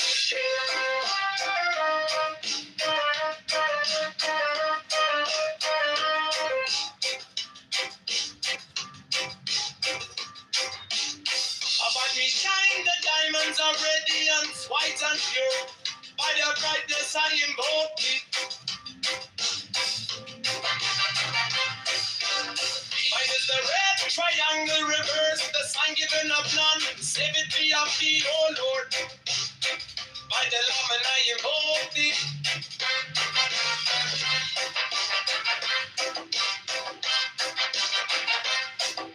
Free mine is the garment of white, sewn with gold. The flashing of eye that I wear by my robe, I invoke thee. Mine is the sign of a prophet and typhon. By the sign I invoke thee. For mine is the turban of white and gold, and mine the blue vigor of the intimate. By my crown I invoke thee. My fingers travel on the beats of pearl, so run I after thee in thy car of glory. By my fingers I invoke thee. I hear the ones of double power in the voice of the master. Abrahadabra, by the word I invoke thee. Be mine are the dark blue waves of music in the song that I made about to invoke thee.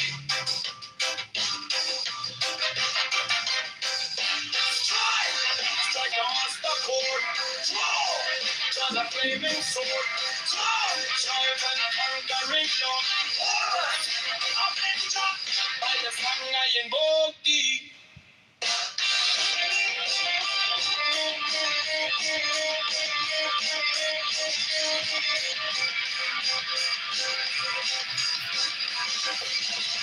In my only voice, walk the revenge, let it strike at my vision, by the song I invoke thee.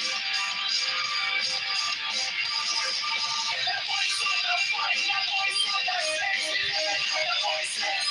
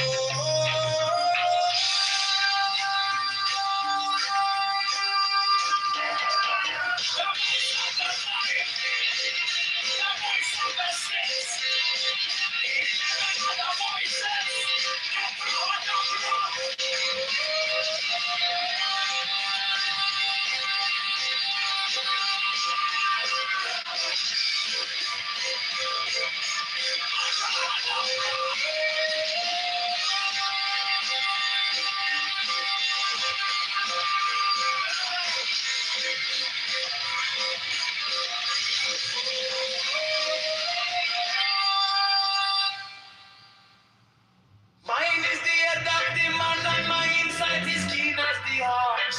By my head I invoke thee. I am the only begotten child of my father and mother. My father is dead. My mother bore me with labor and pain and fear. By my body I invoke thee.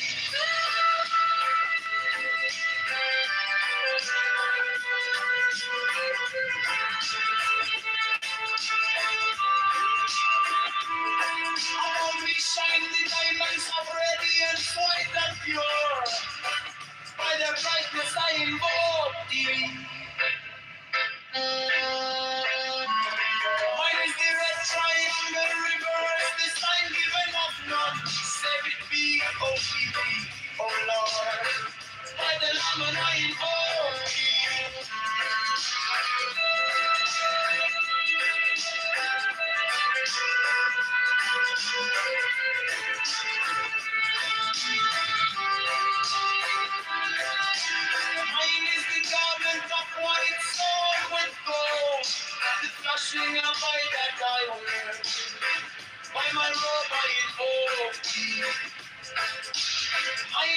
shine of office and typhoon. By the side I invoke thee.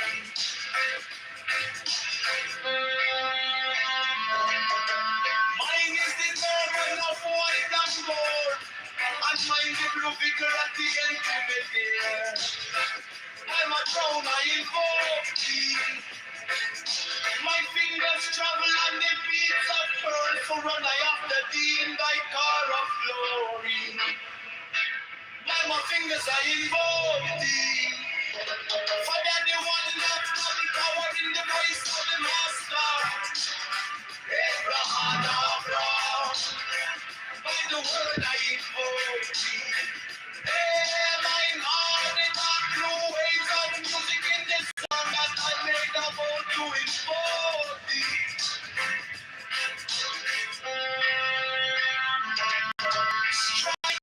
Strike the master chord, draw the flaming sword, roll, take the conquering sword, all up, God, by the sword I invoke thee. Is that sword of revenge?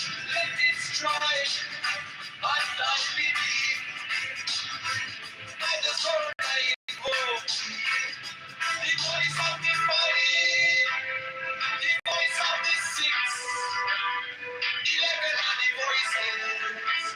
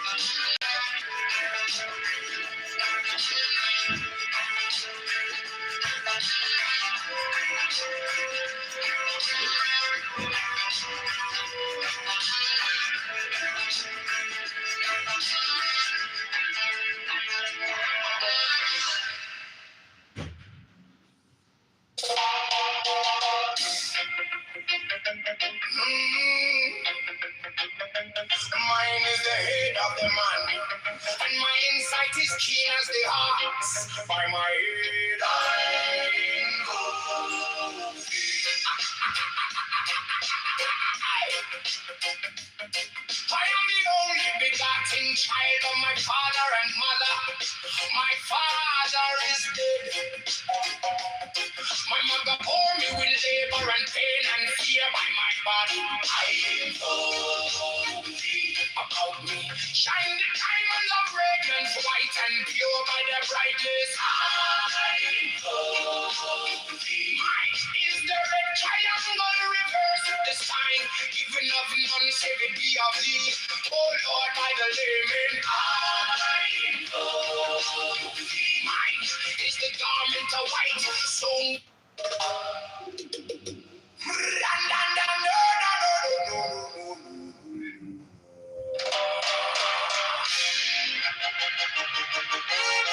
mine is the head of the man, and my insight is keen as the ox. By my head, I invoke thee.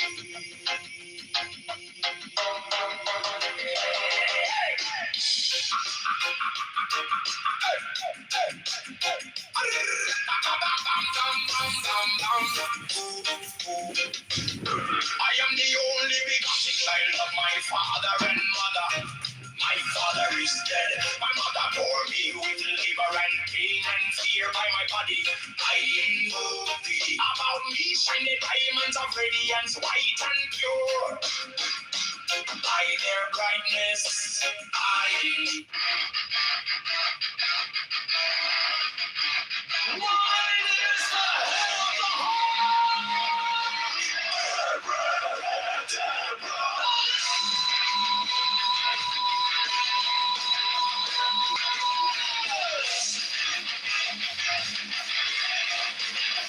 Six and red of rose and cross of light and light.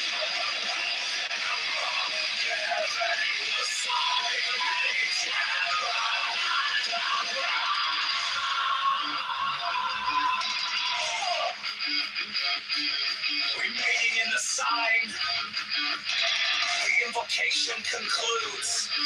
Therefore I say unto thee, come thou forth and dwell in me, so that every spirit, whether of the firmament, or of the ether, or of the earth, or under the earth, on dry land, or in the air, of whirling air, or of rushing fire,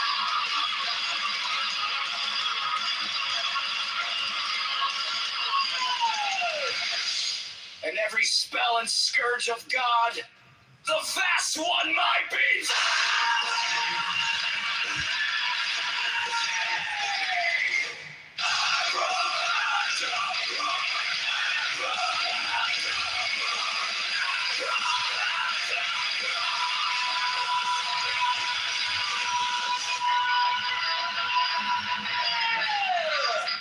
Sure, it would be a great Mine is the head of the hawk, Abrahadabra!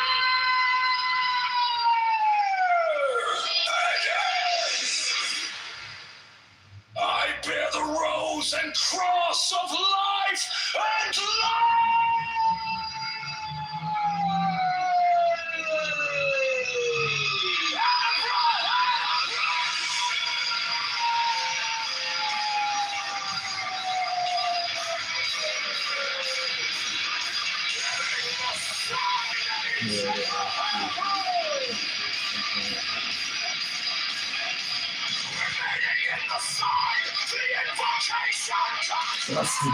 That's also would be.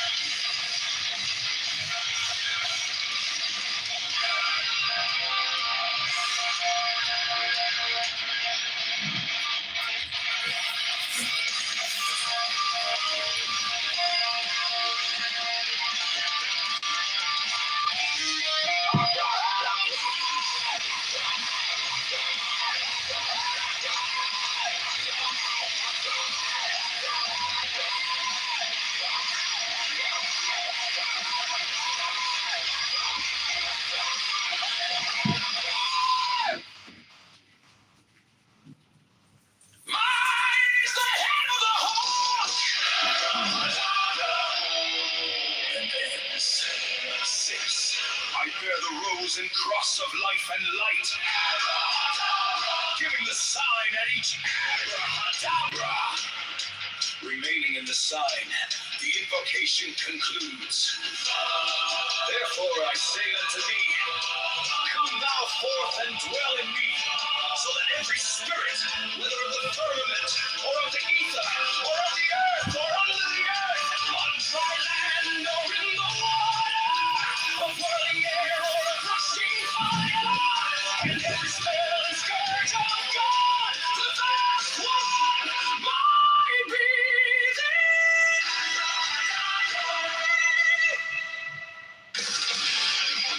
Mine is the head of the hawk, abracadabra, and ends 6. I bear the rose and cross of life and light, giving the sign at each abracadabra. Remaining in the sign, the invocation concludes. Therefore I say unto thee, come thou forth and dwell in me, so that every spirit, whether of the firmament, or of ether, or of the earth, or under the earth, on dry land, or in the water, or whirling air, or of rushing fire, and every spell and scourge of God, the vast one, my being.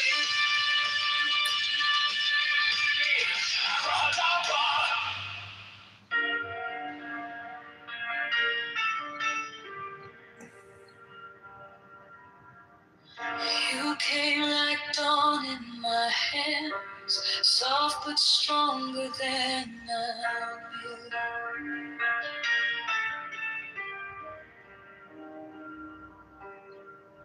My fear turned gold in your eyes, and my old night broke in two.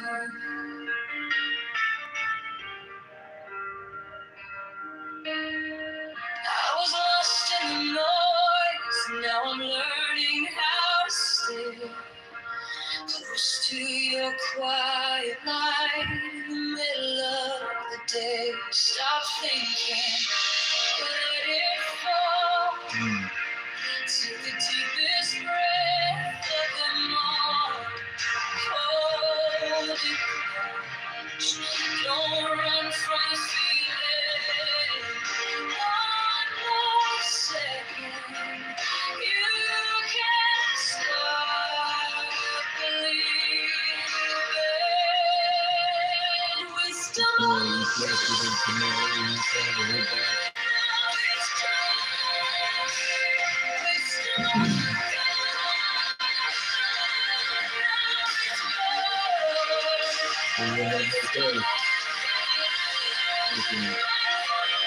If I can only get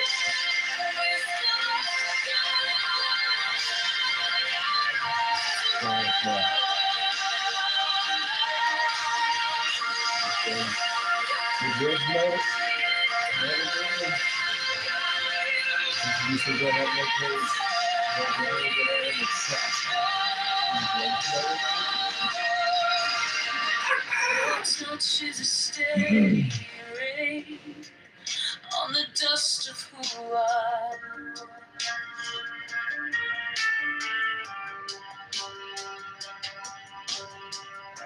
Every wound gets named and it fades in the hush.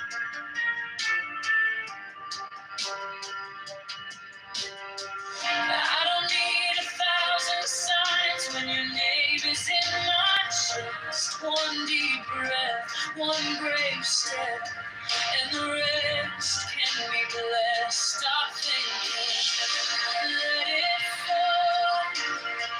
Take the deepest breath of them all. Hold it close. Don't run from the feeling. One more second. You can't stop believing. Wisdom of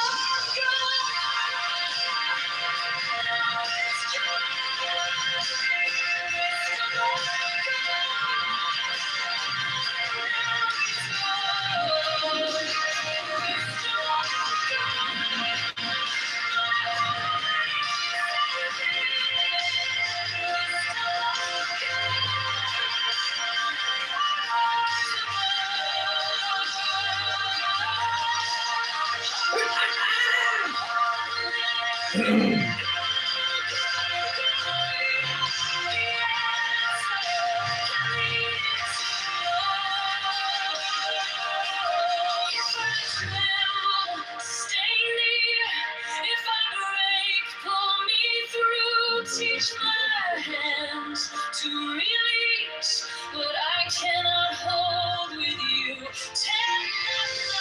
10 not 11. I breathe in your holy calm. The storm in my head lays down like a palm. Wisdom of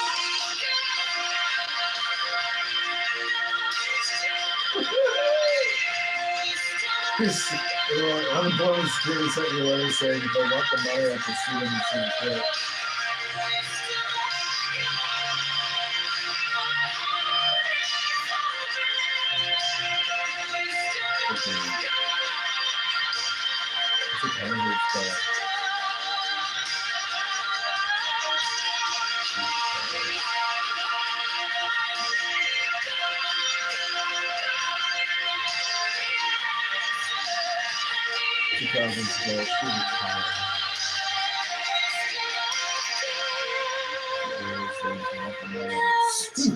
So good.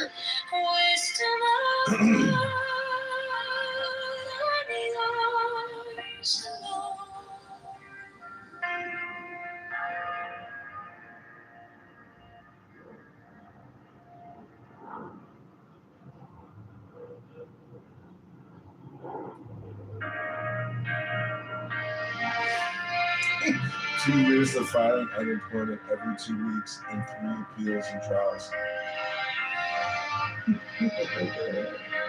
Keep life dawn in my hands, soft but stronger than I knew.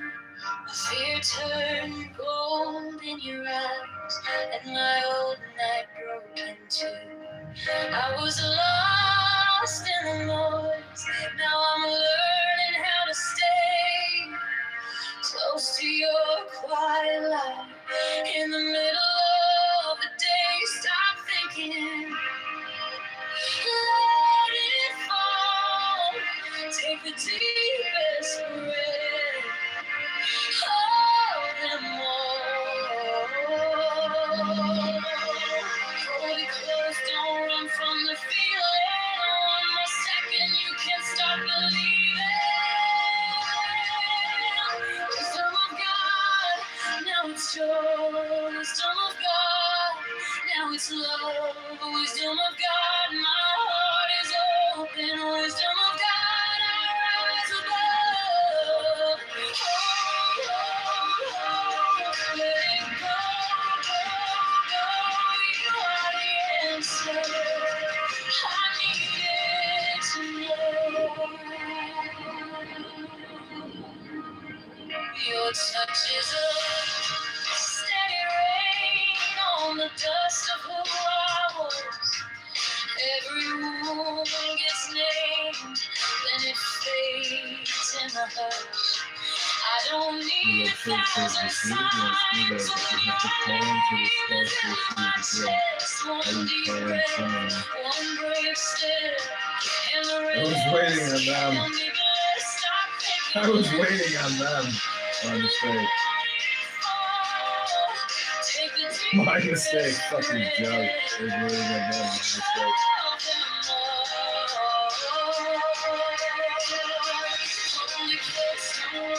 This thing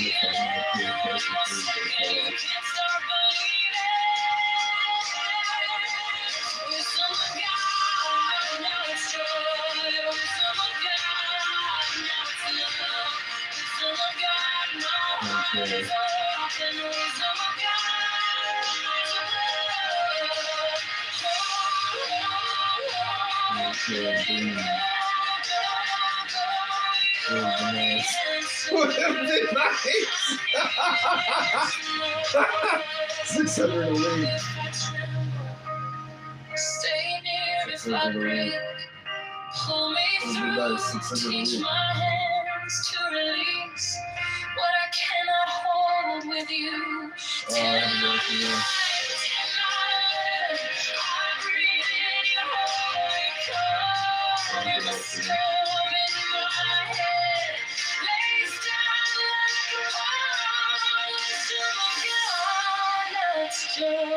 Wisdom of God, now it's love.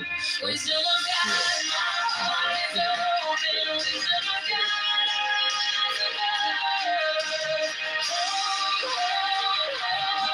let it go, go. You are the answer. I needed to know. Wisdom of God, now it's love. Wisdom of God, I'm yours.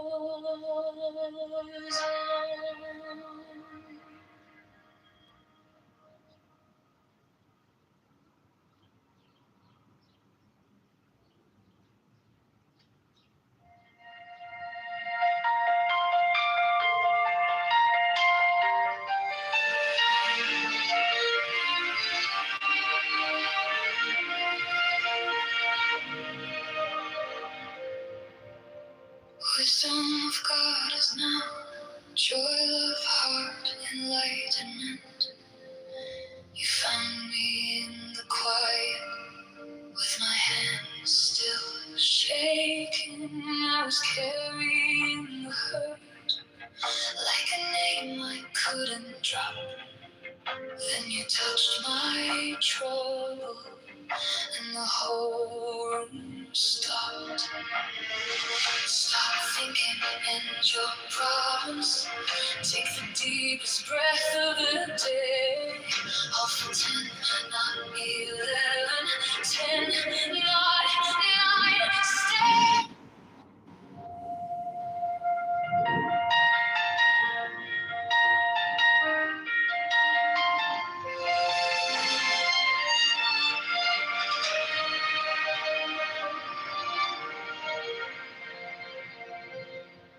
Wisdom of God is now.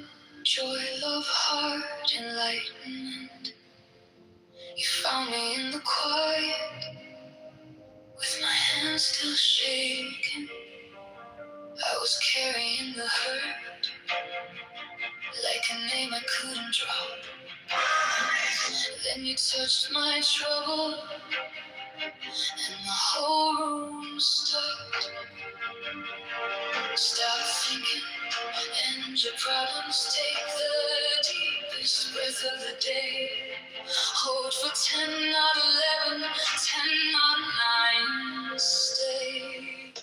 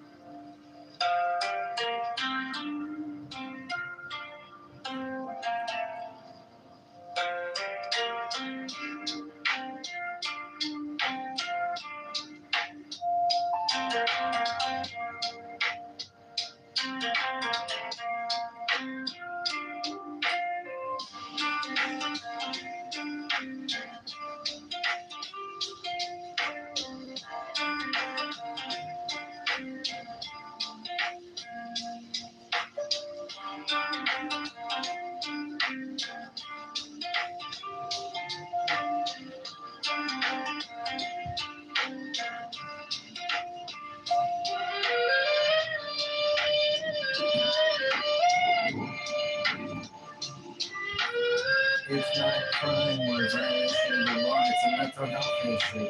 Guns are half prices. It does civil harm with no ethics or interest. Fraud, scams, lies, propaganda.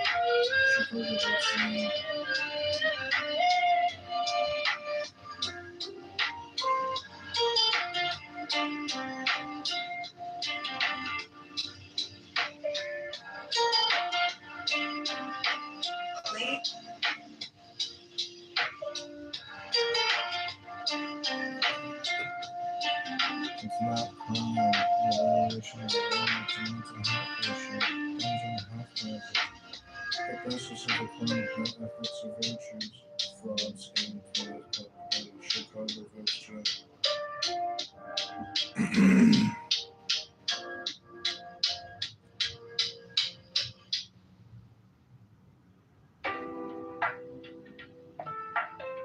We are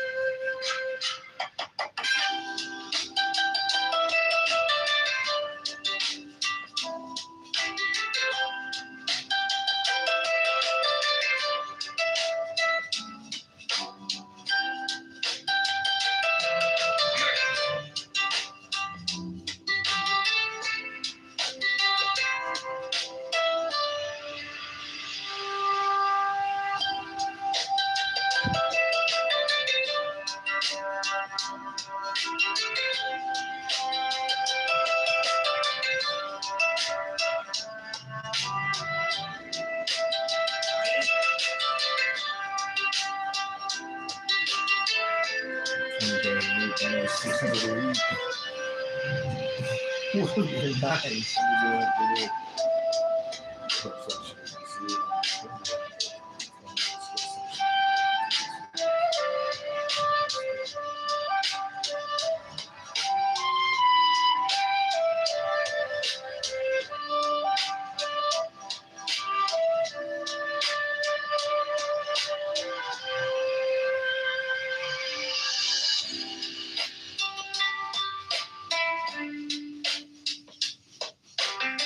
This is senior NCU intervention assistance and it's 100% service connected to the coming to mercy focus if you really need service and support communities and such stories and communities paying members for the past 7 years of most special areas have existed in emergency including the first level jobs from the old bureau not joining to the working organizations and civil money.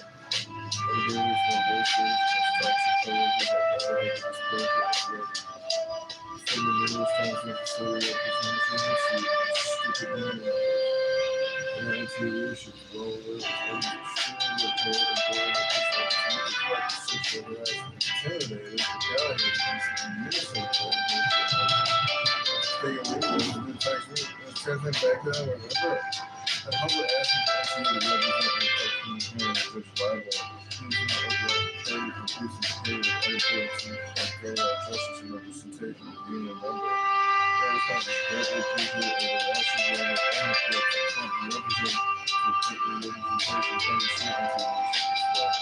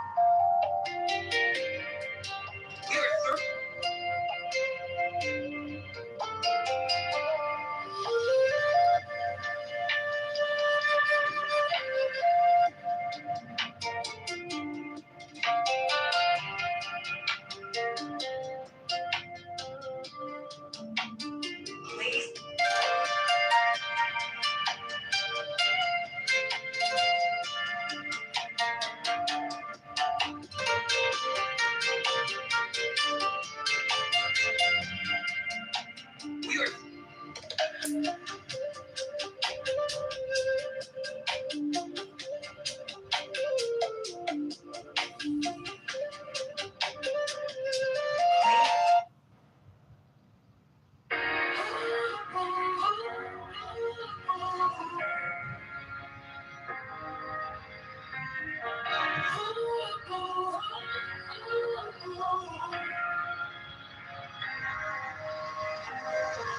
read the rain in a teacup.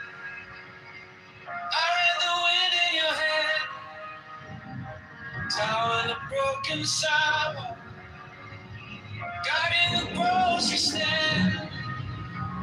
Psychology in the pattern. Loving the way you stay. If I let go, I'm coming back clear.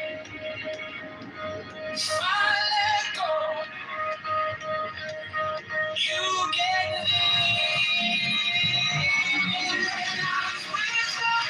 Now it's joy. Now it's wisdom. Let it unfold. God is love here. Love is now. How to hold this. Show me now.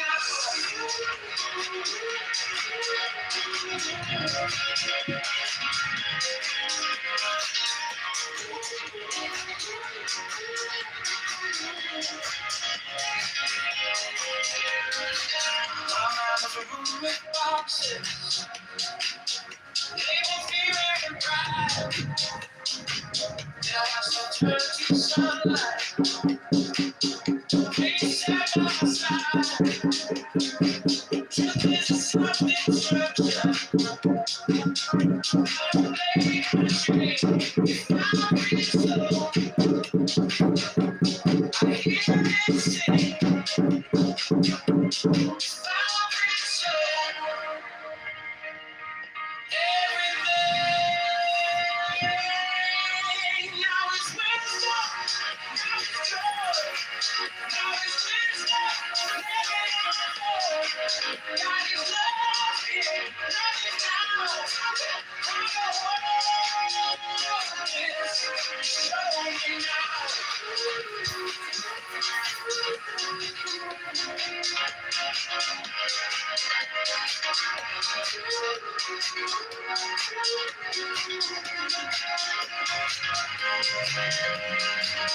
I stop asking for forever. I start listening for the sign. One small smile, one clean moment. Turns the whole world right. Intelligence.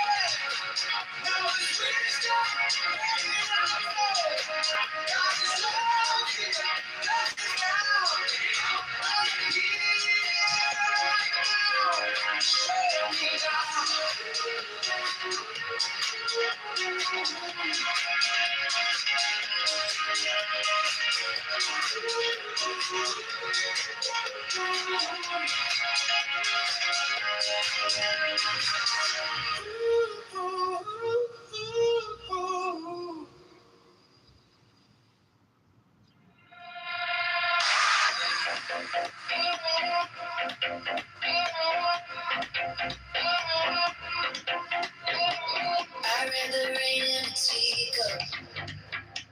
I read the wind in your hair. Down in the broken sidewalk.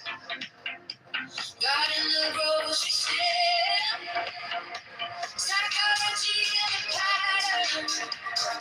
Love in the way you stay. If I let go, I come back clear. If I let go, you get near. Now it's joy. Now it's wisdom. Let it flow. God is love here. Love is now. Help me now to hold this. Show me now.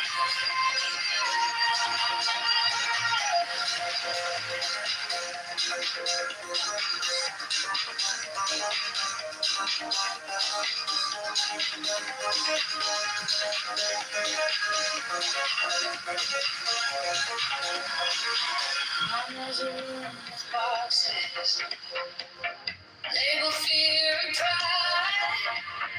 Then I watch them turn to sunlight. When you sat by my side, truth is a soul's construction. Not a blade, not a chain. If I really slow, I hear it sing.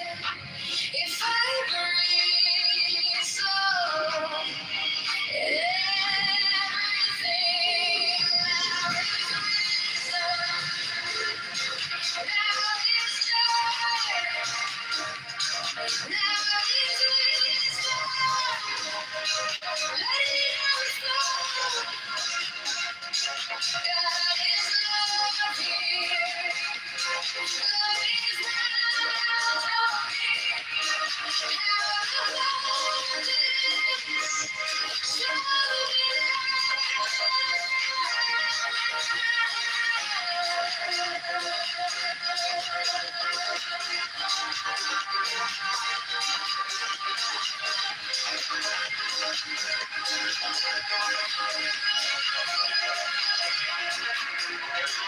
I start asking for forever. I start listening for the sign. One small smile, one clean moment turns the whole world right. Tell the truth in the silence. Joy in the dark. Now is wisdom. Now is joy. Now is wisdom. Let it all flow. God is love here. Love is now. He's right here.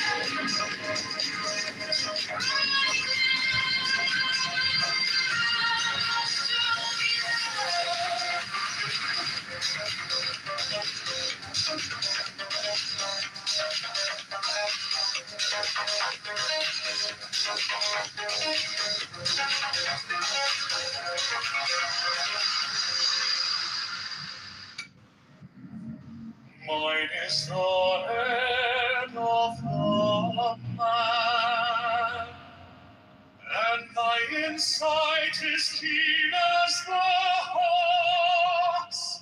By my head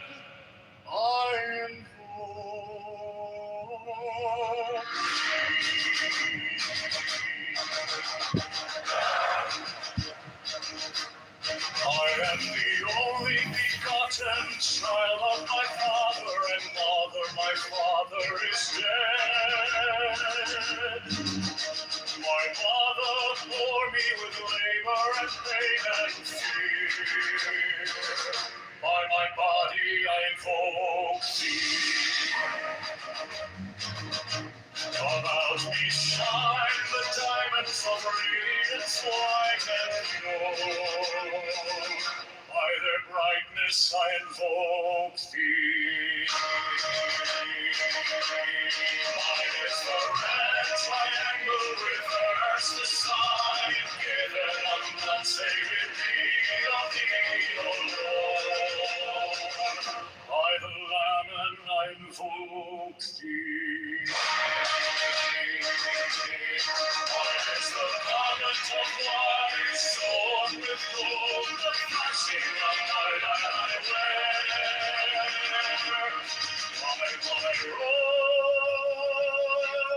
I invoke thee. Mine is the sign of the prophets and time. By the sign invoke thee.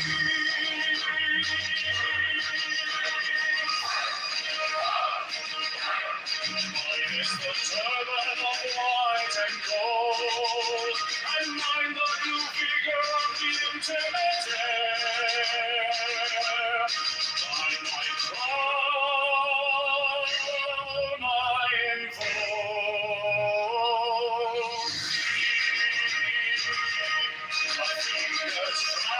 from the beads of pearl. So now I am to be my crown of glory. On fingers I invoke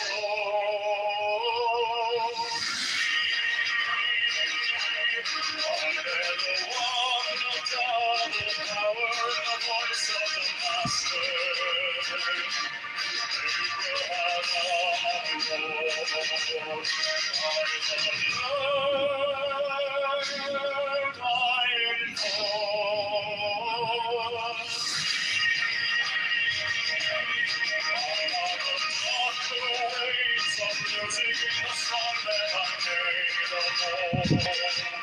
To inform.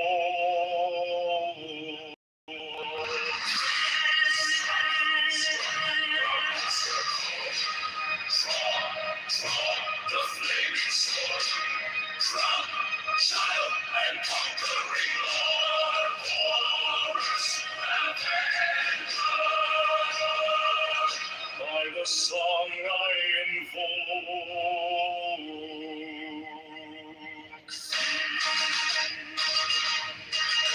My hand is thy sword of revenge. Let it strike at thy bidding. By the sword I invoke.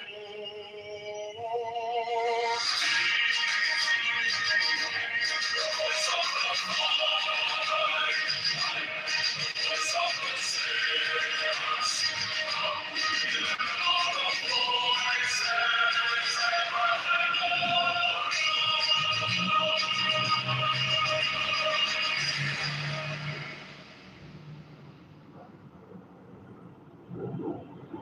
Mine is the head of the man, and my insight is keen as the hawk's. By my bed I invoke thee. I am the only begotten child of my father and mother. My father is dead. My mother bore me with labor and pain and fear. By my body I invoke thee.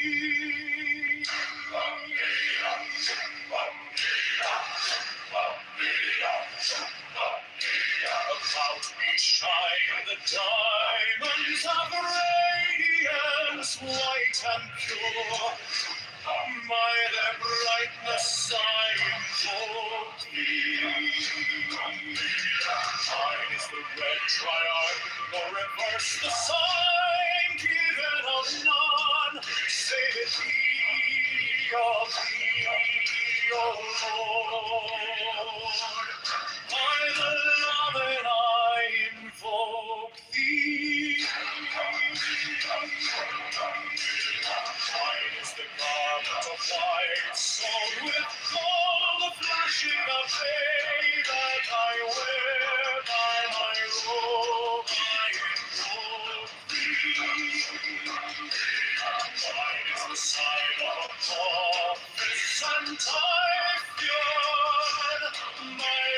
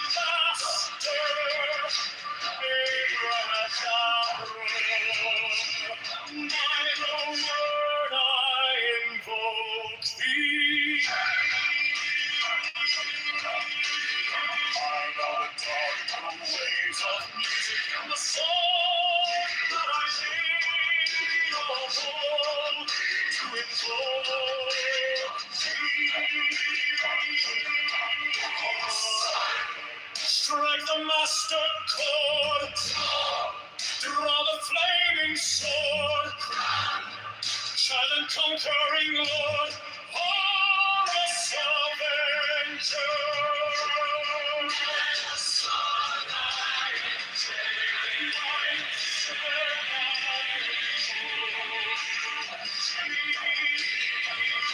In my hand is thy sword of revenge, and its strike thy teeth. By the sword and the voice of the 611 are the voices.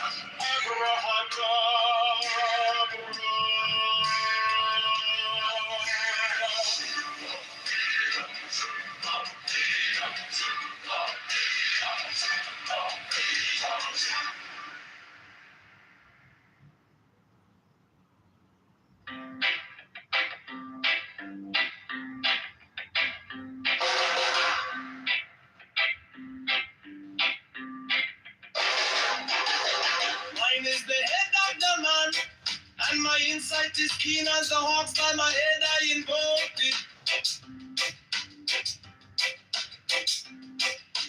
I am the only begotten child of my father and mother. My father is dead. My mother bore me with labor and pain and fear. By my body I invoke it.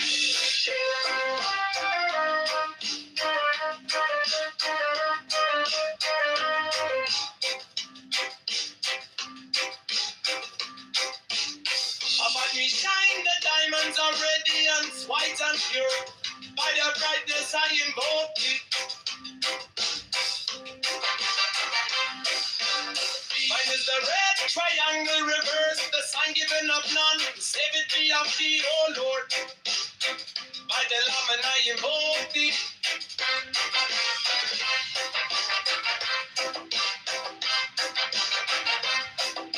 Free mine is the garment of white, sewn with gold. The flashing of eye that I wear by my robe, I invoke thee. Mine is the sign of a Apophis and Typhon. By the sign I invoke it. For mine is the turban of white and gold, and mine the blue vision of the intimate. By my crown I invoke it. My fingers travel on the beads of pearl, so run I after thee in thy car of glory. By my fingers I invoke thee. I hear the one of double power in the voice of the master. Abrahadabra, by the word I invoke thee.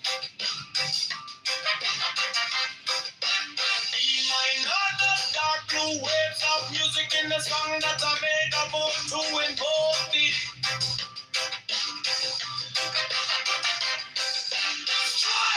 Strike the master chord. To the flaming sword. Child and conquering Lord. Avenger. By the song I invoke thee.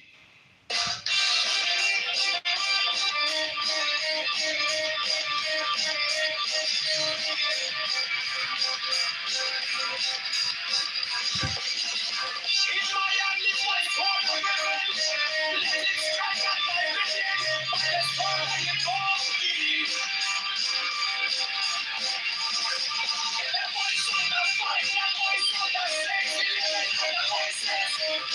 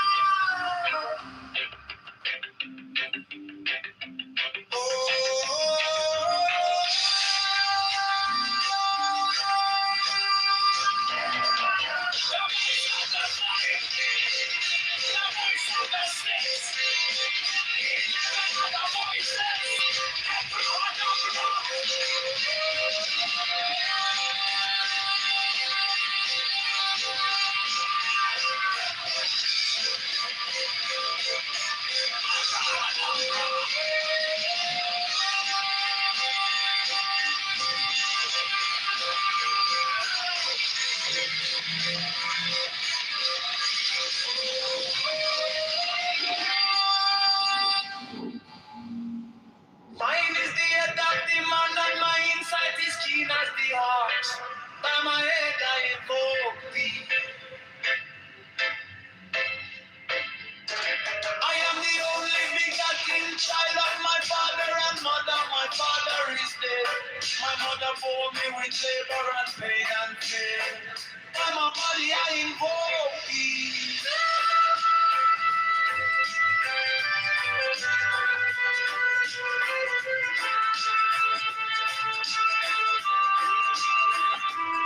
Around me shine the diamonds of radiance, white and pure. By their brightness I invoke thee. Mine is the red triangle reverse, the sign given of none. Save it be, oh thee, oh Lord. By the Lamb and I invoke thee.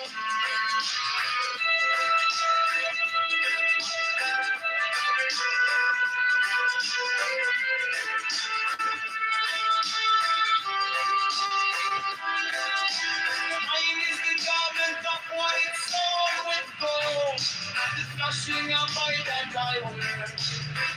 By my robe I invoke thee. Mine is the sign of a office and typhoon. By the sign I invoke thee.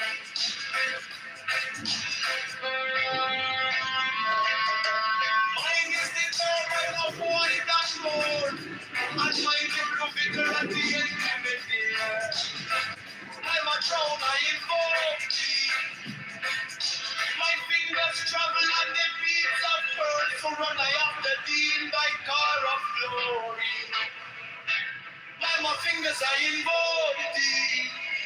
For thou the one that has power in the voice of the master. Abraham, by the word I invoke thee. Mine heart the dark blue waves of music in the song that I made a vow to invoke thee.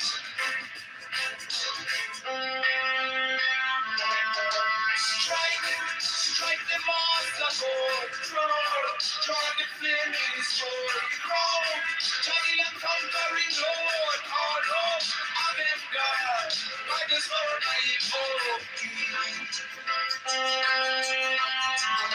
In my hand is the sword of revenge, let it strike, as I believe, by the sword I invoke thee. The voice of the fight, the voice of the 6, 11 are the voices. Abra.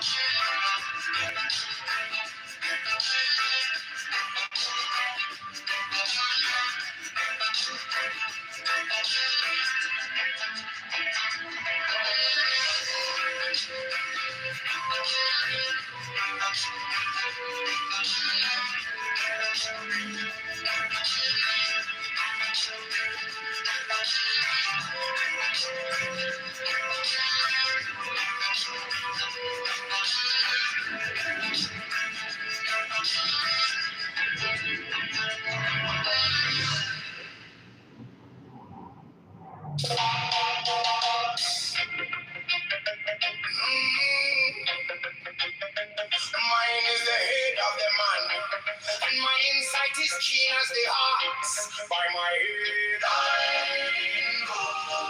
invoke thee. I am the only begotten child of my father and mother. My father is dead. My mother bore me with labor and pain and fear. By my body I invoke thee. About me shine the diamonds of radiance, white and pure. By their brightness I invoke thee. Mine is the red triangle reverse, the sign given of none, save it be of thee. Oh Lord, by the layman I invoke thee. Mine is the garment of white, so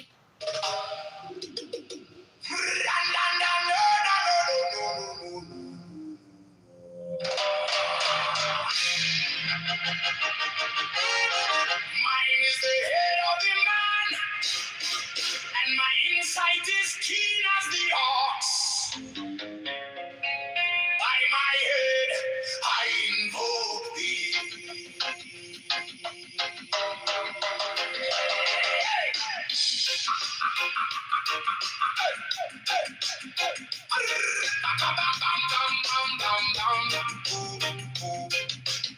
I am the only begotten child of my father and mother. My father is dead. My mother bore me with labor and pain and fear by my body. I invoke thee. About me shine the diamonds of radiance, white and pure. By their brightness, mine is the head of the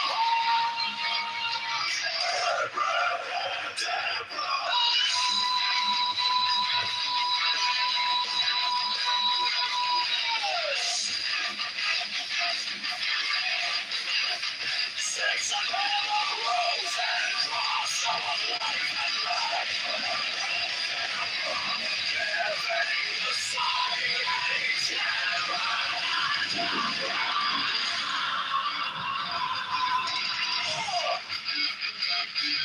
remaining in the sign, the invocation concludes. Therefore I say unto thee, come thou forth and dwell in me, so that every spirit, whether of the firmament, or of the ether, or of the earth, or under the earth, on dry land, or in the ether, of rolling air, or of rushing fire,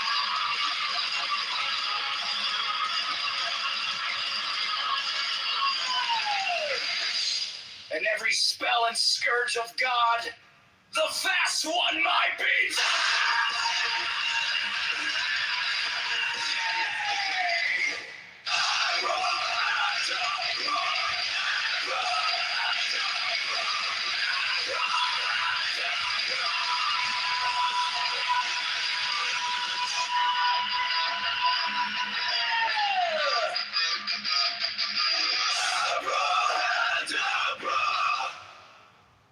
Mine is the head of the hawk,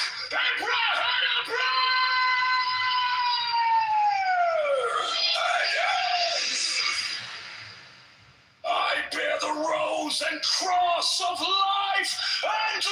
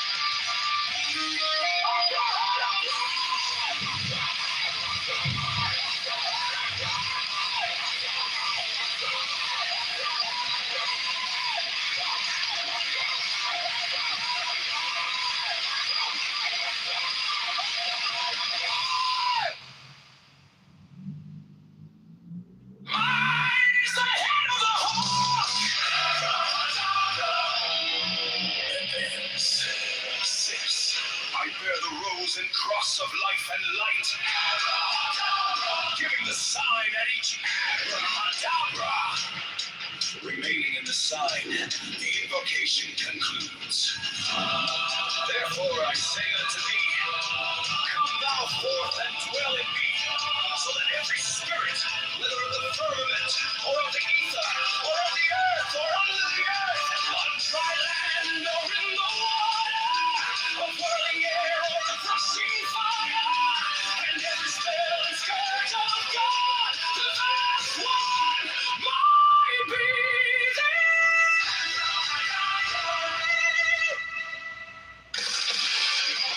Mine is the head of the hawk, abracadabra, and ends in 6. I bear the rose and cross of life and light. Giving the sign at each and abracadabra. Remaining in the sign, the invocation concludes. Therefore I say unto thee, come thou forth and dwell in me, so that every spirit, whether of the firmament, or of the ether, or of the earth, or under the earth, on dry land, or in the water, or whirling air, or of rushing fire, and every spell and scourge of God, the vast one, might be thee. Abracadabra.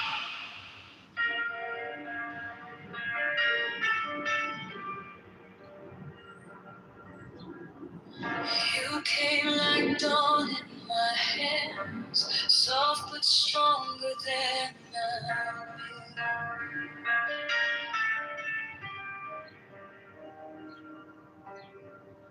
My fear turned gold in your eyes, and my old night broke in two.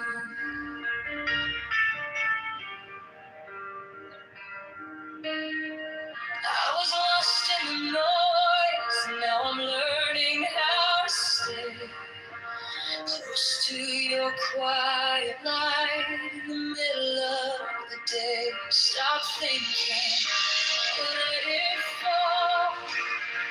Take the deepest breath of them all. Hold it close. Don't run from the feeling. One more second. You can start believing. Wisdom of God. Now it's done. Wisdom of God. Now it's done. Wisdom of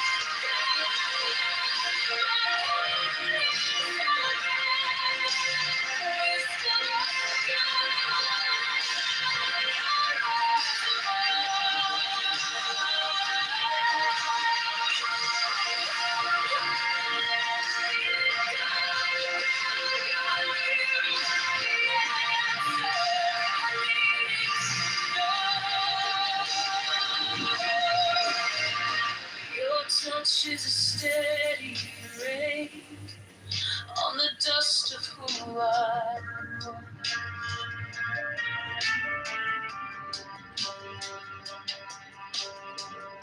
Every wound gets named, then it fades in the hush.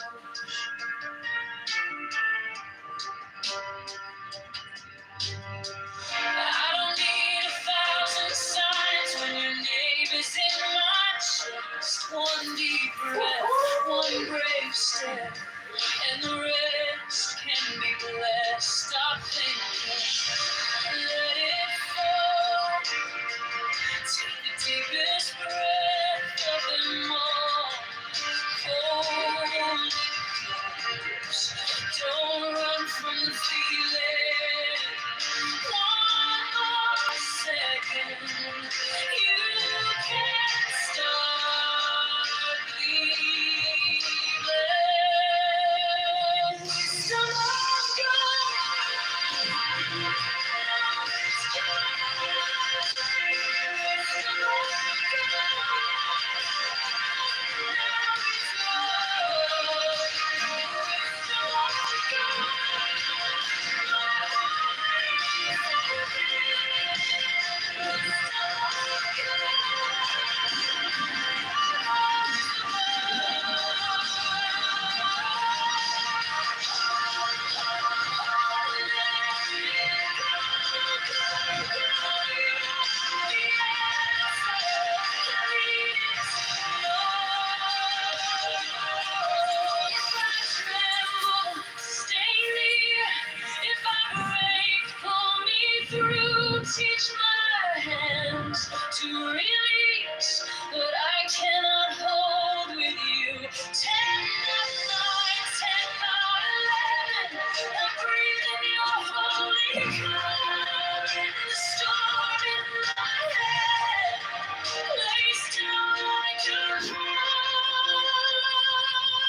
would be nice. This is right now.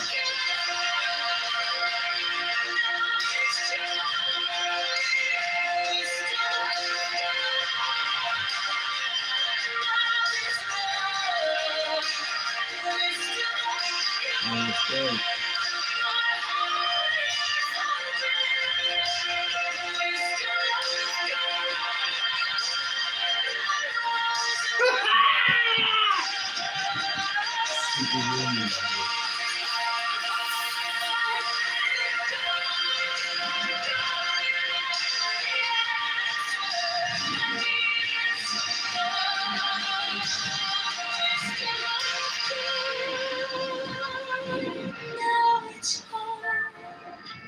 Wisdom of God, yours alone.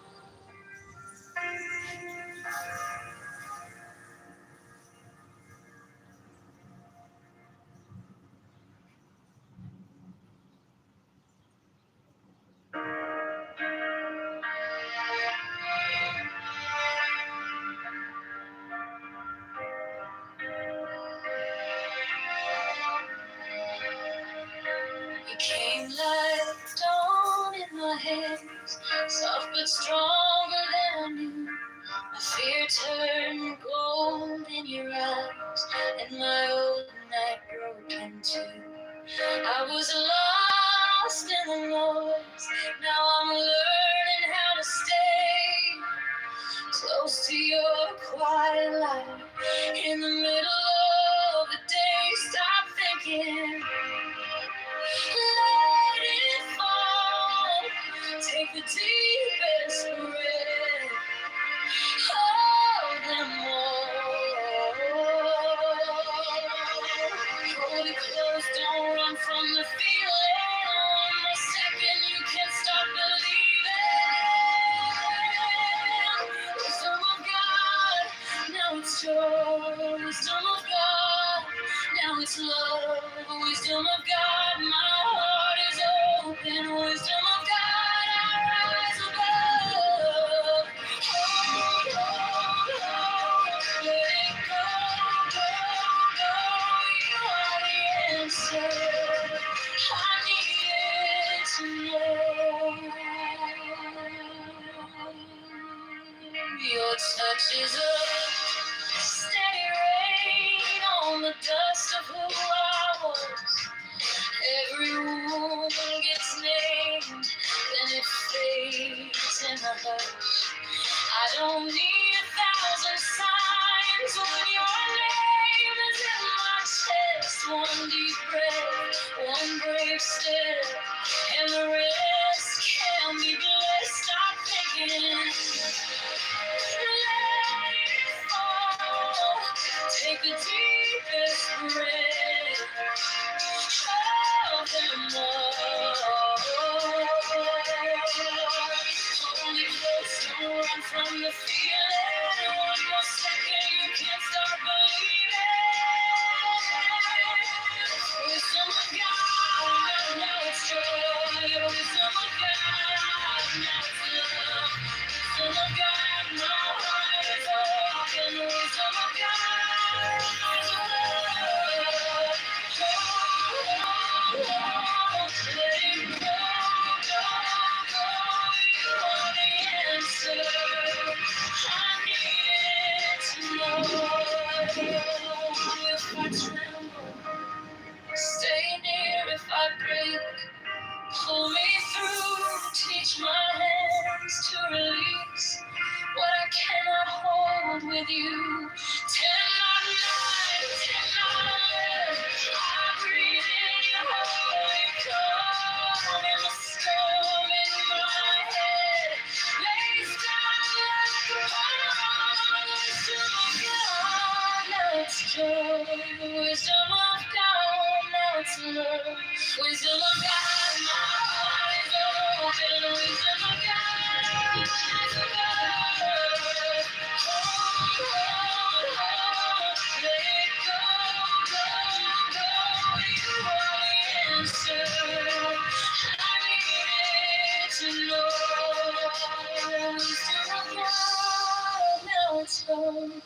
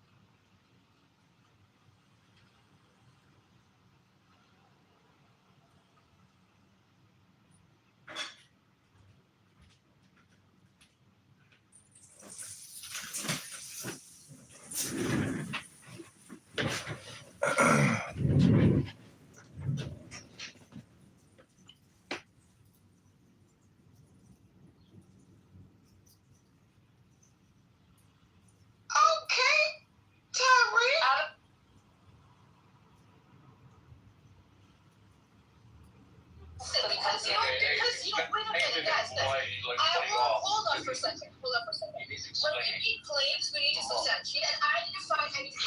I'm not. And everyone's asking for the link. So if you find the link, I'll read it out loud. How's that? Okay, we'll get real on it. What is the claim? What is the claim? That when Iran denied firing the missiles or the drones at the UAE, then they didn't know anything about it. Then they came out 5 hours later. They confirmed that they did it. I guess. I think they did it because the UAE withdrew from OPEC. I don't know. See what happened on the his thing was not an No, wait a minute for a second. You said the state media on television said that. Yeah, that's what he said. That's not official. How close did you come to becoming president? Cool to decide to run for mayor. We're on the clock for the coolest shots in America, and today we're going to work with Chicago. This is what I refer to as our ceremonial office. And I think you're well, yeah. This is a commission. That's the photo that we use. We got some instruments here. These two guitars on Lollapalooza. Billie Eilish, she's on that one. T-Pain, he's on this one. So my father's church actually grew playing the drums. So we have to be consistent. We have to be steady. I know you have a lot of speaking engagements. How do you ever? This is, I went and looked it up, what did they say? So, who cares who's linking it? So this is from the Middle East, I can go Times of Israel, but which one would you guys like? Al Jazeera. Well, Amir prefers Times of Israel. Al Jazeera. Go back. I'm kidding. I don't care. I'm just giving you this. Yeah, just whatever was the, but it's the same, like everybody's reporting the same thing of what they said. So what they said was Iran denies plan to target UAE, blames US for adventurism.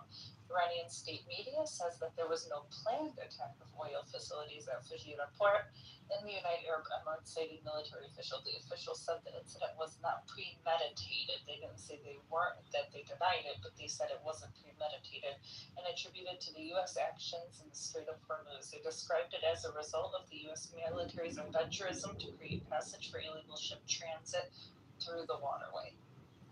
So do you see that big difference? Do you see that big difference? It was Melissa. From we were not intending to, planning to, however, really comprehensive. Exactly. I mean, brilliant genius. Thank you very much. So, do you guys remember yesterday when Iran warned the United Arab Emirates? Hold on. This is the denial.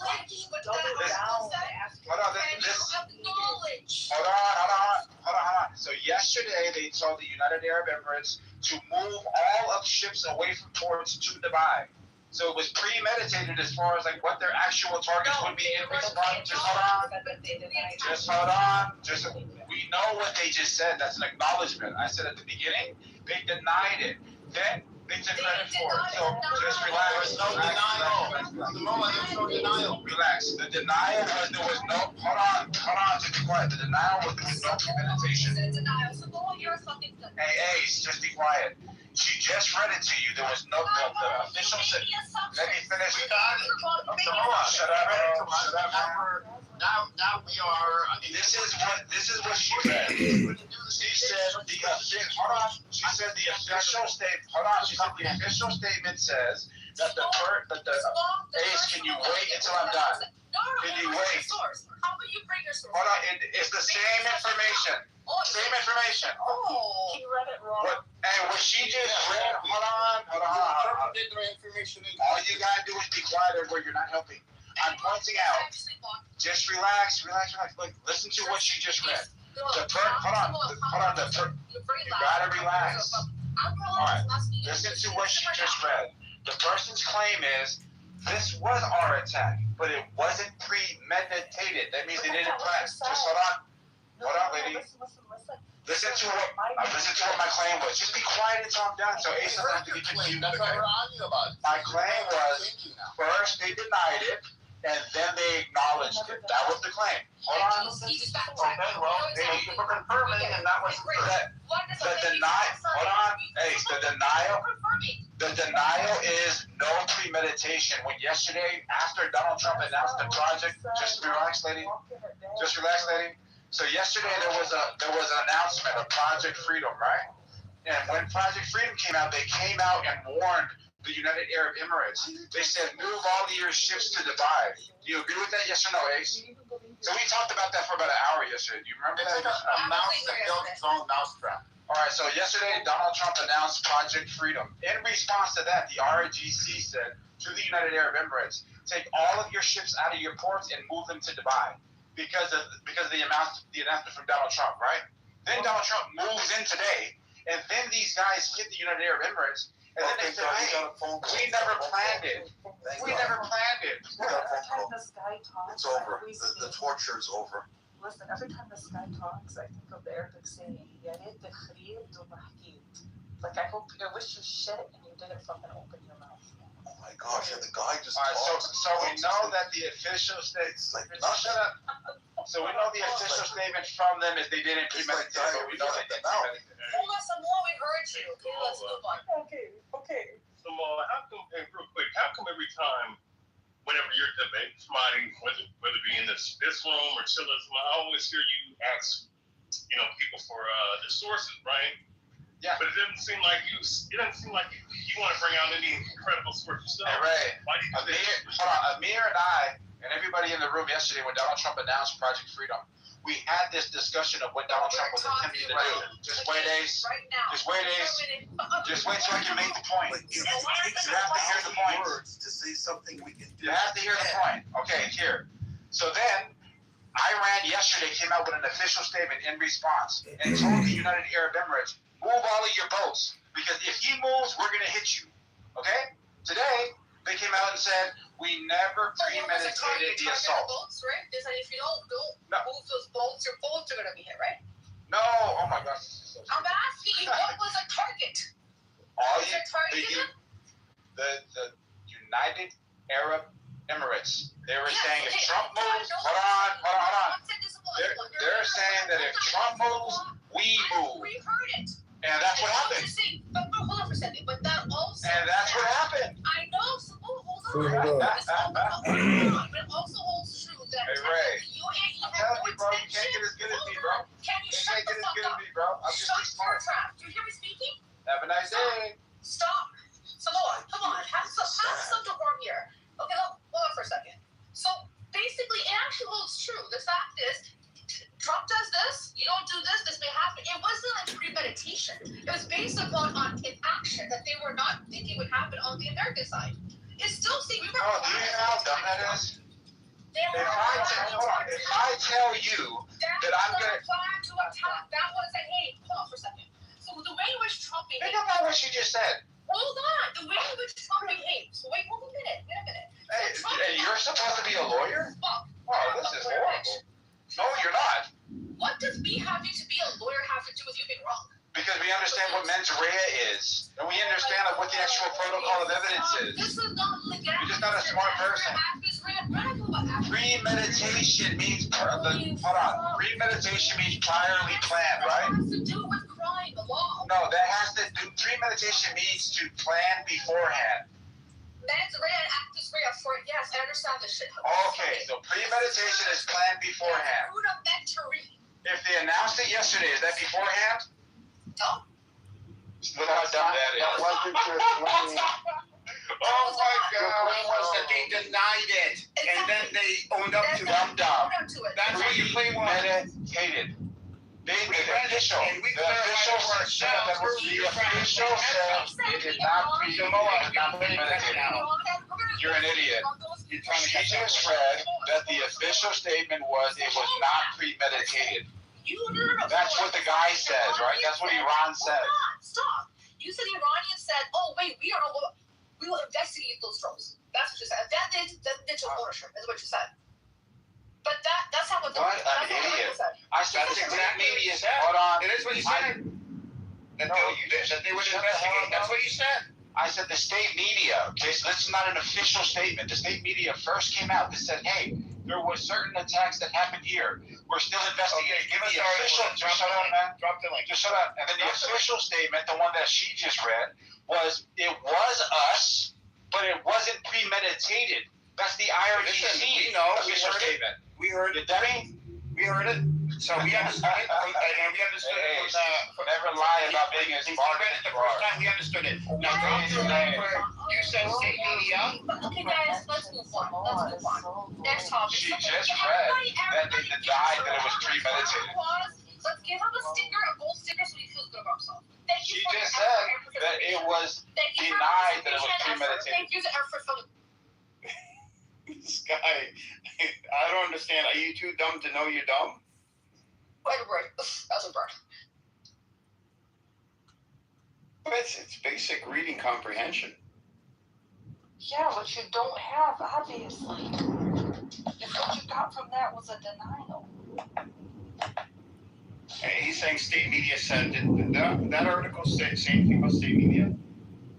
Nothing. It just said this is what they said, is that this wasn't premeditated, but was done in retaliation to what the U.S. was doing. The U.S. was accusing Iran of premeditating, and Iran is saying no, that we're not premeditating. This was not premeditation.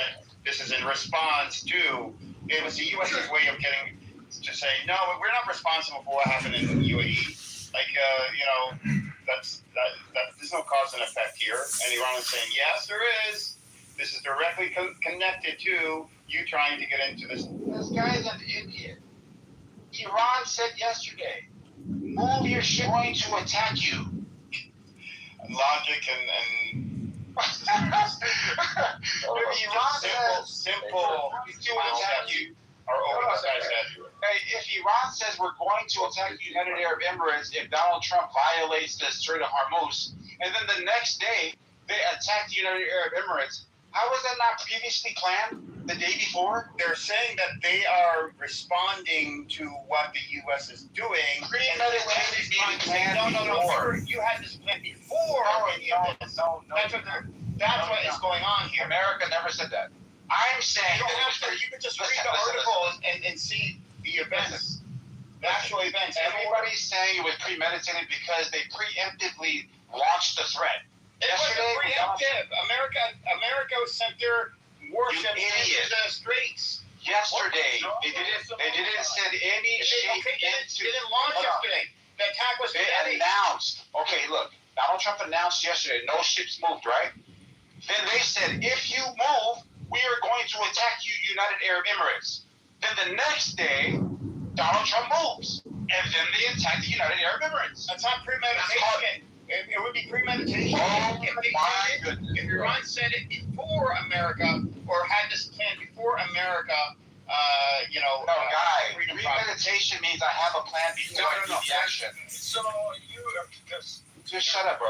Premeditation means it's planned before the action takes place.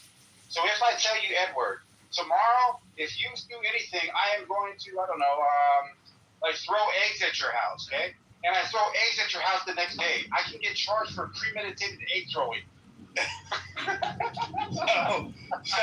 only if it's not premeditation. It's not premeditation because I don't even know the word, by the way. Premeditation. Sounds yes, premeditation. Okay. Oh my gosh. Okay. So it's not because they are responding to what the U.S. said that they're going to do. They're saying we'll do this if you do this. It wasn't that they had this plan before the U.S. Said what they're going to do. That's what the U.S. is trying to do. Edward, I heard what you said. Premeditation means that the plan that's going to go off if Donald Trump moves was planned before it went off. So, for example, like I said, throw eggs at your house, okay? That is the actual plan. Okay, executing hold on. Is me acting on a plan. Okay, so would they wait, with Samoa, easy question here. Was Iran going to attack the UAE regardless of the United States going into that? It is actually the main point. Not that it's not relevant, but it is actually the most relevant point here. Is were they planning to attack? Because that's what you're trying to say. Gosh, bro, you say premeditated. So were they planning to attack before America threatened to move in? Edward, we're not talking about justification, okay? We're talking about a plan that was thought out before executing something. Okay, so the justification of why they did it or why they didn't do it, whatever, is irrelevant. Okay, like for example, premeditation in murder means that I planned everything to lead to your murder. Okay, it doesn't mean that I'm justified in planning or that I'm murdering because whatever. It's just the plan before the action. Come on, bro. You guys are way too old to be this stupid, bro. What the hell's wrong with you? Look it up. What is premeditation? A plan beforehand. The easiest definition. Plan before action. Not why the action happened. So what do you want to say, Samuel, from this?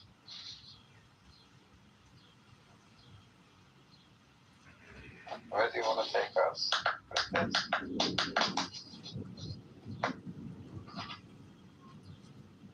What do you mean, man? Say something.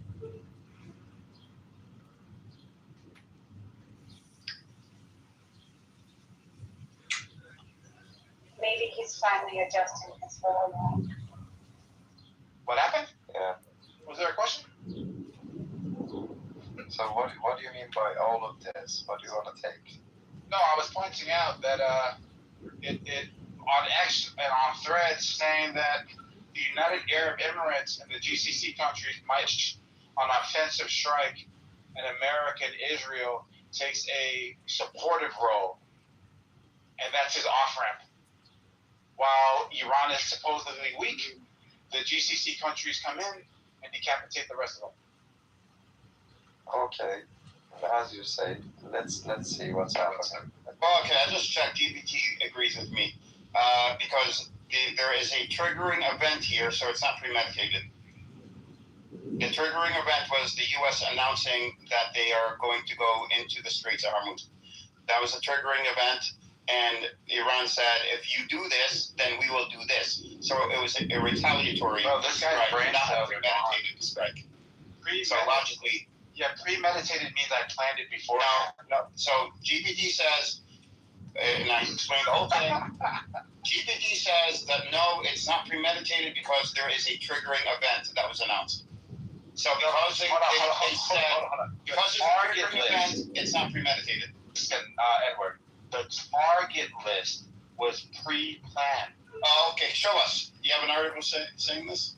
The threat yesterday was, they do this, we're going to bomb this. No, you went back to that. I said, so all right, but I'm disengaging with you. I'll wait until the smarter moderator takes it out. GPT said comes back that it would be premeditated. Just like I told you, it would be premeditated if they had plans to do this beforehand. Edward, there is some truth to the Iranians threatening to hit the GCC countries. No, that's not what we're talking about. He's a dishonest person. We're talking about this particular situation hitting the UAE, the Fajita ports. We're not talking about a justification. We're talking about a plan to execute. Hold on. They said if America goes through with trying to get into the Straits, we will attack the UAE. There you go. That is not premeditated. Premeditated are the targets that they picked. No, it's not. It would be premeditated if they said beforehand, or they had plans beforehand. So much when they know so little. Oh, listen. That's Listen. So if Iran was going to attack the UAE, regardless of what the U.S. Did or didn't do, then you would have an argument for... That has nothing to do with premeditation. That has to do with there was no plan. The plan came about because the U.S. said, we are going to do this, we're going to do X, and then Iran said, if you do X, we'll do Y. Does anybody believe that when Iran said, we will respond, that their generals haven't listed the targets that they're going to respond to? Oh my God, bro. Yeah, go ahead, bro. Was it not war? Yes. What Trump did. It's nothing. Yes. Trump knew what was going to happen, and he did it. Yeah, and Iran said this is what's going to happen, but Trump is trying to make it seem like no, this was premeditated. This was already in the works beforehand. Like this was not because of the U.S. going into the States. That's why the U.S. is positioning it this way. Yeah, which Iran denies, by the way. Iran completely denied. They said it was not premeditated, and it was a direct response. Yeah, well, smart people can realize that. The stupid MAGA can't. All right, moving on to another conversation for you guys end up beating a damn dead horse. What else can we talk about? Oh, we had Matluba, we had Mujaddiba. We talked about Spice a little bit. I don't know. Figure out if Trump with his freedom plan, was there a premium to it? Was there a cost to this freedom plan? Were we talking about that yesterday? That's you charged anything for this? That's what I'm thinking. There was some kind of premium on this escorting. The big question is if he charged him now, is he giving the money back since the plan failed?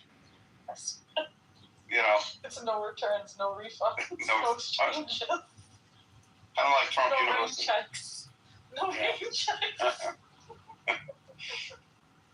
I mean, it was a really dumb idea.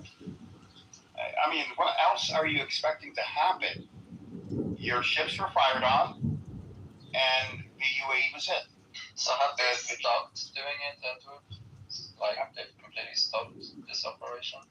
I don't know. Anything about this? Because I heard that one or two ships have been escorted out from the Strait of Hormuz.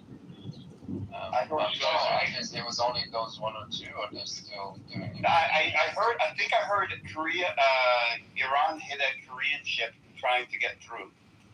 Yeah. But I didn't hear anything else. That doesn't mean, what you're saying is not true. I'm just saying I didn't hear. I think I was successful. You guys heard about this? Did you guys heard about this new virus? It's just been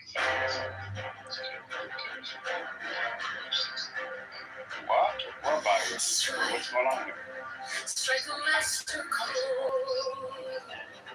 Yeah, it was on this cruise ship. It comes from rodents. Oh, how does it spread? Rodents. Three They're dead already. disease or bites. How do you spell it? Hanta, like Fanta with a H. H-A-N-T-A? H-A-N-T-A. Yeah. That sounds like it. They're not allowing them to come on because there isn't a risk to the general public. Why? It's what the world has. So they said about coronavirus. No.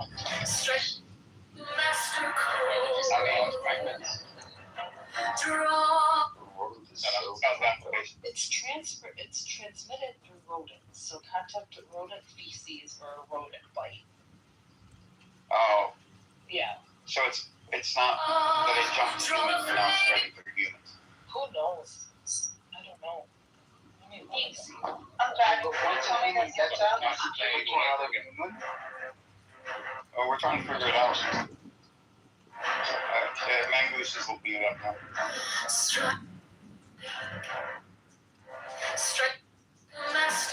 If there's another pandemic, It's pretty crazy. Where? Like 3 people dead on one Okay, cruise. it's primarily. I'll take my chances in Dubai. Where are you in Dubai? I'd rather take my chances in Dubai than another pandemic. Okay, so almost never human to human. You get infected when you breathe in tiny particles contaminated with rodent urine, droppings, or rodent saliva.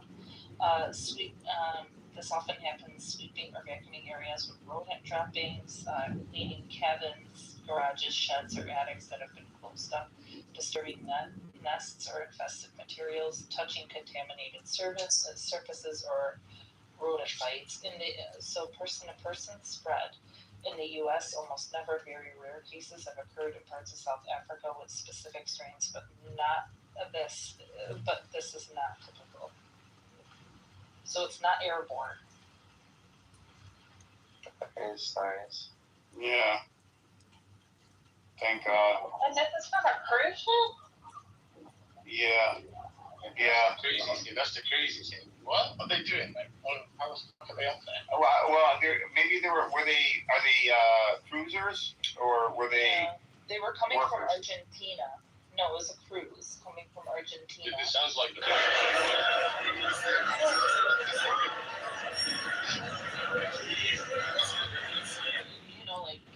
You can't stop rodents from getting into a ship.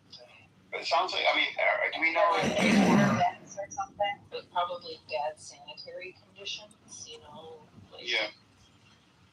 Like Morning said, air vents or something. I didn't think of that. Air vents. I was gonna say it had to be workers that were cleaning up or something and were exposed to them, but air vents.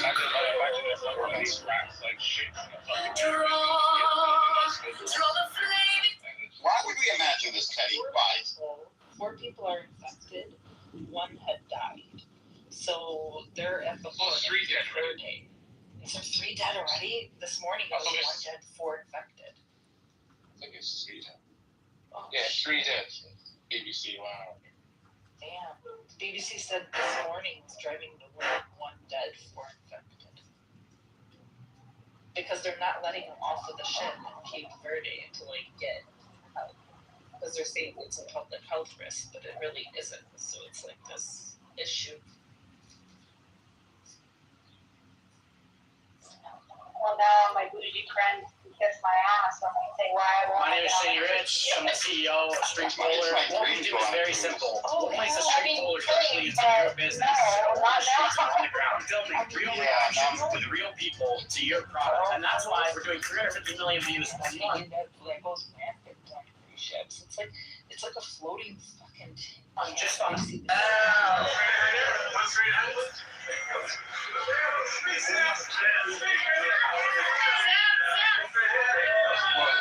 know what my name is?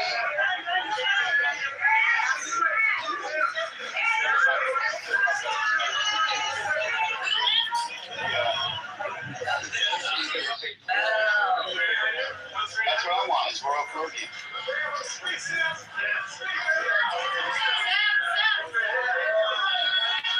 This is from somebody that eats each other.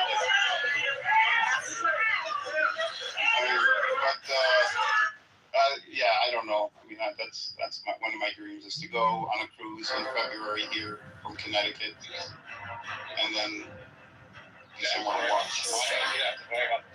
Strike a master We gotta fly to it. Yeah. Well, there was one in Connecticut, in New Jersey, so driving distance. The port is in the major port is in New Jersey. You're not flying on this one. No, that would suck. If I had to, after, not before the cruise, but after the cruise, if you have to then fly home after you're worn out and tired and everything, and that would suck. Did you have fun with Samoa? Huh? Did you have fun with Samoa? Samoa? I mean, that's a. I think you're gonna end up with a mutiny from people. Edward, from now on, we know who he is. When you argue with him, I'm gonna be pissed at Me? Yeah, I'm just gonna be pissed at you for arguing. Well, you should be pissed at Taco. He crashed out on him earlier. I'm just gonna be mad at you when you argue with him because it's like when you argue with idiots, what's that make you? Well, I believed him at first. I'm like, okay, provide. Let's see the link. And then he goes on and on. I'm like, let's see the link. Well, the first step is to explain it, then give the link. And now I've explained it. I said, okay, give the link. Well, I'm still going to explain it further. You know, it's like, the fuck? He's so dumb. He's so dumb. He thinks he's intelligent. Stop. That's terrible. He's so weird. What is this? He still never answered Ray's question. That's the irritating point. But when you debate him, he's asking him to remove the mic from his I've mouth. ever had the displeasure of working with So, him. Informed me numerous times during facility walkthroughs how much he hates the union, stupid union members. Just a barrage. And NTU leadership as well was able to Stop, man. Stop. This is terrible. This is so terrible. What's wrong with you people? Retaliated against me. Taking a leave of absence in Texas, working on it, and is transferring back to Atlanta away from Attleboro. I'm humbly asking for NTU to represent me for coming home to judge my rivals. Please do not look like a character. You're so weird. You people are so weird. I don't get this. I don't get this. Oh, this is terrible, man. This is terrible. Your response is greatly Then why do you come in here? Judge level influence for playing It's representation horrible. by senior It's NTU horrible. Not terrible. It's horrible. Terrible. I thought he said terrible. I'm gonna start sending him. Remember the last stickers that we would get in school? I did notice he kind of backpedals whatever he says, and then he changes the whole fucking argument. That's exactly what he did. We're just in a whole nother argument. So who the hell was talking about that? We're talking about this. You're talking about this. Someone send him a link to Hooked on Phonics. No, it's literally he needs No, to I think what we need to do, get Shuki in here, record every time he speaks, and then play it back to him. This is what you said, mofo. Stick to the same fucking point. Stick to the same point. Rewind. Yeah, rewind and then replay. Now here, we need John Kitover actually. John Kitover would have a. He would be content. Oh my god. More would be content for John. He is entertaining, the John Kitover. He starts crashing out, you know. John Kitover's entertaining that? Has he been posting anything interesting on YouTube? He used to check his YouTube page. I think he still does, but you know, I don't know if he. Look, we have Anonymous at the bottom. He's live streaming the room right now. Yeah. He found this new technique, put Anonymous mode so nobody can kick him. Such a retarded old man, and he's a failed politician. Go to MayorKitover.com, ChicagoMayorVote.com. If Phoebe was here earlier. I took my headphones off, man. Because I got I got a family member over, right? So I have to give time over there. So that's why I just take the headphones off. Edward comes in, I'm like, okay, he's going to run the show. Ace was here. Yeah, but they let Samoa go on a premeditated 10-day monologue. Sam, he gaslights the state, Sam. So we need gaslighting to get the room going. You Sam and Samoa. PDF. What did you say, Nicholas? You received my PDF. That's for another day. Well, should we tell him? Should we tell the room? We can. I created a little dossier about our friend Black Rabbi, fact-checking many of his claims, and I created it and put it in a PDF. But before you go into that, I wanted to say really quickly that your TM is correct that nihilism and existentialism are not the same thing.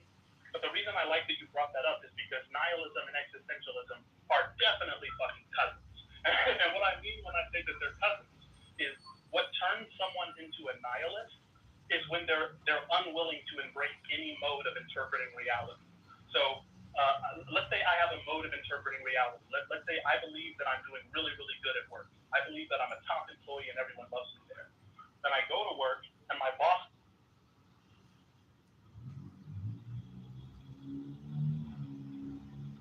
blatantly telling us that.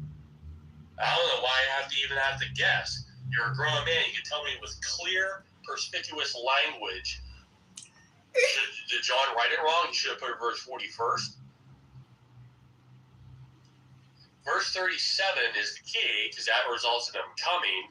And then he goes, and the individual is a part of this group. That's the verse 37 is the chiton or komenon.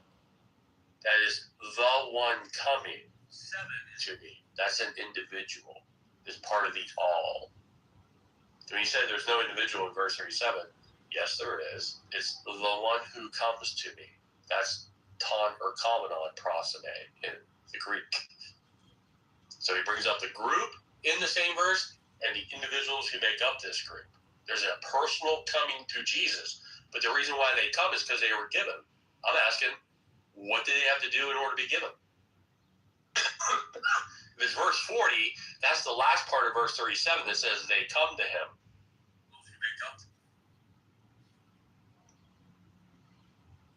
That's the result of what the Father and Son just accomplished, not the beginning.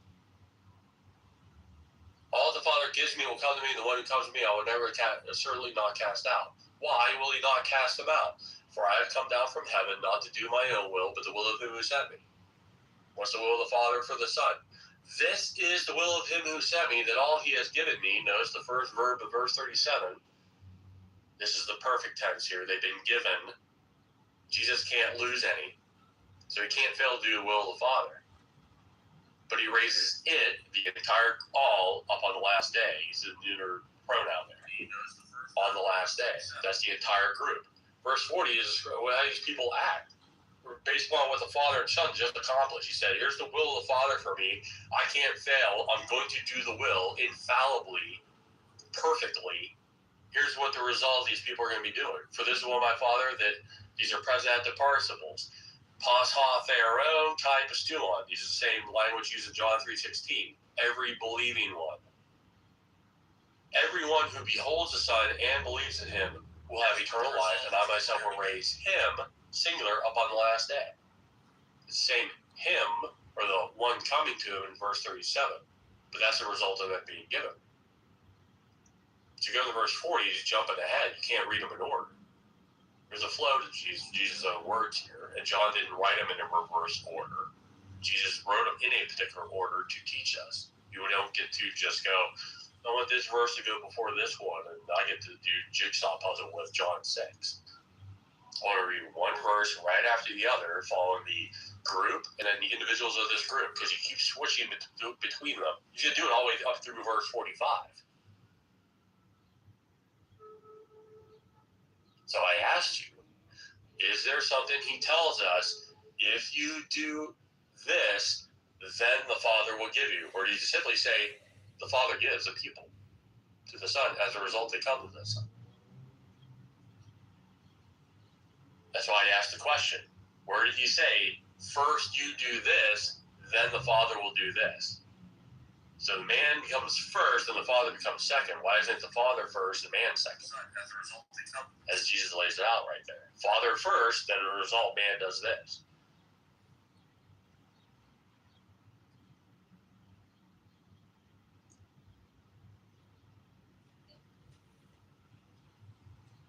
We're waiting. And why can't you read the verses in order?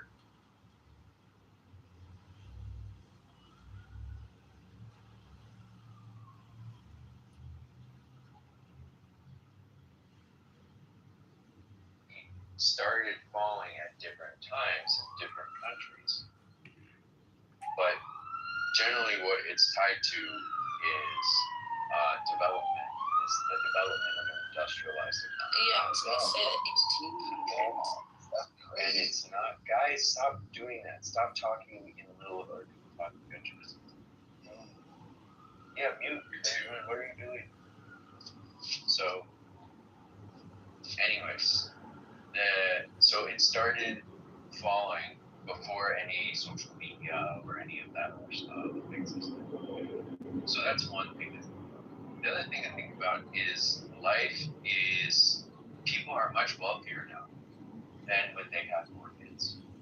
Okay? If you go back to, 1820 or something like that, Americans had a TFR of like 8. Okay? And TFR is netting out things like kids that don't make it to adulthood, things like that.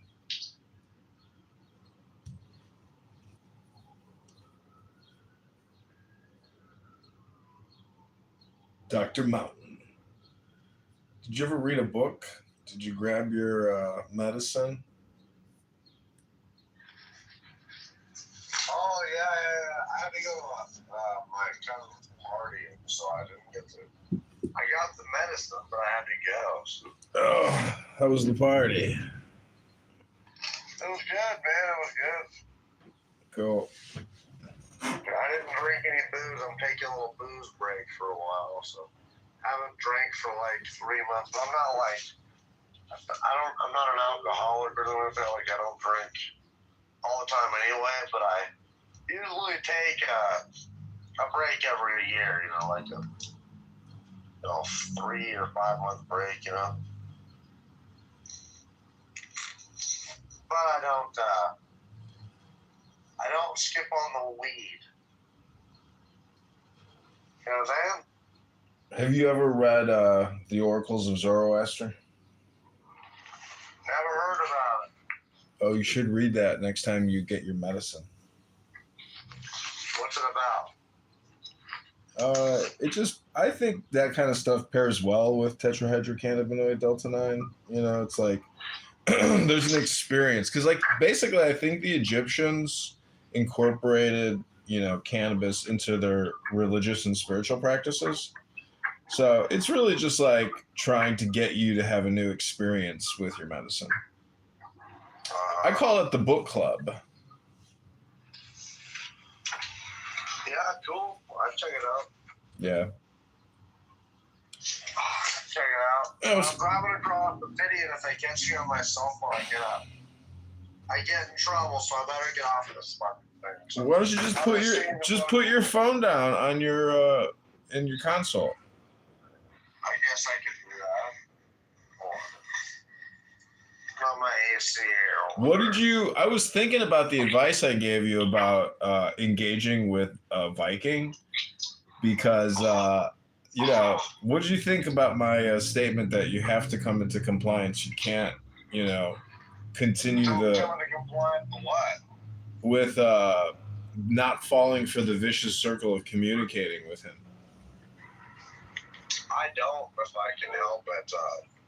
The other day, there was that Lisa 420 room, and there was a mega room, you know. So I'm sitting there laying down some facts, and Brad Viking he hates me so much.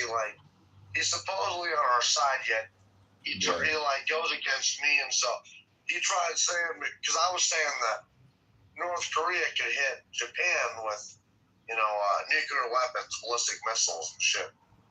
And he's like, no, they can't.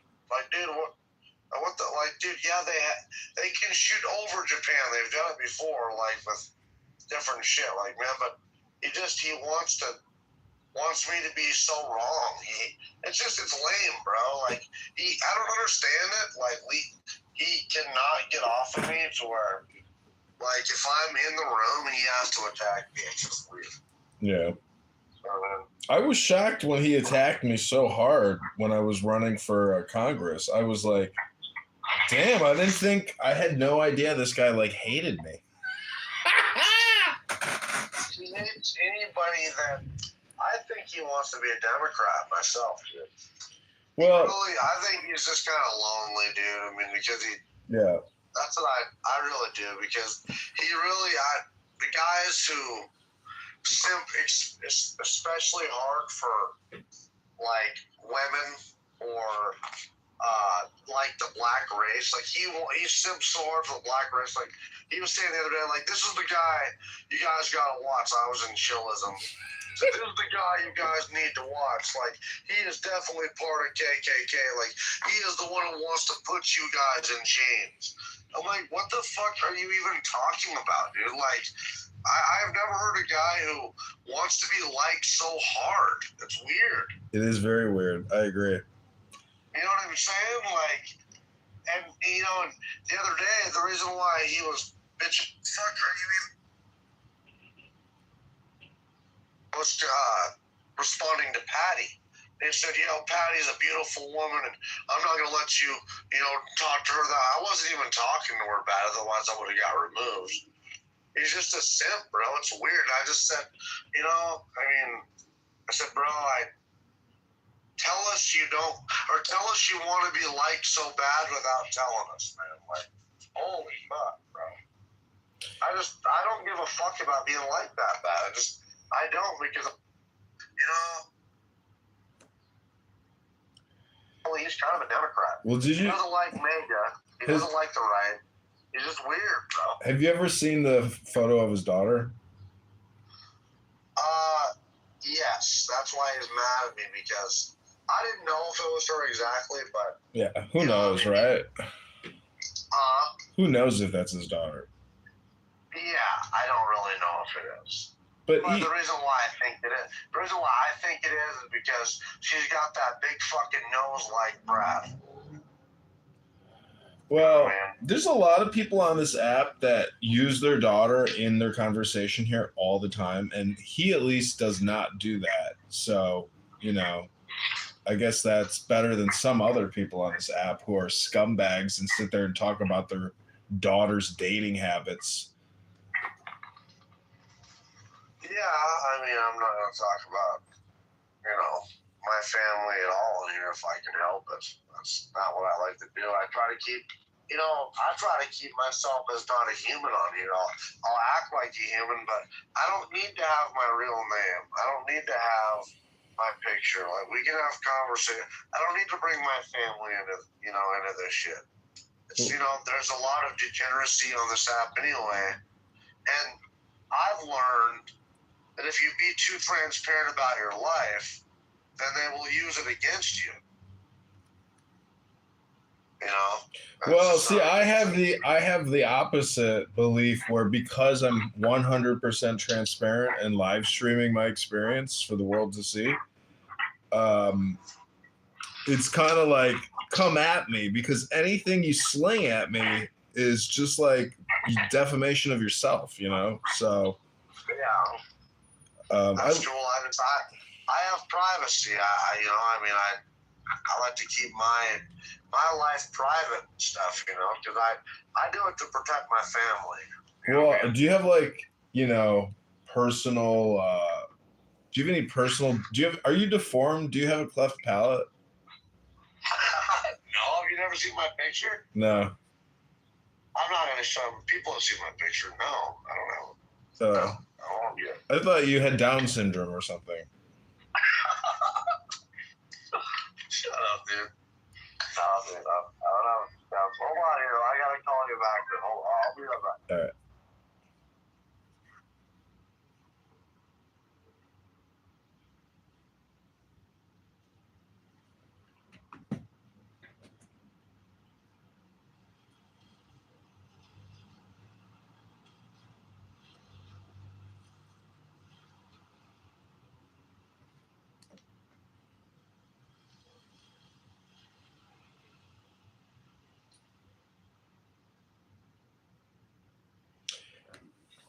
Hello, Captain Picard. This is Q. What do you want to do today, Captain Picard? Q, I'm not in the mood. That was my. That's very good. Thanks. You're recording the room. Dead on bump. Rabona Shalom. Are you streaming the room? No. Okay. Just curious. No. I'm streaming downstairs in the other part of my house. I'm streaming Politically Incorrect, I think. You're always streaming. I just had a room with someone who likes to make death threats on this app, and I asked him if he has Down syndrome or cleft palate, and he thought that was funny. Boy, Vay, where do you get the chutzpah to make jokes like this? Rabbi, you were making some funny jokes earlier with Monica and the ladies in the room. You're pretty funny, bro. You are funny. What made you laugh? You were like, what's up with these feminists, like mansplaining to us or something like that. Because, anyways, it was just a funny room. Stupid Monica's like... Everybody's sitting there getting cooked for no reason. Yeah. Forget what it was. It was on earlier. So, Zabu, if you were far out in outer space and your warp drive shut down and data was also malfunctioning, did the Enterprise have an AI system that you know about based on the television show? Trivia question number 1. I'm not a trivia person, and I'm going to go with yes. I could be wrong. No, I think when they would say, you know, when the Scottish guy would say, "Computer, beam up Captain Picard from the surface of the planet." No, computer! Mm-hmm. Great.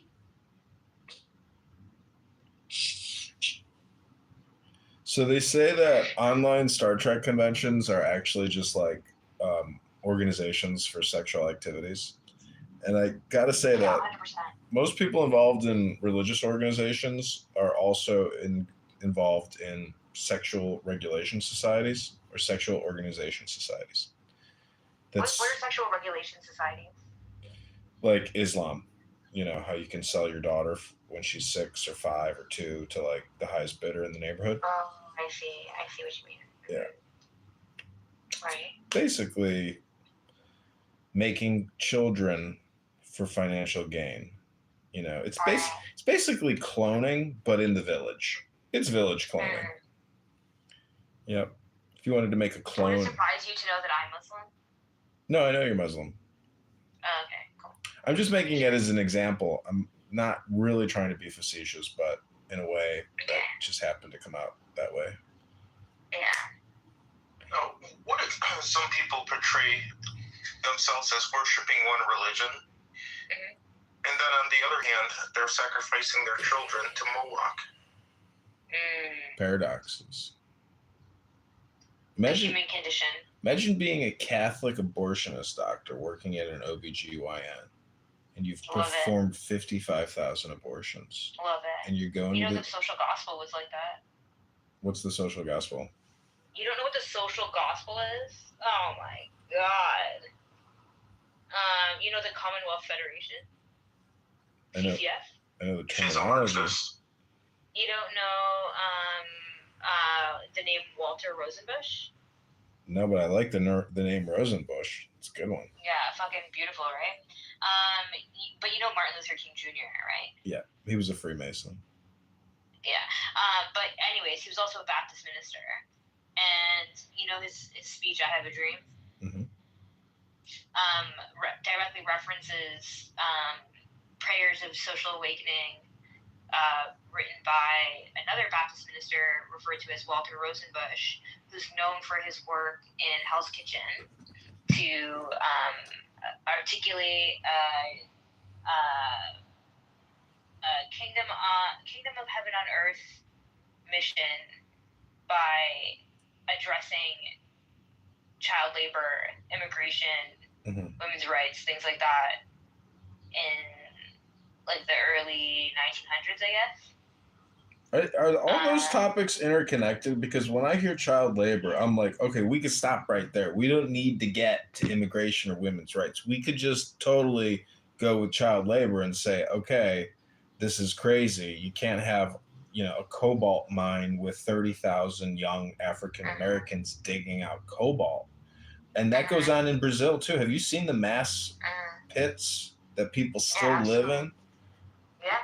I mean, that to me is like, remarkable because. And we're doing it a 1,000 times faster. Yeah, we're doing it. Yeah, we're doing industrial strip mining of the planet. Yeah, it's insane.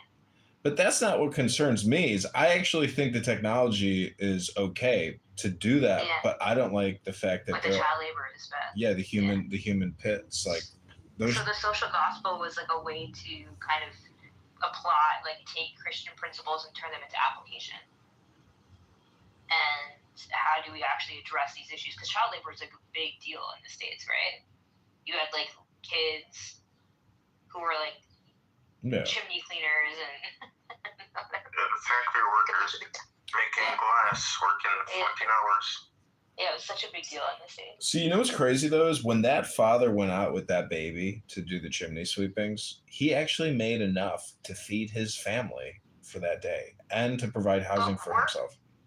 Yeah, but like having employment and having wages is one thing, but using your kids to do it is a different. Not necessarily. What I'm getting at is that the amount of debt that we have as a society and the Federal Reserve and basically that how our Congress and our Treasury are technically separated, even though we but you had a lot think of it's from government. Too, right? Being used as labor. Well, look at it this way. If we were to put a referendum on the ballot and Americans had the choice to essentially shut down the Federal Reserve and go back to a gold standard and declare bankruptcy, what do you think the population would say, yes or no? Yeah, but we're jumping around too much. I was just trying to describe this like historical moment where this figure was. And what I'm trying to articulate is that the social gospel was a pan-Christian movement, so it didn't matter if you were Catholic or Protestant. What the focus was on the idea was accomplishing kingdom of heaven on earth. So you had Catholics and Protestants working together on this like Christian social mission. So you had soup kitchens and public parks and the use of bikes. All of this was like the Christian, what is referred to as the social gospel movement. But how does access to healthcare? But how does technology play a role in that movement? Meaning, like, the progress of man and our living conditions and our standards are integrated with technology. But what I'm trying to get at is the economics of the situation is actually not set up for the utopia. It's opposite. We are I'm not promoting it. I was just describing it to you.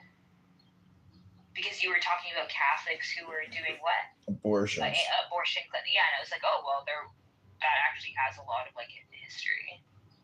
It's not weird if you look at the history of the social gospel to see the Catholics doing that. See, Rosenbush is like a Kabbalistic reference to the tree of life and to the truth of roses, because it said that God created Eden so that Adam and Eve could tend the rose bushes in the moonlight. And so there's just like, you know, that type of... rose bush is beautiful. Yeah. You know what's crazy is there's these rose bushes all around the area by my house, and this woman accused me of cutting down all the rose bushes, and she put... No way. Yeah, way. No, I wouldn't do that. I know what I think it was. I think what you would do is you would get little kids to cut them for you, and then you would sell them, and you would say that you're like feeding them. And you would also say that they took the wrong so that you can't pay them. Exactly. That's what you would do. No, but I have employed young adults to be sales agents in certain situations. And, you know, it's amazing the motivation of a young salesperson if you have an in-demand product. But what I'm trying to say is that at the end of the day, the greatest device on the Enterprise was the replicator and the hologram. Because see, if we all of this utopia philosophy and like enlightenment or mysticism or religions and what's the best model, ultimately the replicator solves every model's problem, which is, you know, lack of abundance and the fact that you can, you know, basically create anything that you possibly could want immediately, you know, atomically. So do you think that should be our desire as humans? That would be the greatest invention and essentially give us eternal life, because then we could just, create. Is that what you want, eternal life? No, it would give us utopia and eternal life. I'm not saying I would want it, but it could be an option where you could say, okay, you know what? I've lived for 800 years and it's been great, but I have finally decided to now end this existence. Farewell. You would have the choice. Because now we have these euthanasia centers where people are choosing death, like in Europe, where you can go in the helium pods. So I'm just saying that it would be a lot better if you could choose life instead of death. Hello?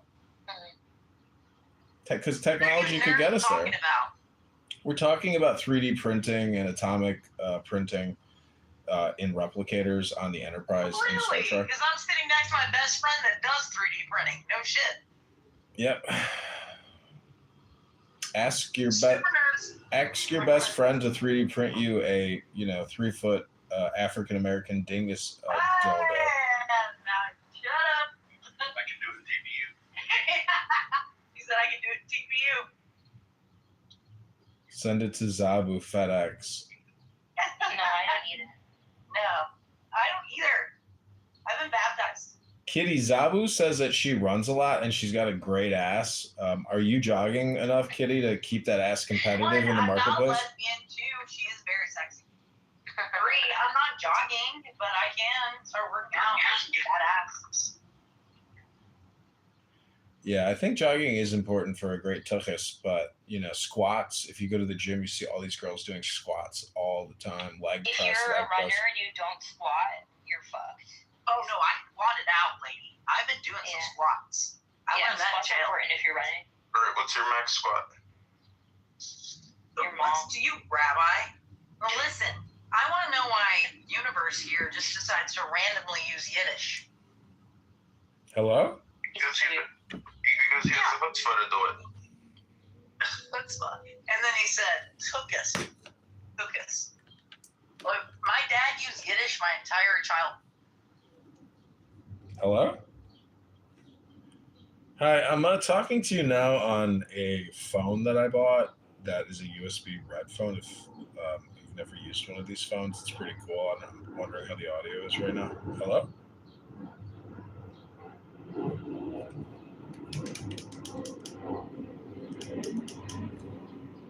This is a... have you seen these phones? Let me take a selfie with it. It's cool. It's just like a photo app. Hello?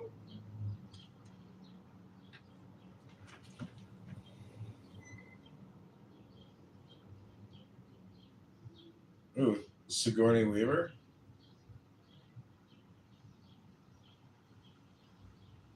I think she was actually an alien. I don't think that woman's a real human.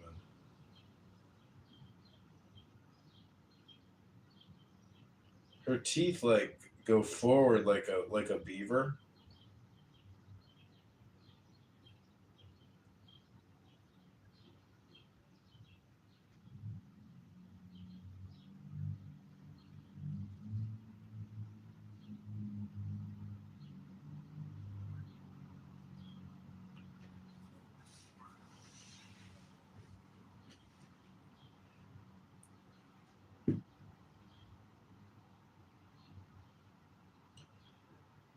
Testing audio. Testing audio.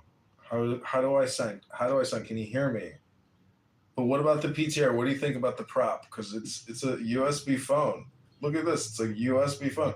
We're gonna brand these with Clubhouse, and we're gonna sell like 200 of them to the 3,000 people that use Clubhouse.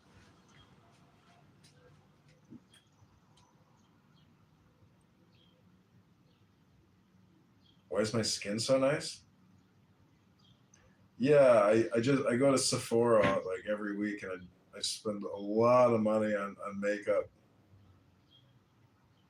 I go to the Sephora attached to Kohl's. I put concealer on. Before I come on Clubhouse, I always put concealer and eyeliner on.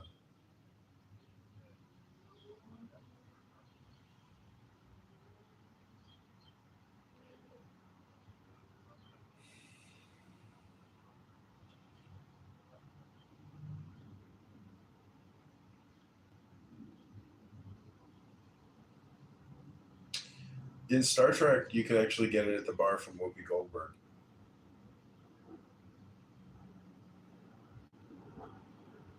Hello?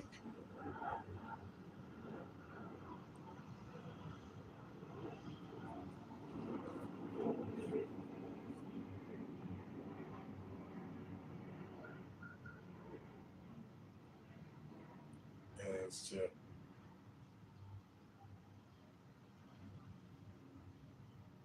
Okay, let's go to the MAGA Monday room in the President Trump house.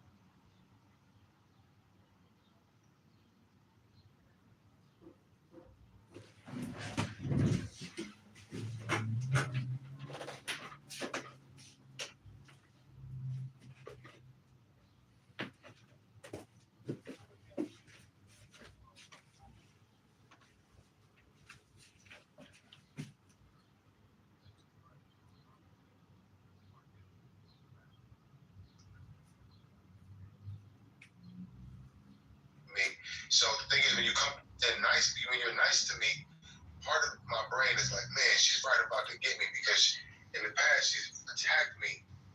But I just want to make sure moving forward we're on a good footing, and I'm not going to keep. Okay, we do not care. You're talking too much anyway. So, are you black? So, can you give me a reason why you like Donald Trump?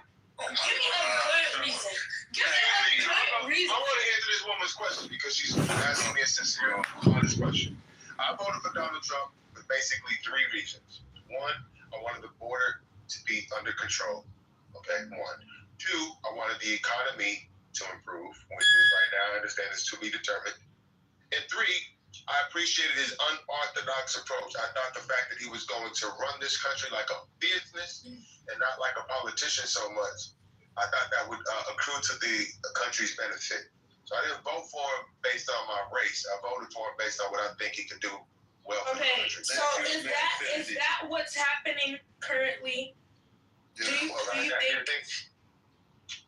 right now we're at a point where you can't really make a determination because it's in progress. So let me ask you a question. When you are making progress in your life, sometimes you got to take 10 steps back to take 15 steps forward.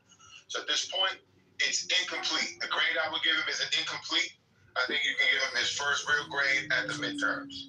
And we haven't gotten there yet. November is a few months away.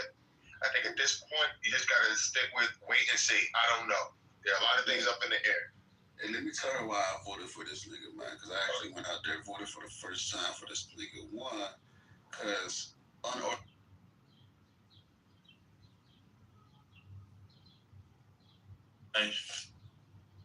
Oh, Beyonce. need somebody that's standing up to the people that have been a problem and been hiding. Donald Trump knows who they are, and he's standing up for us. But, you know, people with crystallized intelligence can't see shit because they're lost sheep. But, you know, people with fluid intelligence... And you truly, you believe right? that. So, I'm noticing what it is, right? People in this clubhouse, their favorite thing to say is, you're not educated. Well, and I used to say, no, I have common sense. No, I have uncommon sense. Because we have fluid intelligence, right? You can't learn fluid intelligence. You do it because you're born with a special brain that can see special things, right? People that are educated, somebody told you that this is how you pronounce the word, you remembered it. Good job. You guys have crystallized intelligence. You guys can't see beyond what is on a piece of paper. You guys can't see beyond shit. You guys can't solve puzzles. You guys can't abstract. You guys can read, but you guys can't think. That's your problem. Now I notice what the difference is between people like me that I see what's going on in this Trump shit because I have fluid intelligence. So when I see certain things, I can notice it for what they are and I can connect dots. These crystallized people, these educated people, they can't connect dots and they cannot think for themselves. That's your point, brother. I agree with that. I hope you understand what he's saying. You understand what he's saying? I don't think she does.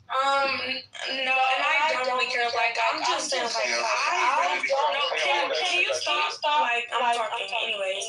I really don't understand why y'all vote for Donald Trump. We just told you. And it doesn't make you were speaking in circles. I'm not out the body crowd. Explain what was it about what I said or he said? He said I spoke in circles, bro. That's you what did. Because you don't understand because you missed what I said. That's what I was speaking about. Here's the problem, bro. As the problem that you're introducing new concepts to her on top of answering her question. Are you calling me dumb? No, because the regular Okay, excuse me. Hold on, let me finish my statement, please. No, because y'all just cut me off 30,000 times. I want to get clear with you. What is it about that I said that you don't understand why I voted for Trump? Nothing. Okay, what is it? But what did I say that confused you? I wasn't listening. All right, so let me repeat it. I voted for because no. Excuse me. I do not care. I don't care. I do not care. If you don't care, why would you ask me why I voted for? I was not even. I was talking to the other boy. First of all, I was not talking to you. You said you're black. Why did you? Okay. Yes. Okay. So you asked me a question, but you don't care. So make up your mind. I don't care about what you're saying anymore. Because so then why are you asking questions? I was not talking to you. I was talking to who are you talking to? The other person. What you don't understand?